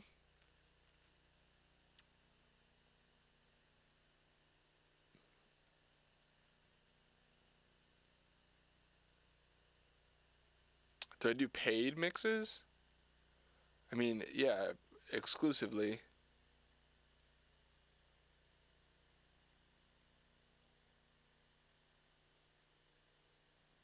I don't even know. If that's me yelling, whatever. At least my voice didn't crack. Felix.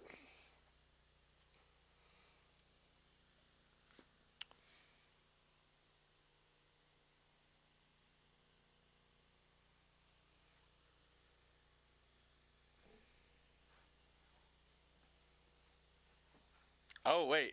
Do I still probably have the audio files.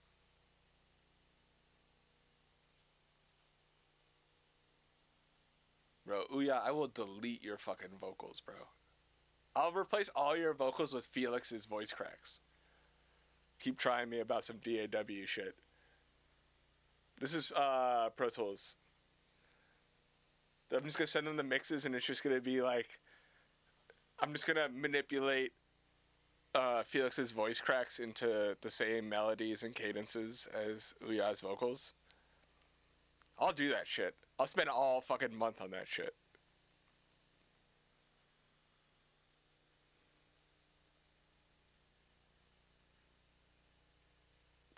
No, Drift, you don't understand. He's fucking with me. He's fucking with me. Ouya knows better. I understand if someone else asks that question, I'd just be like, Pro Tools, blah, blah, blah, here's why. If it's Ouya, I'll delete his fucking vocals from these tracks. I'll delete them.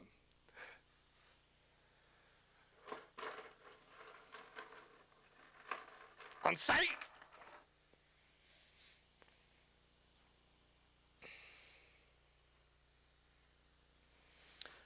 I spent 3 months on a mix once.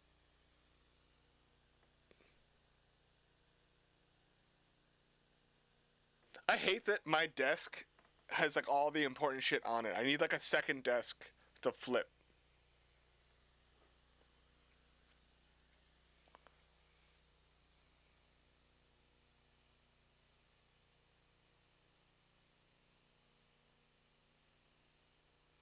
I mean, it wasn't like 3 months straight, obviously. Like, it was just like 27 different mixes.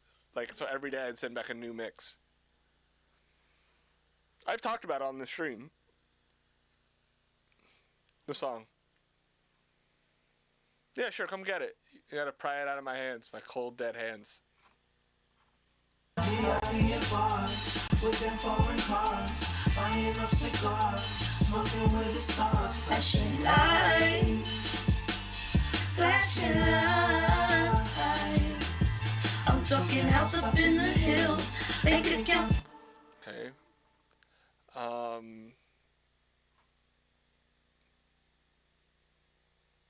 I'm wondering if we need to tune just to make everything coherent, because I don't think anything is out of key necessarily with the song as much as they kind of drift a little from each other.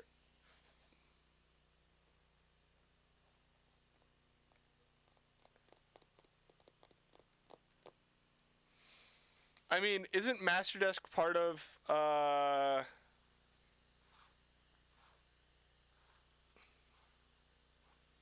no one has ever gone to school for mixing. Don't let any school lie to you and say that they teach you how to mix.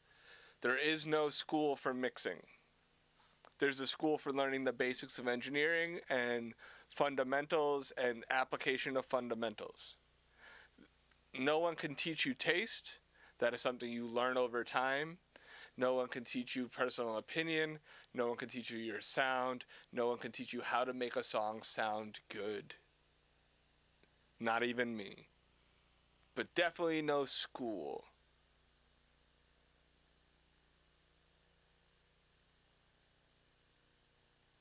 I promise.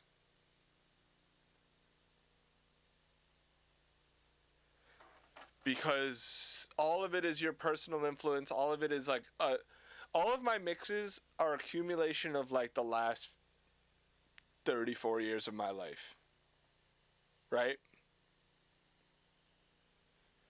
Yes, Full Sail taught me a lot, right?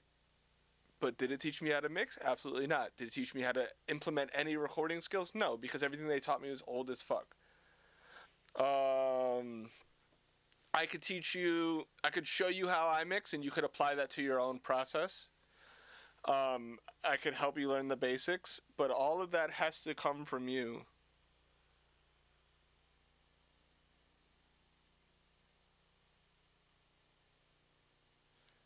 Wait, yeah, I would love to hear your Smash Mouth album remix.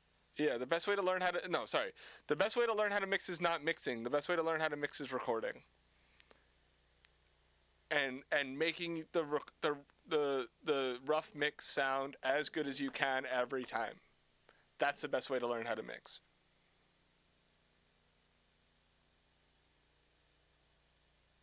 And anybody trying to rush through the recording process to become a mixer will probably not get there. A lot of people skip I know people that skip the recording process because they were producers and they knew songs and they were making songs and they were producing shit and they were skipping the process. But like recording is such a vital part in becoming like, if I didn't record like 4,000 or whatever songs with Doug, nothing that I'm doing right now would sound good.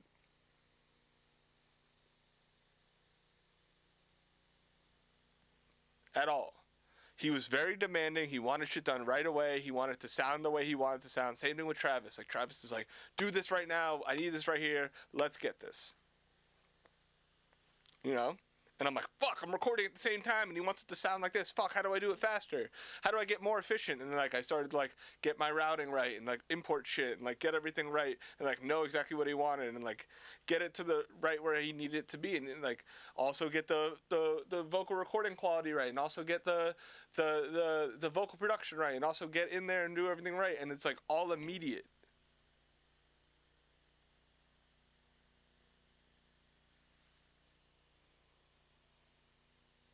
You could hang them. Yeah, I mean, another word for acoustic panels on stands is a gobo, a go-between. You build a room within a room. Look at, what's the name of it? What's the name of that? Attack wall. Same thing, same concept. How much time? I mean, production is mixing, dude. Like, if you send me a poorly mixed production, you're gonna get a poorly mixed song back. If you're not picking the right sounds and you're not doing all that shit right, like.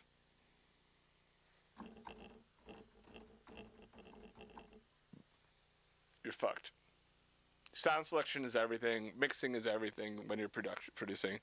Like, that song Selection on Tekka's album that Scheme and Skrillex produced, like, so easy to mix. Because Skrillex has, like, some of the greatest fucking, like, ear. He has such a good ear for, like, sound selection and, like, mixing in general. Because he does a lot of his own mixing. Like, bro, I'm telling you right now, that instrumental, I was like, and done. That was it. I was so hyped.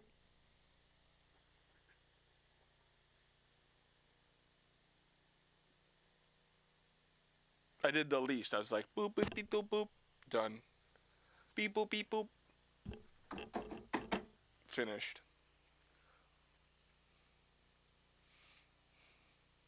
Yeah, well, air passes through, or sound passes through air slower than it passes through solids. So, having a bunch of thick walls between stuff doesn't actually stop sound. But if you have stuff, air, stuff, it stops the sound. Which is why you float floors, and why you drop ceilings, and why you put stuff in between the floors that you already floated and the walls that you already have stuff between. Because that little air that, you know what I mean? You know?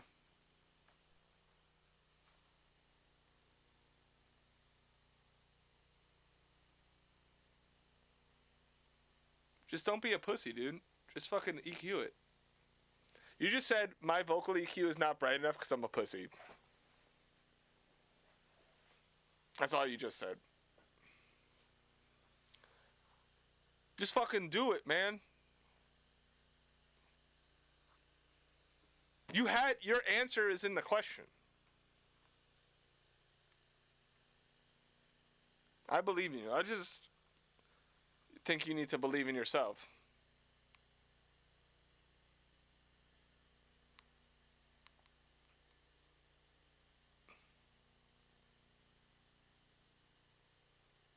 I'm sick of y'all. We're losing people because I'm being mean again. Let me tweet about it.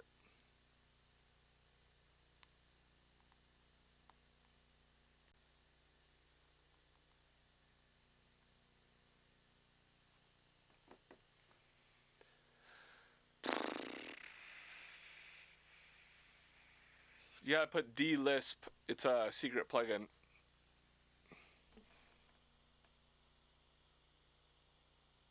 No, pussy like a pussycat, dog. That word does not originate from where you think it originates. It originates from cat. Asshole. It's sexist that you thought that I didn't mean the cat. Hiatus.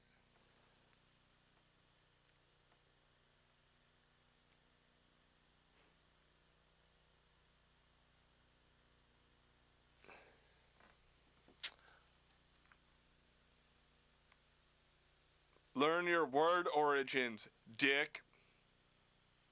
That one was sexist because I called you a dick.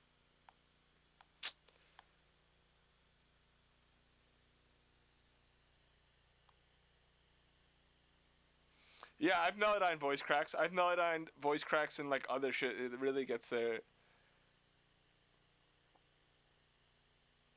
See, look, even Ouya knows more than me. But that's also applies to the cat. Because you get it. Fucking got him. What should I eat, y'all? We're taking a what should Alex eat break.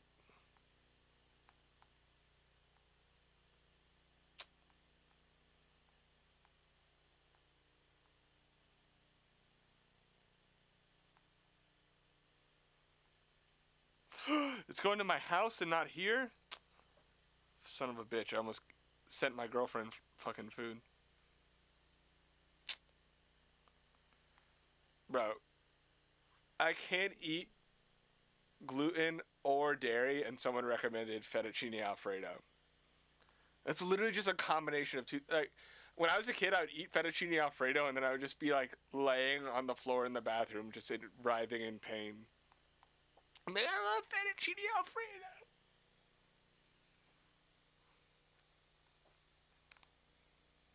I can, but the stream will end real fast.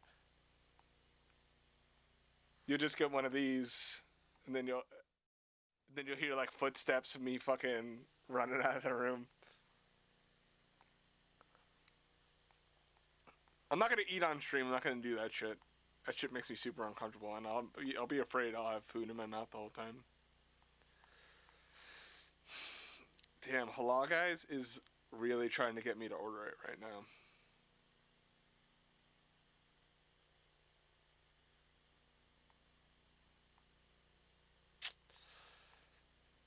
Red Lobster? Times Square Red Lobster? That'd be so gross to get delivered. Why is that here?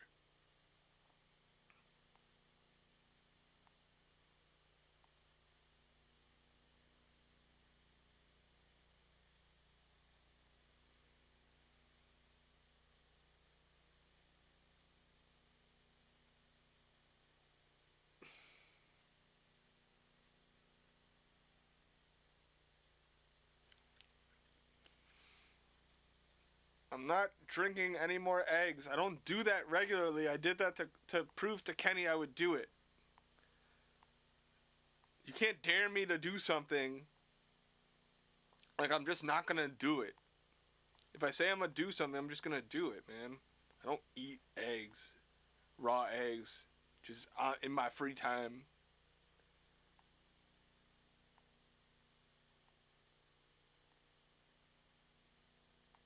So in New York, like a lot of the places on Uber Eats and Seamless are not actual. Ooh, this place is open now. Have I ordered this before? Wait, this place is supposed to be. This is supposed to be Korean, and it's all Japanese food.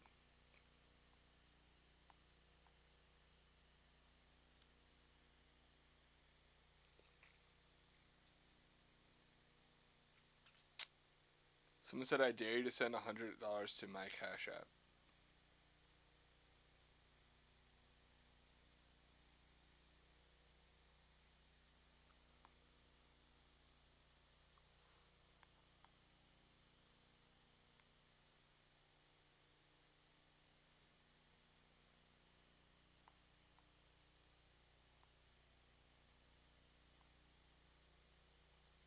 I don't feel any pressure. It's like,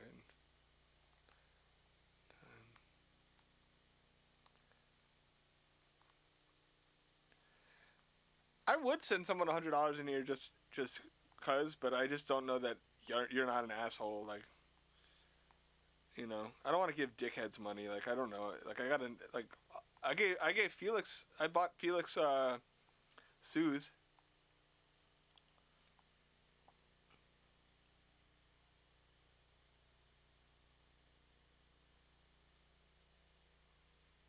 Do I always have work? I'm literally like 4 albums behind right now.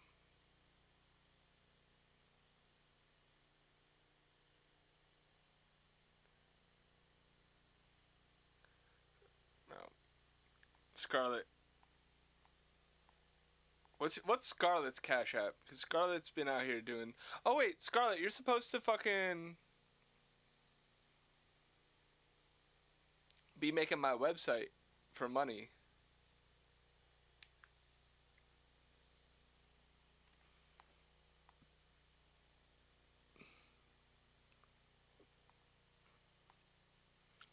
Nate's fucking up. Yeah, my website, I made it. Like in 2017, and then I never updated it. Because it took me like a week. But I need like a custom created site that like links to the Twitch and has information about Nate and Crystal. And then just like, if you click on a certain button, like just somewhere Dystorpian gets like a bucket of water poured on his head. And like a button for like emailing, and a button for like all my other stuff and my credits. I always forget that people, like, you know how many times that, you know, every time I've ever posted about Days Before Rodeo, people are like, you worked on that? And I'm like, that's the whole reason I got a following in the first place.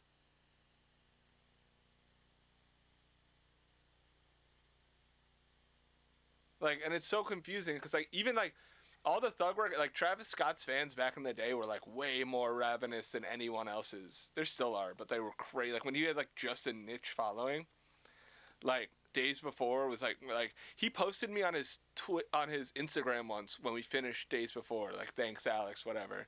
And I got, like, 5,000 followers in, like, 20 minutes. That's why I never knew. I just never knew that people didn't know. I always thought that people just knew. I always thought that, like, somebody was knew somebody who knew somebody that knew me from that, you know, more than anything else. I modded Alicia because she's awesome and I've only ever seen her do nice things for people. Pelicana chicken. Is this fried chicken? Chicken, half a chicken. I don't know if this is fried. Is this a chain?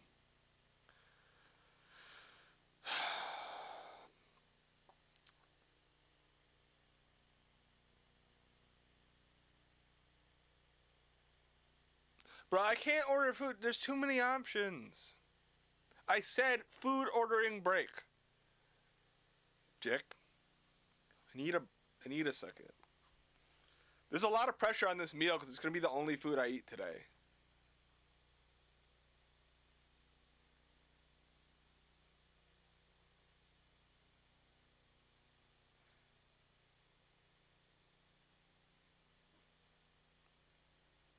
I feel like Alicia needs her own stream, and then everybody can gift her back her fucking 8 million gifted streams.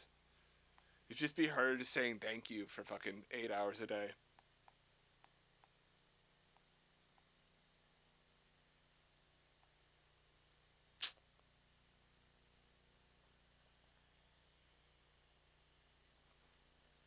I need to put my feet up for this.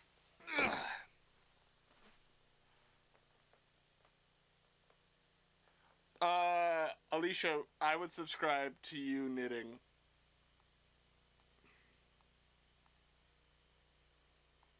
This place is a karaoke bar, but why would you tell me that on Uber Eats? Wait, can I order karaoke? No. Should I order from there anyway?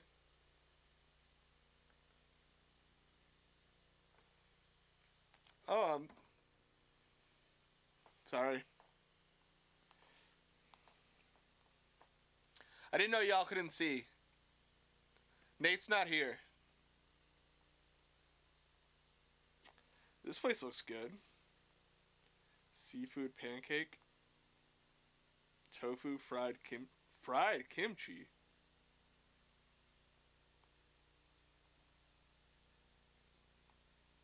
Let's go to mains.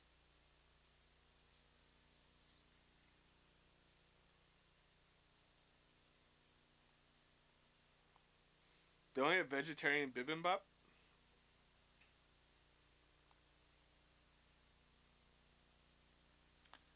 That's boring. This place looks like a scam. You gotta be careful, man. Like, if they have too generic of a name, it's just a scam. Oh no! My iPad's dying. How am I gonna see the chat? Do I still charge 10K a mix? I've never gotten that much for a mix ever. I'll charge you 10K a mix because you think that's what I charge. For sure. Why don't I like the mic that I explained why I don't like earlier? Because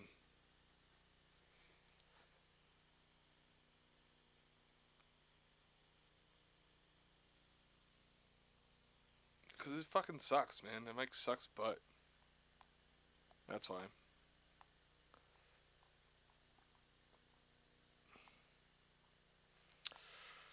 What's up with these Korean spots? None of them have, like, what I want. Galbi? This is cool. Pork belly.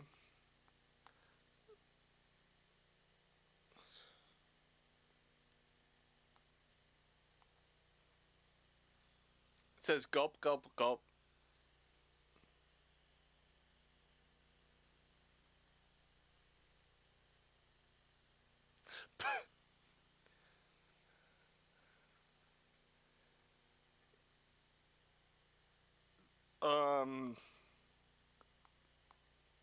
I'll just ignore the people just spreading false information about my prices. And also talking about my personal business in general. I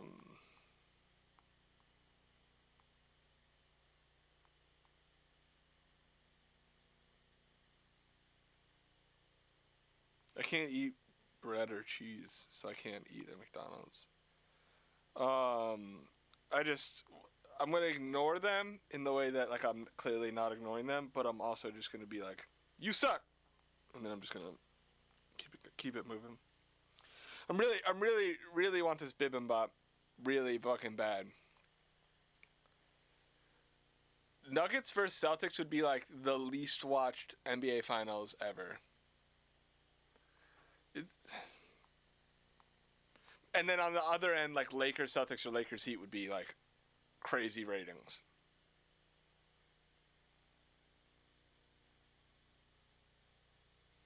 And also LeBron deserves a ring. LeBron, like, as far as like not only being like probably the greatest athlete of all time,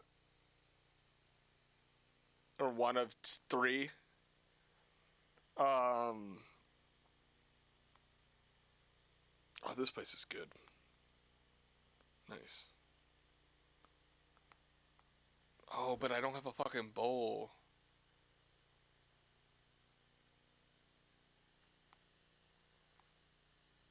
I'm gonna ask them for an extra container because you kind of need it with this.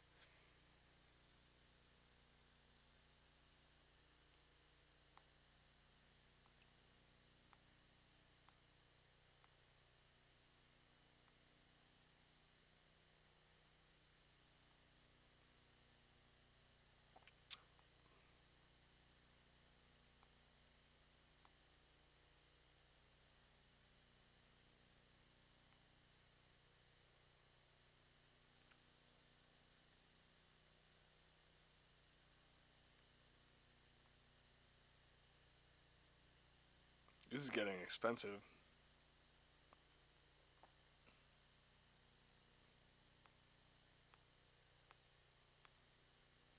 Oh, I didn't add the extra bowl. Oh my god. Y'all.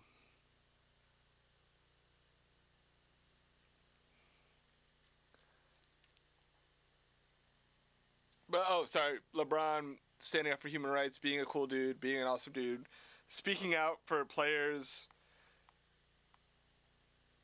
and like human rights agendas when he really doesn't have to. Like, he deserves everything, bro.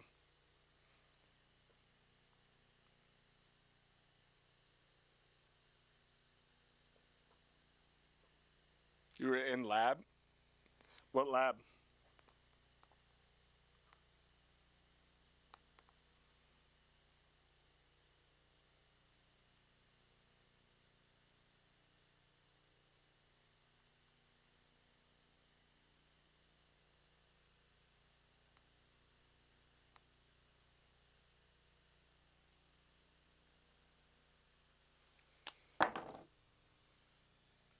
In the lab? I was cooking up in the lab. I always... Cooking up the lab, you know?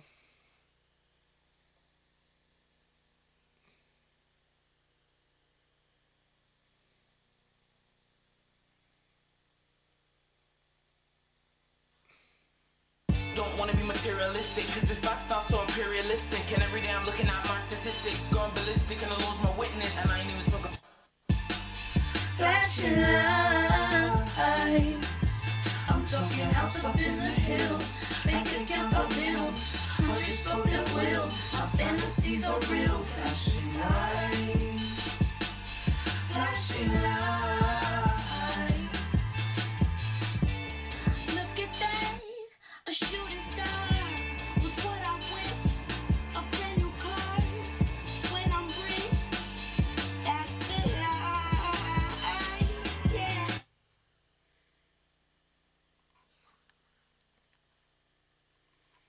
Just import some more blankies, some blank stuffs.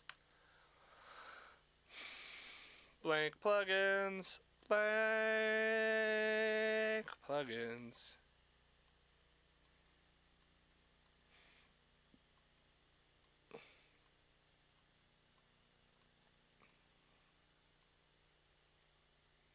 Can I mute the mic for a second?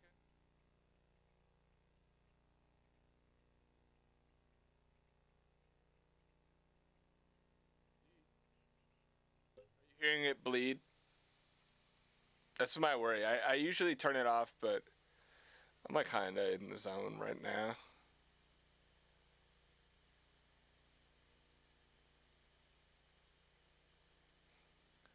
Bro, I do not say anything that will not sound natural coming out of my mouth.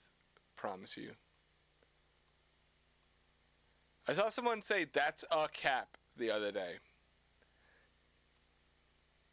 And I was like, hey man, maybe just don't say it. Like, a cap? Nah, bro.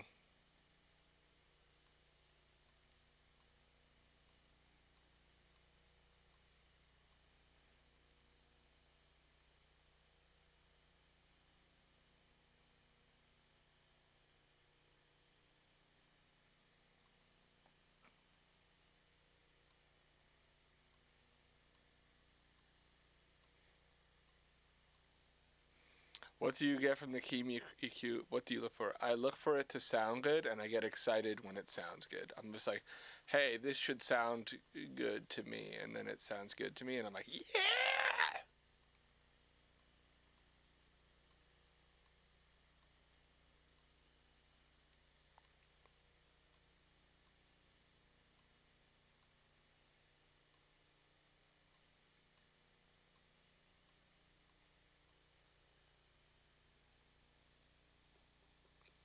Isn't the TLM 102 just a TLM 103, but, you know, fucking worse? I don't know, man. Here's the thing. If y'all need me to like a TLM 103 so bad, maybe you should just use the fucking TLM 103, the TLM 102. Maybe you should just fucking use it and not worry about what the fuck I think about it. Like, why is this the 30th time today that I've answered this fucking question about this fucking microphone? I don't like it, bro. You can like it. Me not liking it does not make you liking it any different. I just don't like it. I just think it sounds bad. I think it sounds thin. I think it sounds harsh. I think it brings out all the worst in most vocalists. Most of the things that I try and cut in vocals that the TLM 103 brings out. Like, I am not some fucking arbiter of engineering, dog. Like, if you like the fucking mic, just use it, bro. Like, you bought it. I'm sorry you bought it. Like, I'm sorry you bought it and I don't like it. I'm sorry. But that's just the way it is. Like, bro, fucking return it then. Like, sell it to somebody else if it's this much of a fucking issue for you.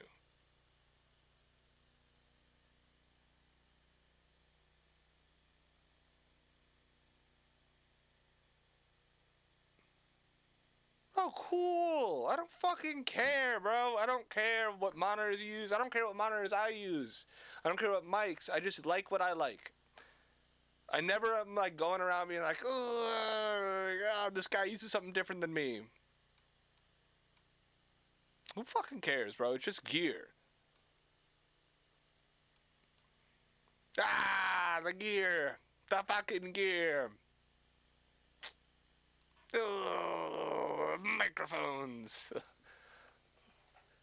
Fucking.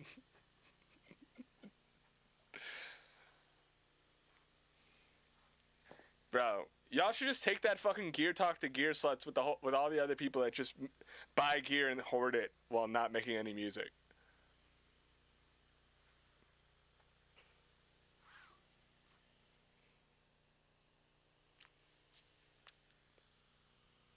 I listen at all the levels because so does everybody else.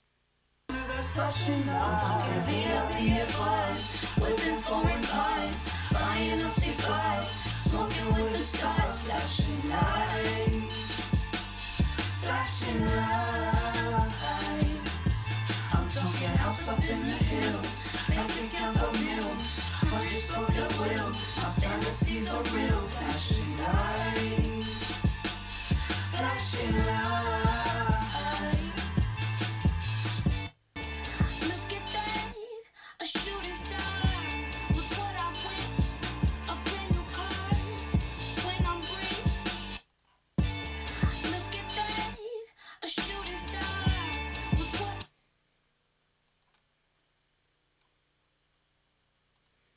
I'll separate these a little. Change the name of these to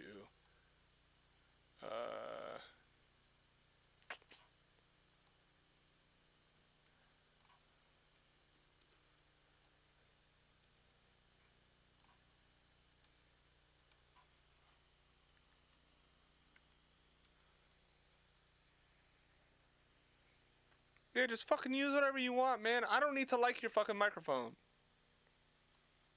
I promise.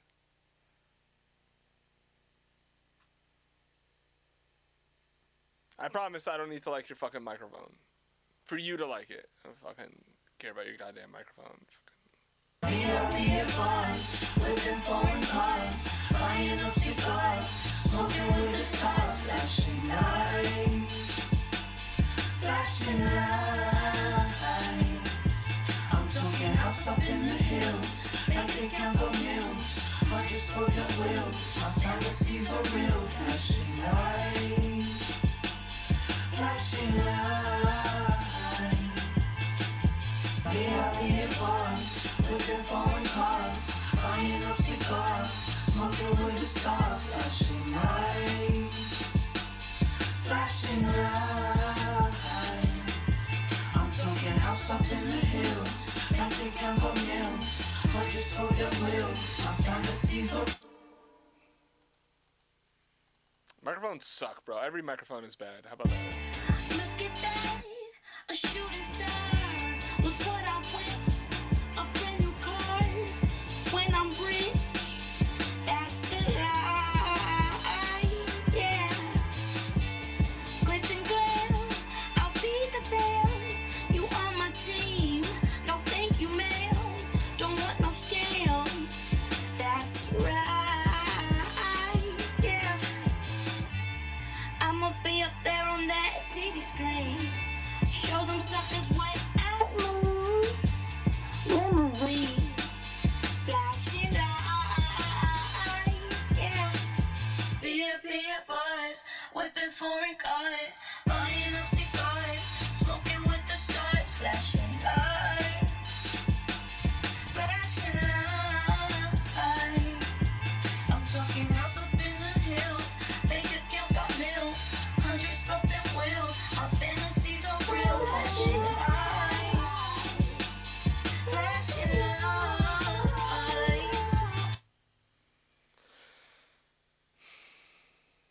I'll throw a fucking mic through I'll throw my U87 through a fucking window right now. I swear to God.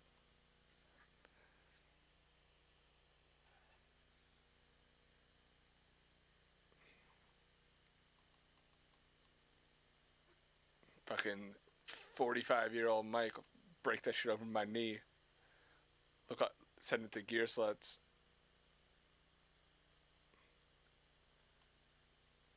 Fucking eat that shit out the window. Eat that shit onto the fucking Broadway. Fucking.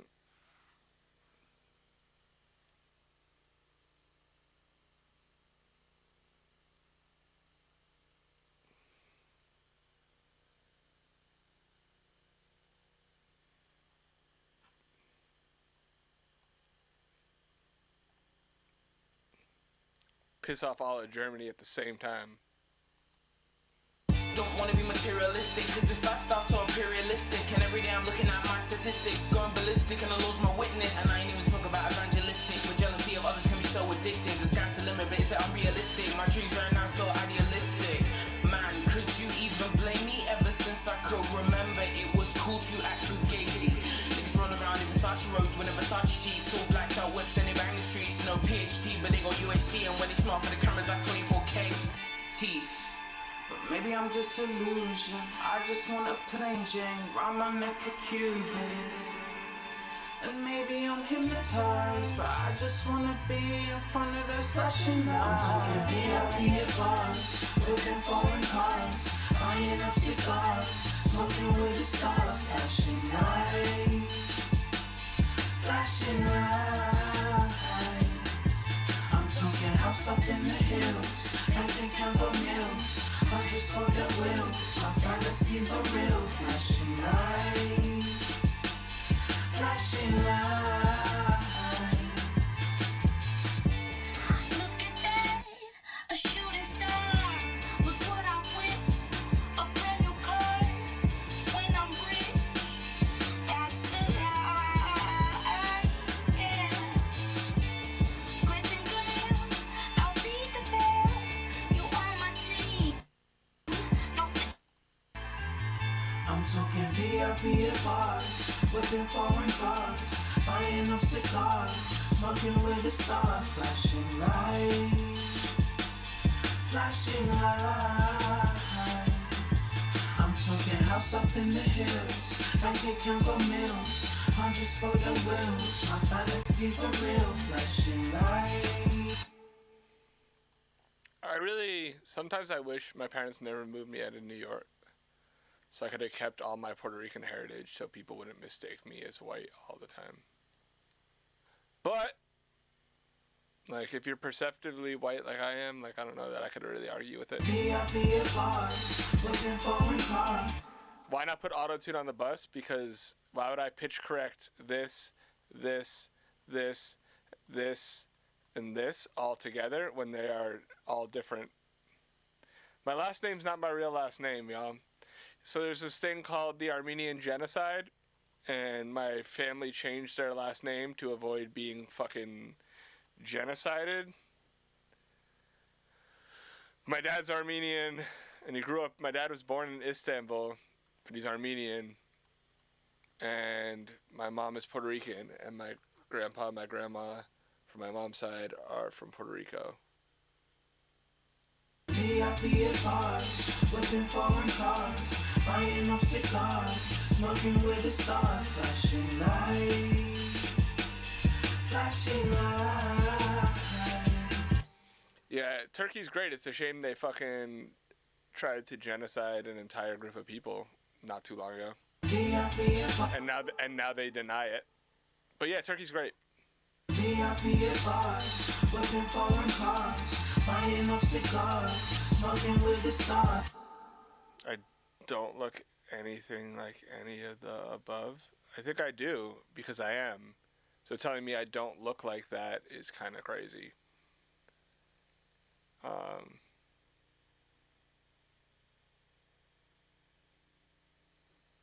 VIP at bars, whipping foreign cars. Yeah, I mean, Armenians can tell I'm Armenian from like fucking 20 miles away. And most people, when I was in Europe, people spoke to me in whatever language of the country I was in, because I just look like wherever I was. And if I go into any Spanish speaking anywhere, people speak Spanish to me immediately. So I think I do look Puerto Rican, or at least Hispanic. But alright then. VIP at bars, whipping foreign cars, buying up cigars, smoking with the stars. Flashing lights, flashing lights. I'm talking house up in the hills, banking Campbell Mills, 100 spoken wheels. My fantasies are real. Flashing lights, flashing lights. I mean, I'm very pale now compared to what I used to look like. If I ever post a picture of me in my teens, I don't look like the same person. VIP at bars, whipping foreign cars, buying. PhD, but they go UHD, and when they smart for the cameras, that's 24K. T. But maybe I'm disillusioned. I just want a plain Jane, round my neck a Cuban. And maybe I'm hypnotized, but I just wanna be in front of the flashing lights. I'm talking VIP at bars, looking for cars, buying up cigars, smoking with the stars, flashing lights, flashing lights. I'm talking house up in the hills, bank account go mills, I just owe the wheels. My fantasies are real, flashing lights, flashing lights. I'm debating time aligning Marv's vocals, but I might have to do it by hand, which will take a long time. I wonder if I can, 'cause she's early in some spots, like you can see, like if I align these a little, align these just a little, and then a little bit more. VIP at bars, looking for cars, buying up cigars, smoking with the stars, flashing lights, flashing lights. I'm talking house up in the hills, bank account got mills, hundreds go down wheels. My fantasies are real, flashing lights, flashing lights. Damn, that was it? That's all it took? Alright, cool.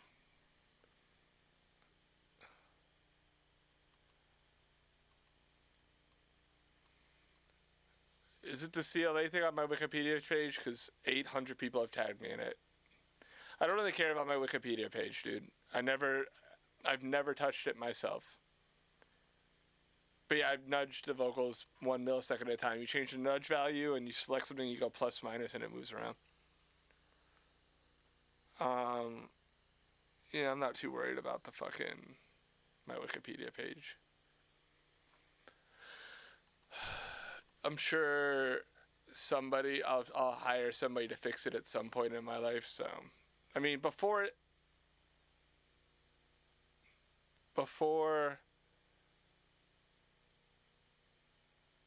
they like changed my Wikipedia, somebody else wrote it, and they wrote like completely unimportant information in it, and like I saw it and I was like, this is crazy. And then like someone accused me of writing it myself and creating my own Wikipedia, and I was like, why would I do that? Why do I want a Wikipedia page? Like, A shooting star. Look what I win. A brand new car. When I'm rich, that's the life. Yeah. Glitch and glare. I'll be the fair. You on my team. No thank you, man. Don't want no scale. That's right. Yeah. I'ma be up there on that TV screen. That's what I mean. Limousines, flashy lights. Yeah, I'm talking VIP at bars, whipping foreign cars, buying up cigars, smoking with the stars. Flashing lights, flashing lights. I'm talking house up in the hills, bank account got mills, hundreds broken wheels. My fantasies are real, flashing lights.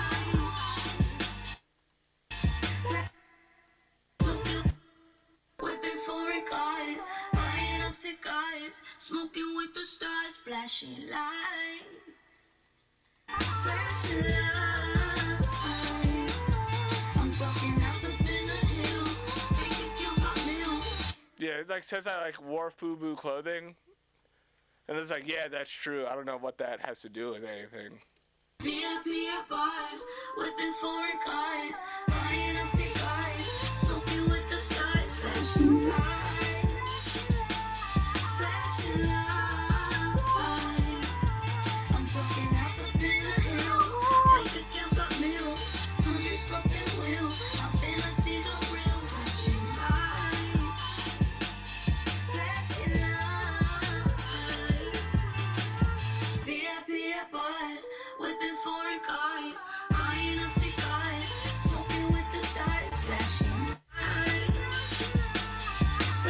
lights. I'm talking house up in the hills. Bank account got mills. 100 sculpted wheels. My fantasies are real. Flashing lights. Flashing lights. VIP at bars. Whipping foreign cars. Buying up cigars. Smoking with the stars. Flashing lights. It's a dynamic EQ. It's similar to compression in the way that it reacts to a threshold, but Maybe I'm just illusion. I just want a plain Jane, round my neck a Cuban. And maybe I'm hip.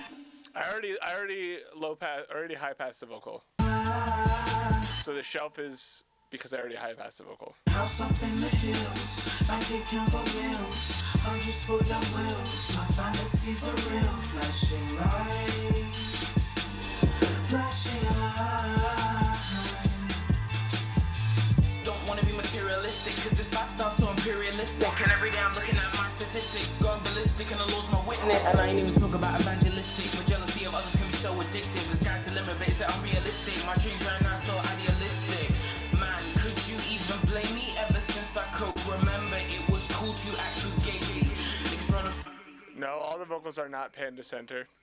The Versace robes with a Versace sheets, all blacked out whips and they bang the streets. No PhD, but they gon' UHD, and when they smart for the cameras, that's 24K. Teeth. But maybe I'm just illusion. Yes, print is my master, essentially. It's just how I like to use it. House up in the hills, bank account got mills. 100 spoiled on wheels. My fantasies are real. Flashing lights. Flashing lights. Don't wanna be materialistic, cause this lifestyle's so imperialistic. And every day I'm looking at my statistics, going ballistic and the law's my witness. And I ain't even talk about evangelistic, but jealousy of others can be so addictive. The sky's the limit, but is it unrealistic? My dreams right now so idealistic. Man, could you even blame me? Ever since I could remember, it was cool to act fugazi. Niggas run around in Versace robes with a Versace sheets, all blacked out whips and they bang the streets. No PhD, but they gon' UHD, and when they smart for the cameras, that's 24K. Teeth. But maybe I'm just illusion. I just want a plain Jane, buying up cigars, smoking with the stars. Flashing lights. Flashing lights. I'm talking house up in the hills, bank account got mills. 100 spoiled on wheels. My fantasies are real. Flashing lights. Flashing lights. Don't wanna be materialistic, cause this lifestyle's so imperialistic. And every day I'm looking at my statistics, going ballistic and the law's my witness. And I ain't even talk about evangelistic, but jealousy of others can be so addictive. The sky's the limit, but is it unrealistic? My dreams right now so idealistic. Man, could you even blame me? Ever since I could remember, it was cool to act fugazi. Niggas run around in Versace robes with a Versace sheets, all blacked out whips and they bang the streets. No PhD, but they got UHD, and when they smart for the cameras, that's 24K. Teeth. But maybe I'm just illusion. Flashing lights. Don't wanna be materialistic, cause this lifestyle's so imperialistic. And every day I'm looking at my statistics, going ballistic and the law's my witness. And I ain't even talk about evangelistic, but jealousy of others can be so addictive. The sky's the limit, but is it unrealistic? My dreams right now so idealistic. Man, could you even blame me? Ever since I could remember, it was cool to act fugazi. Niggas run around in Versace robes with a Versace sheets, all blacked out whips and they bang the streets. No PhD, but they got UHD, and when they smart for the cameras, that's 24K. Teeth. But maybe I'm just illusion. I just want a plain Jane, round my neck a Cuban. And maybe I'm hypnotized, but I just wanna be in front of the flashing lights. I'm talking VIP at bars, whipping foreign cars, buying up cigars, smoking with the stars. Flashing lights. Flashing lights. I'm talking house up in the hills, bank account got mills. 100 spoiled on wheels. My fantasies are real. Flashing lights. Flashing lights. Look at that, a shooting star. Look what I whip, a brand new car. When I'm rich, that's the life, yeah.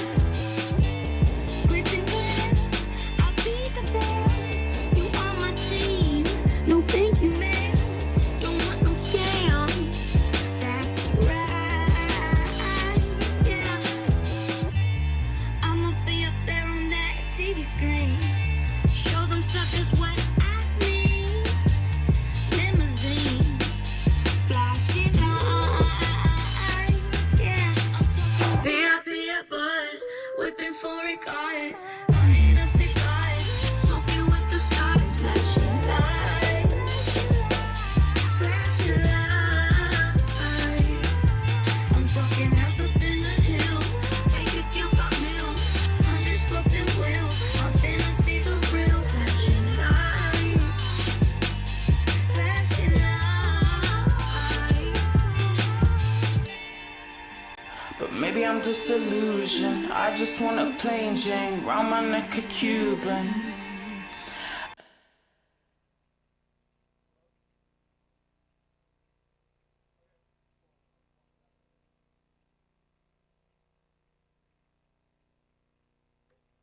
Gotta get my food, listen to the song.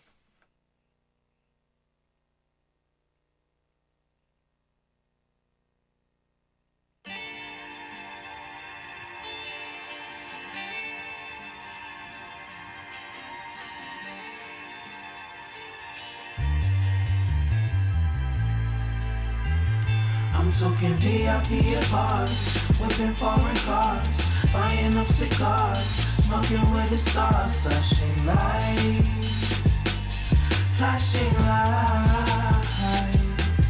I'm talking house up in the hills, bank account got mills, 100 spoken wheels, my fantasies are real, flashing lights, flashing lights. Don't wanna be materialistic, cause this lifestyle's so imperialistic. And every day I'm looking at my statistics, going ballistic, and the law's my witness. And I ain't even talk about evangelistic, but jealousy of others can be so addictive. The sky's the limit, but is it unrealistic? My dreams right now so idealistic.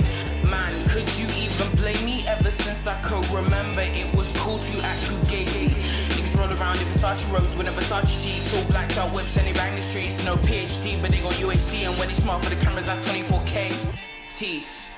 But maybe I'm disillusioned. I just want a plain Jane, round my neck a Cuban. And maybe I'm hypnotized, but I just wanna be in front of the flashing lights. I'm talking VIP at bars, whipping foreign cars, buying up cigars, smoking with the stars, flashing lights, flashing lights. I'm talking house up in the hills, bank account got mills, 100 spoken wheels, my fantasies are real, flashing lights, flashing lights. Look at that, a shooting star. Look what I whip.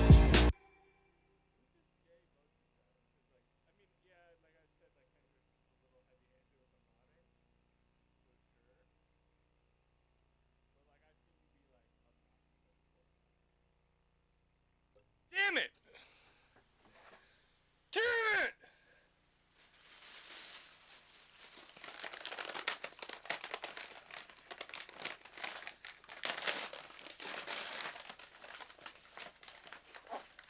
I was calling somebody obnoxious, bro. Like, I spent all that energy to call you obnoxious and now I have to say it again? That sucks. I'm not even gonna say it now. Now you just get to live, whoever the fuck it was. God damn it.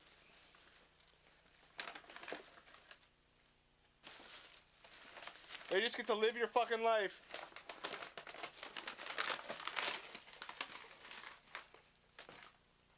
Bro, did they not put utensils in here? I will lose my fucking mind.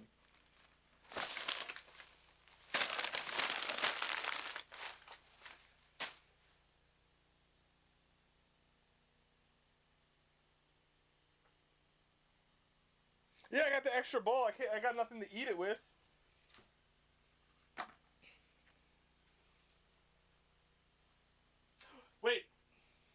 Wait.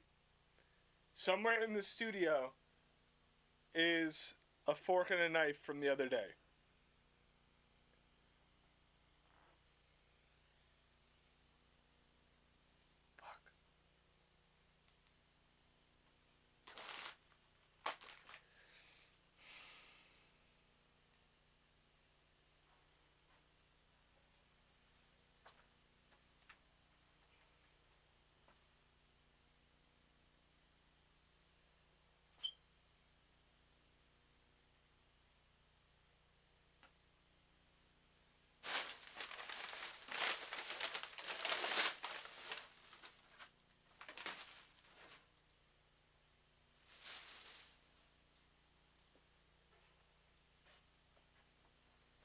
Oh, shout out Astro. Look, I got this stuff from Astro.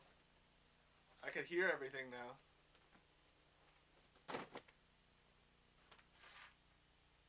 Freaking crap!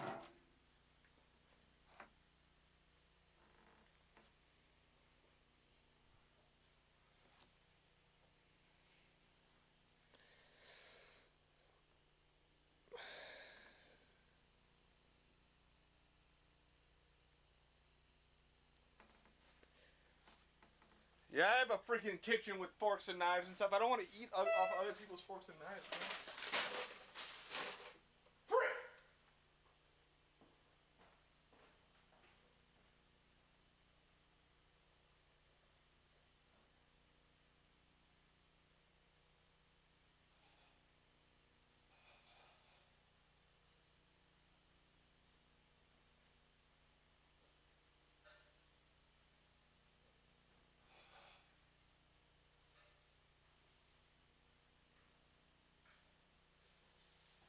Yes! Yes! Ah!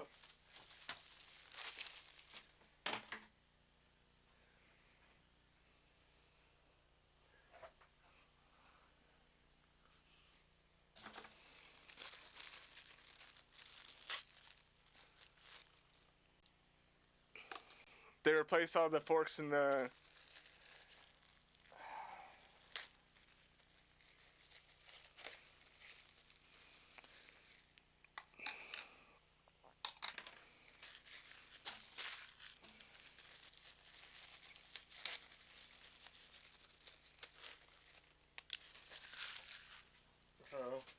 Motherfucking soup!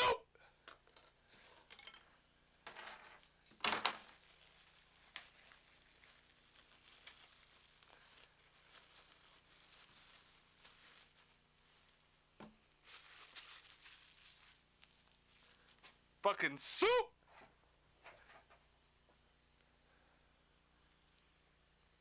Now they gave me a little extra bowl to eat out of, so like, can I complain? Fucking soup!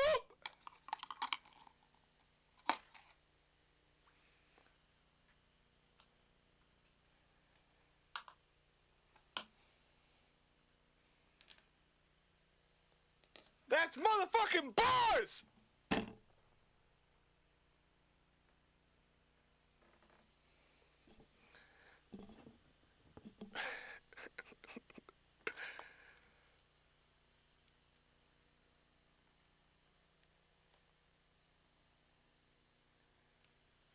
She gets it. She's known me for like 25 years, dude. Like, she gets it.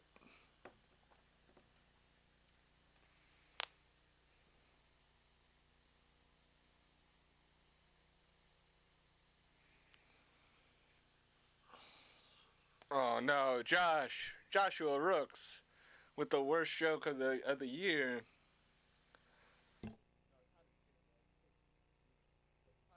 It's hot as shit steaming. Hold on.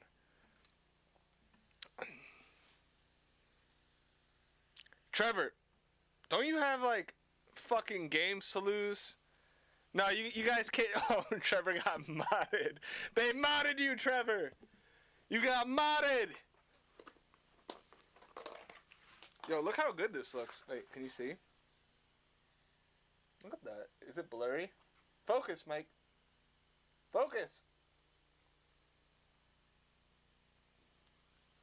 It's vegetables. Mad small.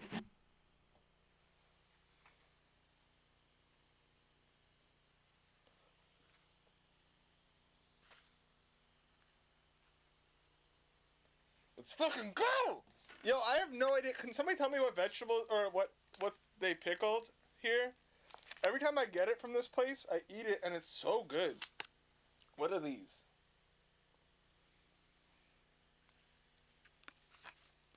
Yo, these pickled vegetables are crazy.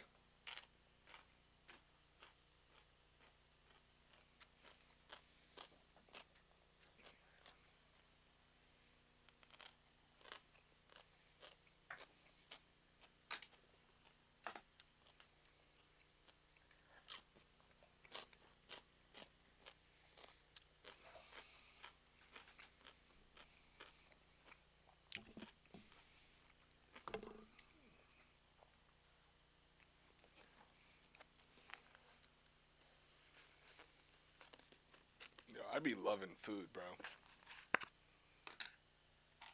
I used to eat this.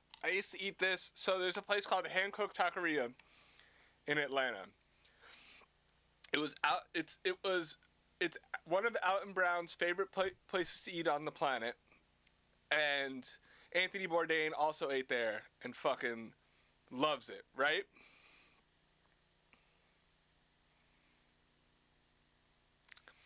And I used to order it to the studio all the time. I used to get this dish, the bibimbap there. Fucking amazing. And every time I would get it, Thug would pick up the fucking, like, container came in and look at it and put it back down and be like, what the fuck are you eating? Every time. He's always eating some weird shit. Every time. It wasn't on Buford. It was, it's on the west side of town. In that corporate air, like, park. You know? Soulja Boy doesn't know who I am, bro. I used to them plain rice. I love rice.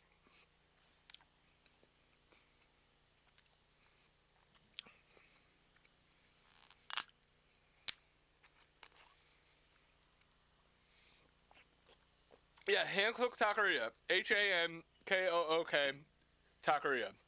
It's like a Korean fusion place, but it's really not. It's just Korean food in a taco sometimes. Hold on. I'm on full view. Hold on, let me look it up. I wonder if it's still open. It should be.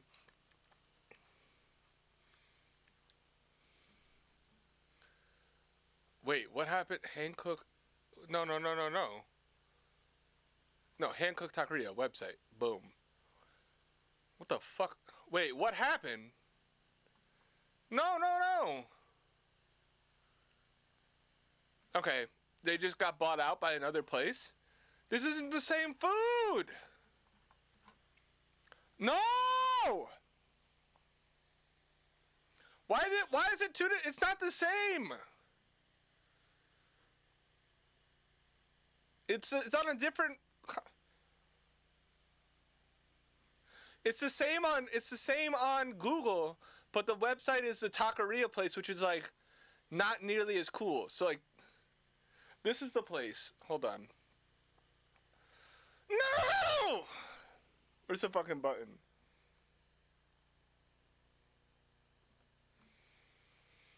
This is the place right here, and it's my favorite place. It's so good, but this like they didn't have. It looks the same. This is the dish right here. The mushrooms are so good. All right, it looks the same. It looks the same, everybody. It looks the same. This is it. It's so good.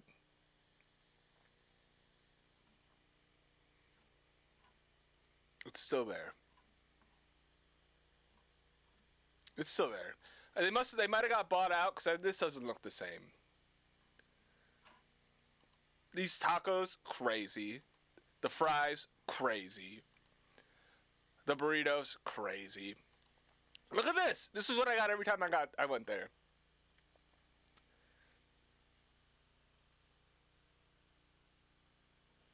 It's a Korean taco, bro. Judging the lettuce.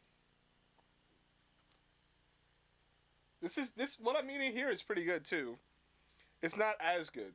Don't get me wrong.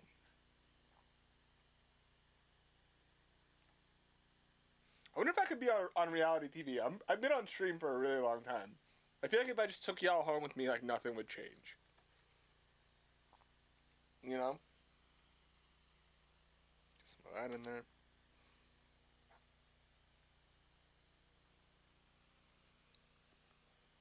All you would get is like my girlfriend yelling at me sometime.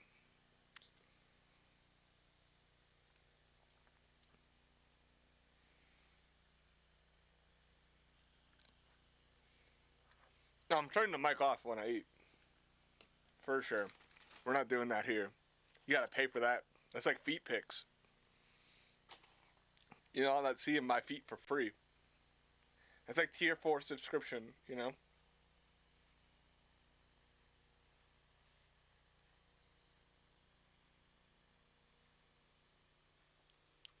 I know, like, all those, everybody who loves feet, like, y'all pay him, bro. I know y'all got that money.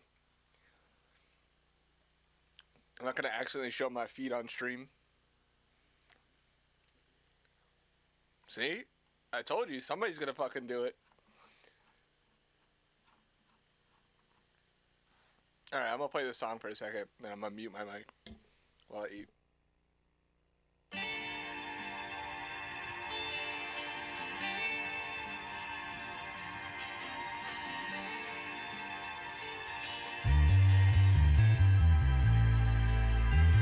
I'm talking VIP at bars, whipping foreign cars, buying up cigars, smoking with the stars, flashing lights, flashing lights. I'm talking house up in the hills, bank account got mills, 100 spotted wheels, my fantasies are real, flashing lights, flashing lights. Don't wanna be materialistic, cause this lifestyle's so imperialistic. And every day I'm looking at my statistics, going ballistic, and the law's my witness. And I ain't even talk about evangelistic, but jealousy of others can be so addictive. The sky's the limit, but is it unrealistic? My dreams right now so idealistic. Man, could you even blame me? Ever since I could remember, it was cool to act fugazi. Niggas roll around in Versace robes with a Versace sheets, all blacked out whips, and they back. Bro, what did Mike say now?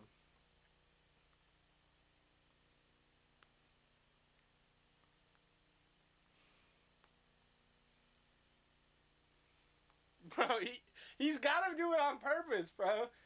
Every time.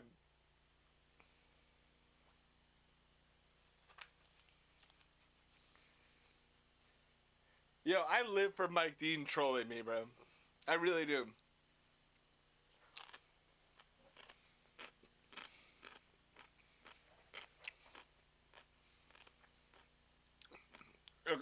Me trolling, it's always me trolling Kenny and then Mike trolling me trolling Kenny.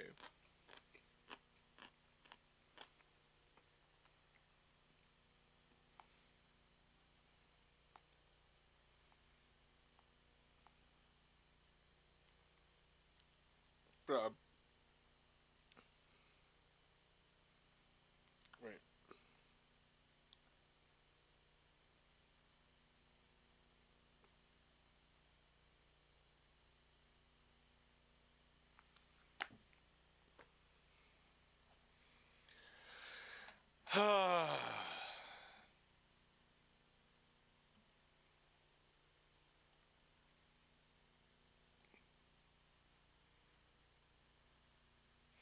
Nah, bro, Mike trolls me, bro. He'll text me after and be like, I'm the troll master. Bro, he's trolling.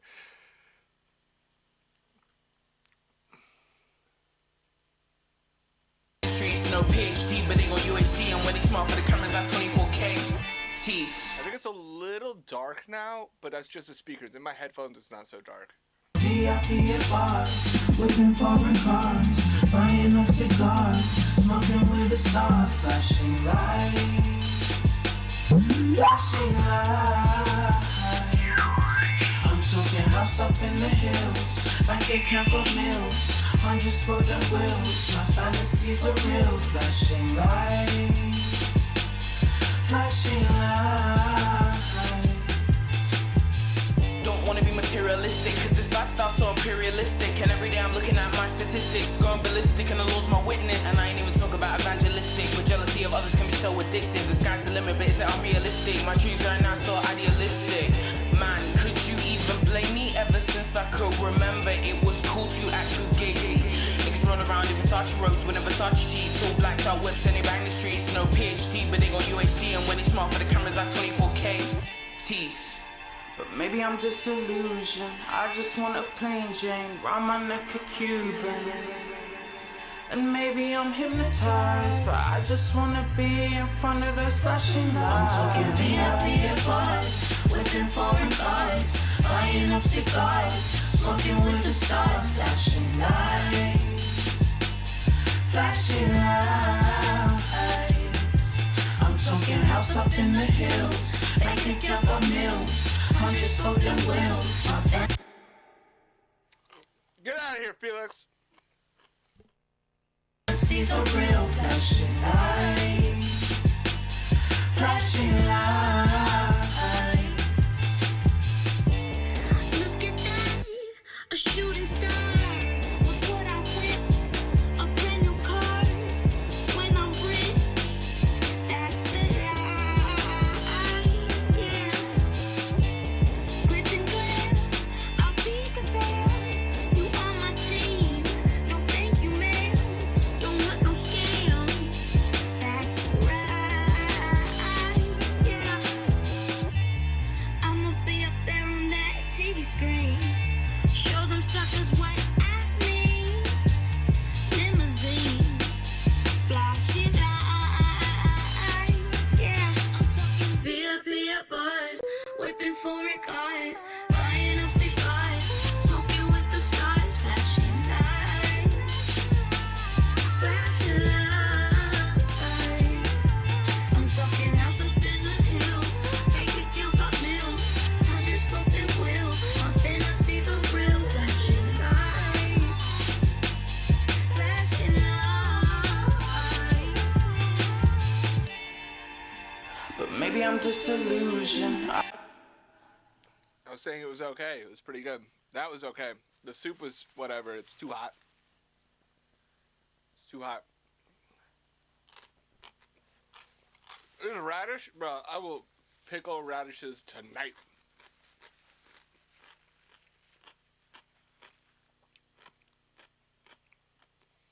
Well, if I can get less on stream, like obviously 42, but like, bro, we need like a 30-hour stream. We need to be like an 8-part stream. We'd get through one topic with less in 2 hours.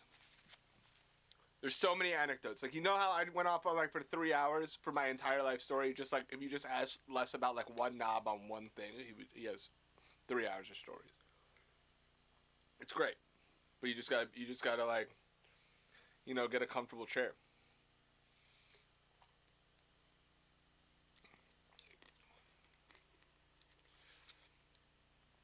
Jay Voti, have you said anything like not negative in the chat?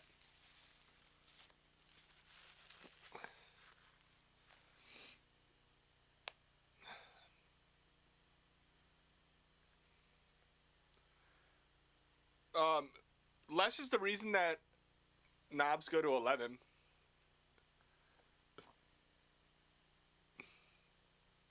Like straight up. I think he also invented something on tape machines like the punch function or some shit like that. Like, I'm not even kidding. Like, he really is the reason knobs go to 11 on the SSL. Like, that's not even like that Spinal Tap joke is like less, bro. That's pre that movie. That's less. Like, do you understand? Bro, less is a part of everything.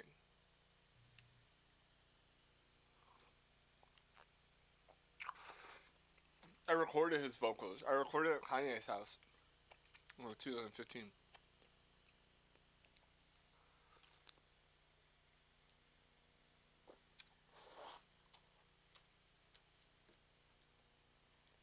I would love to move to. I would move to Toronto tomorrow, bro.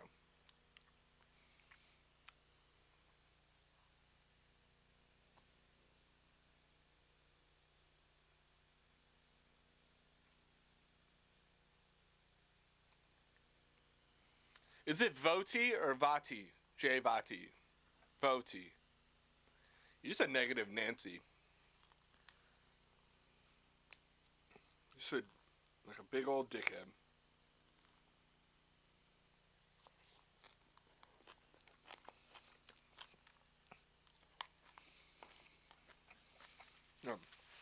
No, less, bro. Do we show the video about less again? If y'all really don't know about less, what do y'all know? Do y'all try and learn stuff? Come on, man.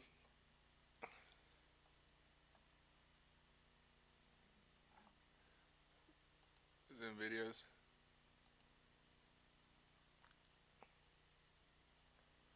Less, bro. This guy. Les, man. I just showed this on the last stream.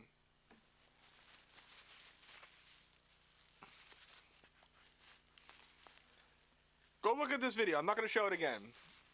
I'll show it again. Fuck it. I don't care.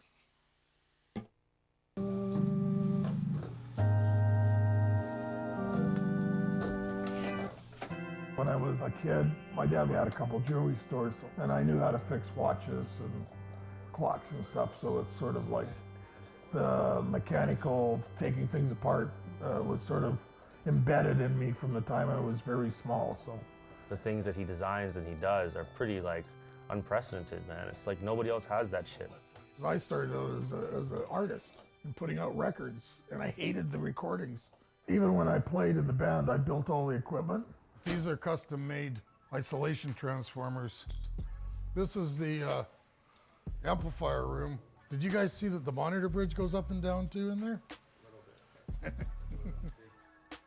My speakers sound better than anybody's, I don't care. I've been to a lot of studios. No one's system sounds as good as mine. And that's because of Les. You can definitely get some bottom end in this room. Let's hit it.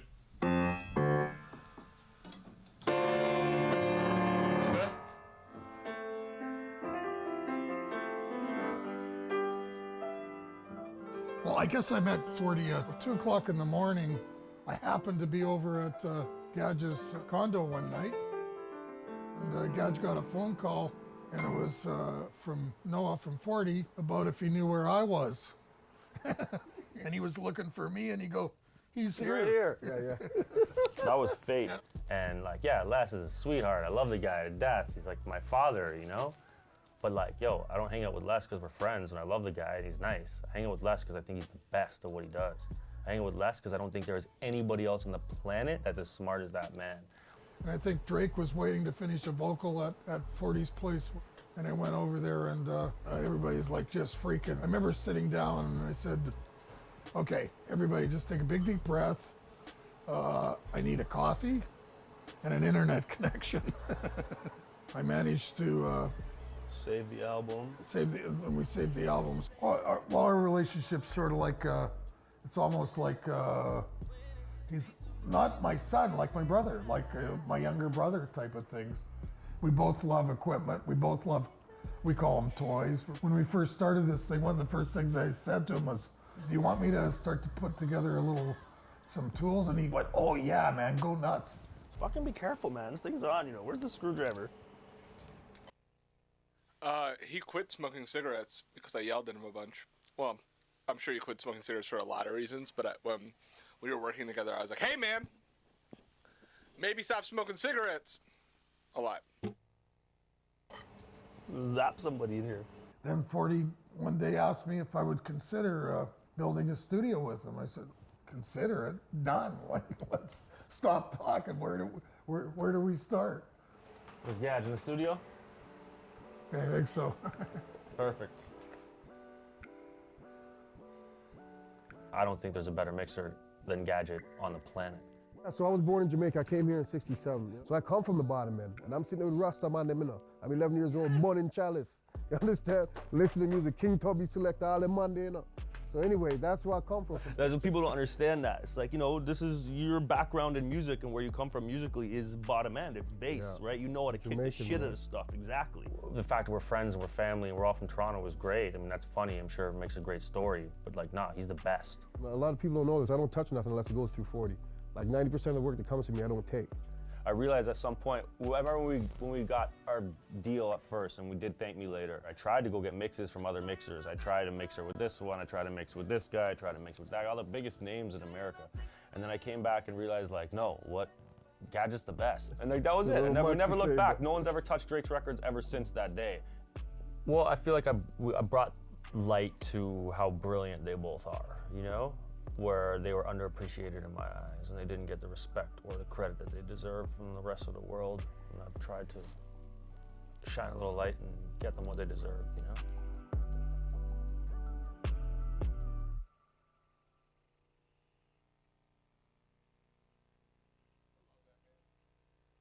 I love that shit. 40's like really like genuinely one of the best dudes I ever met in music.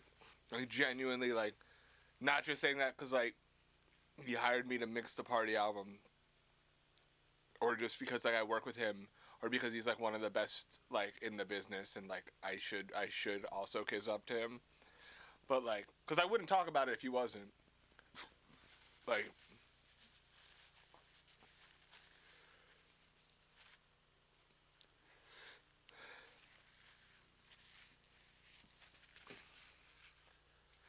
I mean, I smoked from 18 to 8 years, so 18 to 26, right? Never really got to like a pack a day, but I've gotten close. I've had a pack a day in a day before, but food's whatever. It's okay. A little disappointing. The first time I had it, it was much better. And I've been like on the search for good bibimbap. And then before I went fully gluten-free, I was on the search for really good Dan Dan noodles. I quit cold turkey one day because I just felt gross all the time.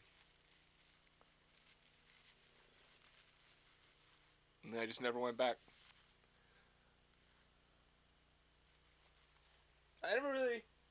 Like, I miss cigarettes, I don't miss smoking. That makes sense. If that makes sense. I don't really miss smoking cigarettes. Or the concept of smoking. I'm just like holding a cigarette. That never goes away.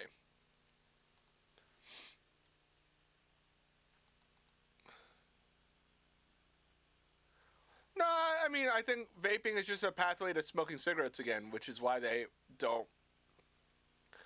The reason that tobacco companies haven't really, like, lobbied to get vaping completely gone is because vaping makes people smoke cigarettes, too.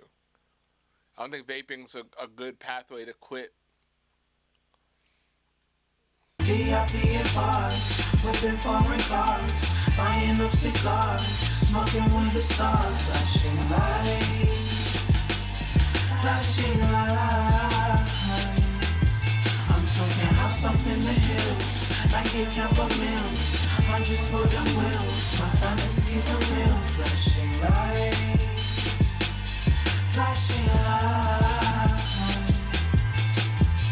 Don't wanna be materialistic, cause this lifestyle's so imperialistic. And every day I'm looking at my statistics, going ballistic, and I lose my witness. And I ain't even talk about evangelistic, with jealousy of others can be so addictive. The sky's the limit, but is it unrealistic? My dreams right now so idealistic.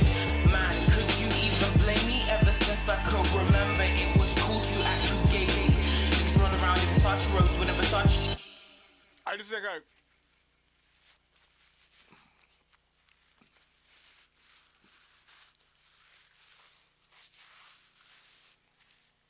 we're almost done here. I gotta fucking mix at some point. It's like a lot of master engineers will DS a mix, right? All together, because they're looking. There's like harshness that comes through after compression and after limiting that, like, the resonant harshness, you know, pushes through, and you can just DS.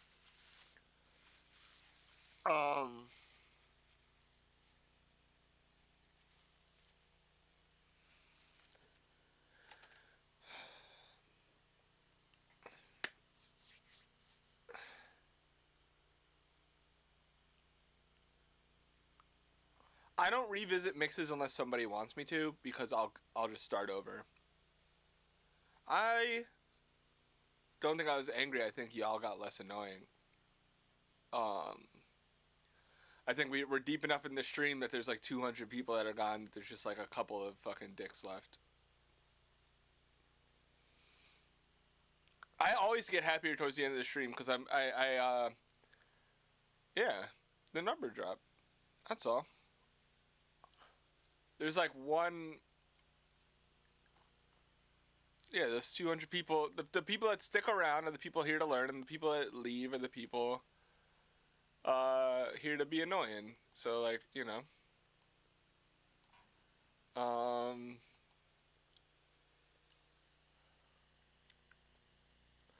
Bro, I mixed on headphones for years, man. I mixed and recorded almost solely on headphones. I had to. I was in a bunch of shitty studios. We moved studios every day. We were traveling around the world. Every studio around the world sucked.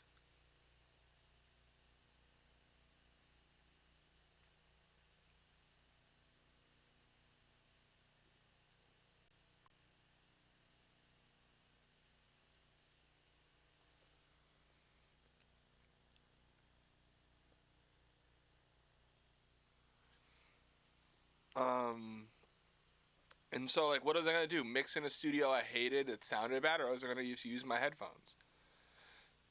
It's not about... So, one thing you got to understand that with rooms that aren't treated, and with headphones, and with speakers that you don't necessarily trust, is that you're not mixing to make shit sound good in those headphones. And you're not mixing to make shit sound good in those speakers, in those untreated rooms. Right? You're mixing to make it translate into other rooms. So you get used to what good low end sounds like in these headphones, and you get used to what good low end sounds like in your untreated room, and then you mix to that. If you mix and you make shit sound really good in a room that doesn't translate, your shit won't translate. So if you're like, oh, I need a good room, you're not thinking correctly, because what you need to do is learn how your room translates. If you learn like, oh, there's a boost here, there's a cut here, there's muddy phase issues here, there's standing waves here. You know what I mean?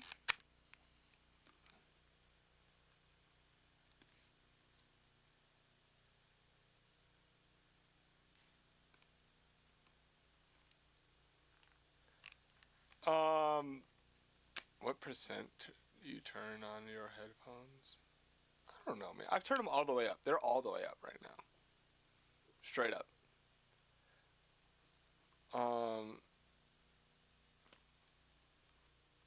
Used to the hate?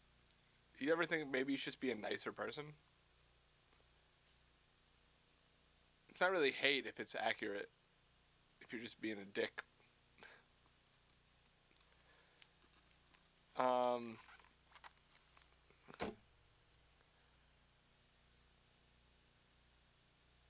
Right.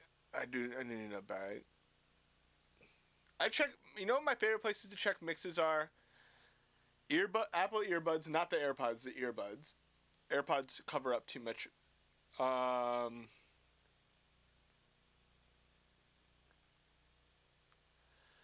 Laptop speakers.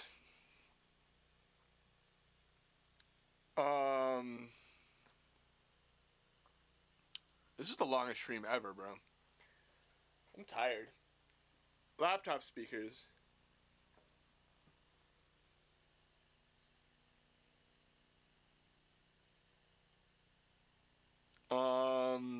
HS5s, cars, and then like a shitty Bluetooth speaker.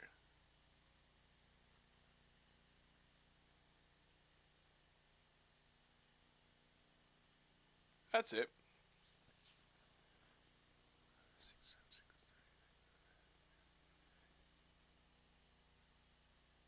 See, yeah, that's cool. Like checking your mixes in a TV, that's sick, man. That's awesome.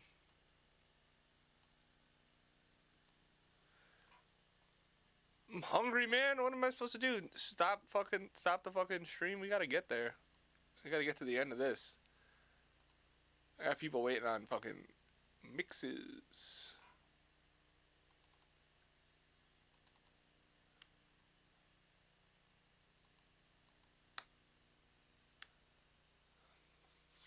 I'll play it one more time. I'm just bouncing it right now.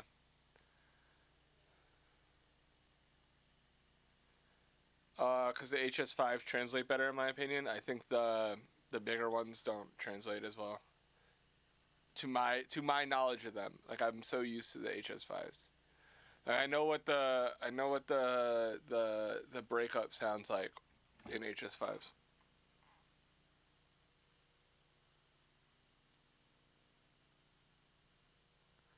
Nathan. Classic Nathan.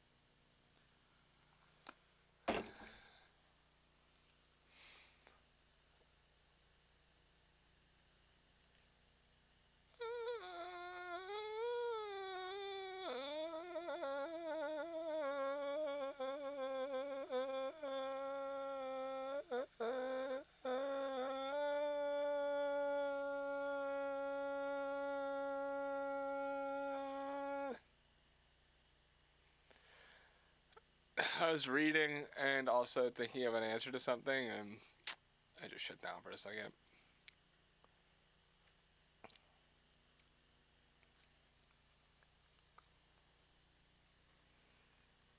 Eat all the rice. The rice to stuff ratio from this bibimbap is crazy. It's like this much rice, this much stuff. Should be mostly rice. You should be getting like a little bit of each thing with a lot of rice.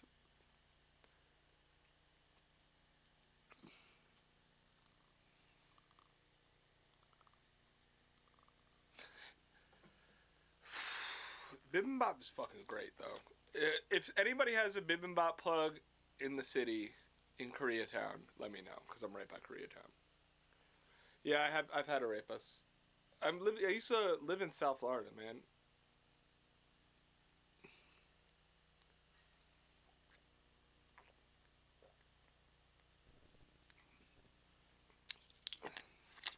Shit was on like every corner.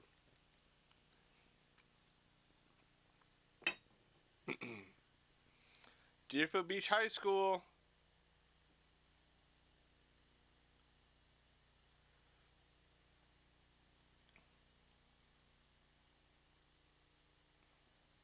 This place in Atlanta called Arepa Mia.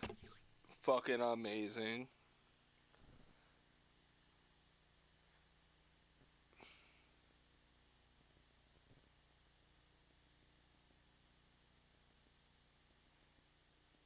I have the most watched Red Bull video? No way. And it's the bad one too. Like the good one is the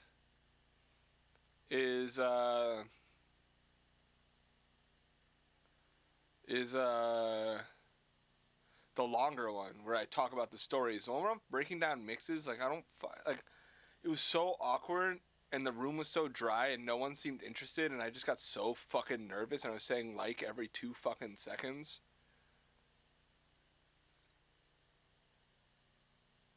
Shit was scary.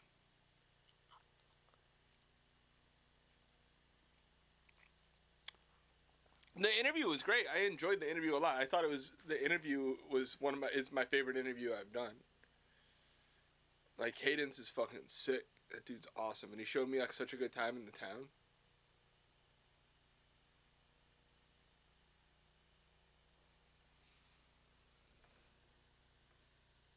Yeah, the one on the couch, the Red Bull one, not the one at in the studio. I didn't even know I was doing that, by the way. They just like led me to a room and they're like, okay, now mix a song for the kids, and I was like, ah. I thought it was one thing, and they had to do like a radio interview too. And and they also had like hella wine.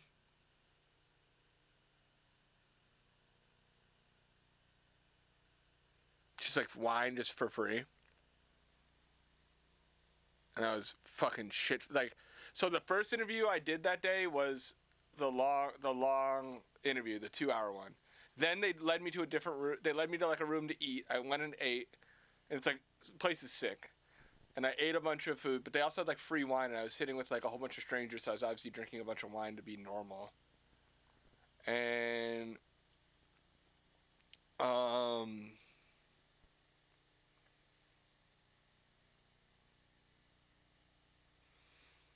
then I went and did like the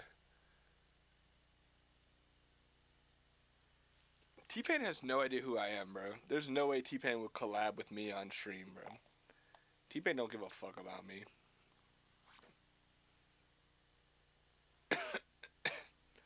So then I was like a little wine drunk, and then I did that video, the one where I say like a million times, and everybody clowns me for that.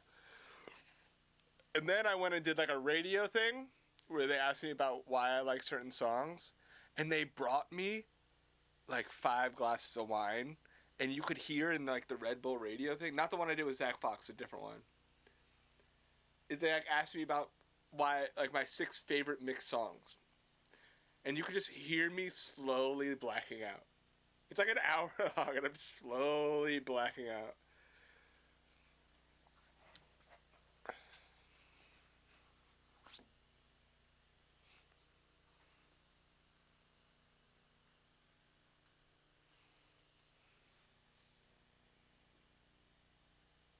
32.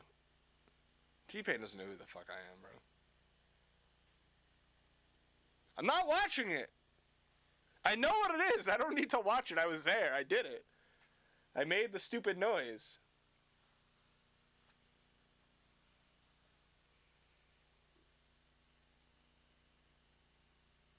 Is it auto-tuned?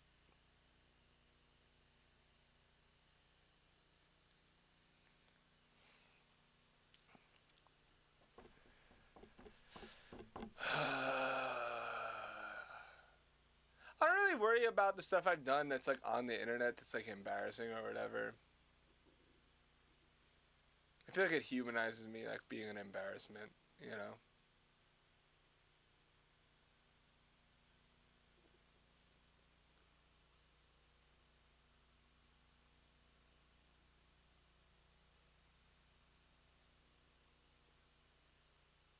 Oh wait, let's host somebody. Let's host somebody. I'm gonna go work. I got work to do. I'm freaking out, man.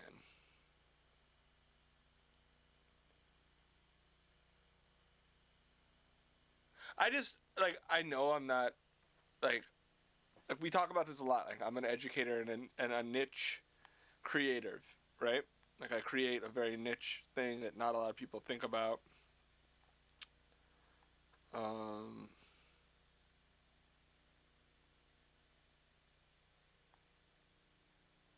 What's the Bobby doing? He's one person. Oh, he's playing. Bob, why are you doing this? Why are you playing multiplayer?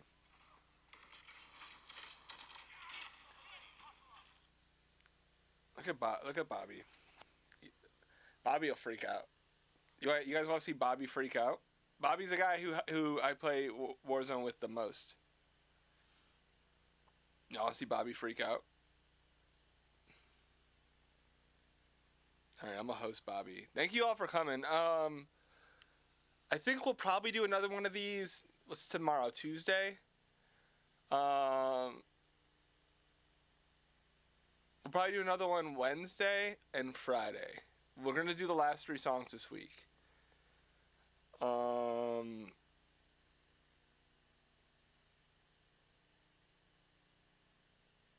Tomorrow's Wednesday? No.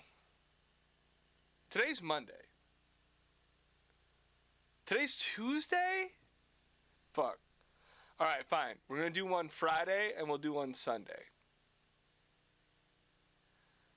Nobody leave. We're hosting Bob. Don't leave. And y'all gotta be nice to Bob. He's gonna freak out.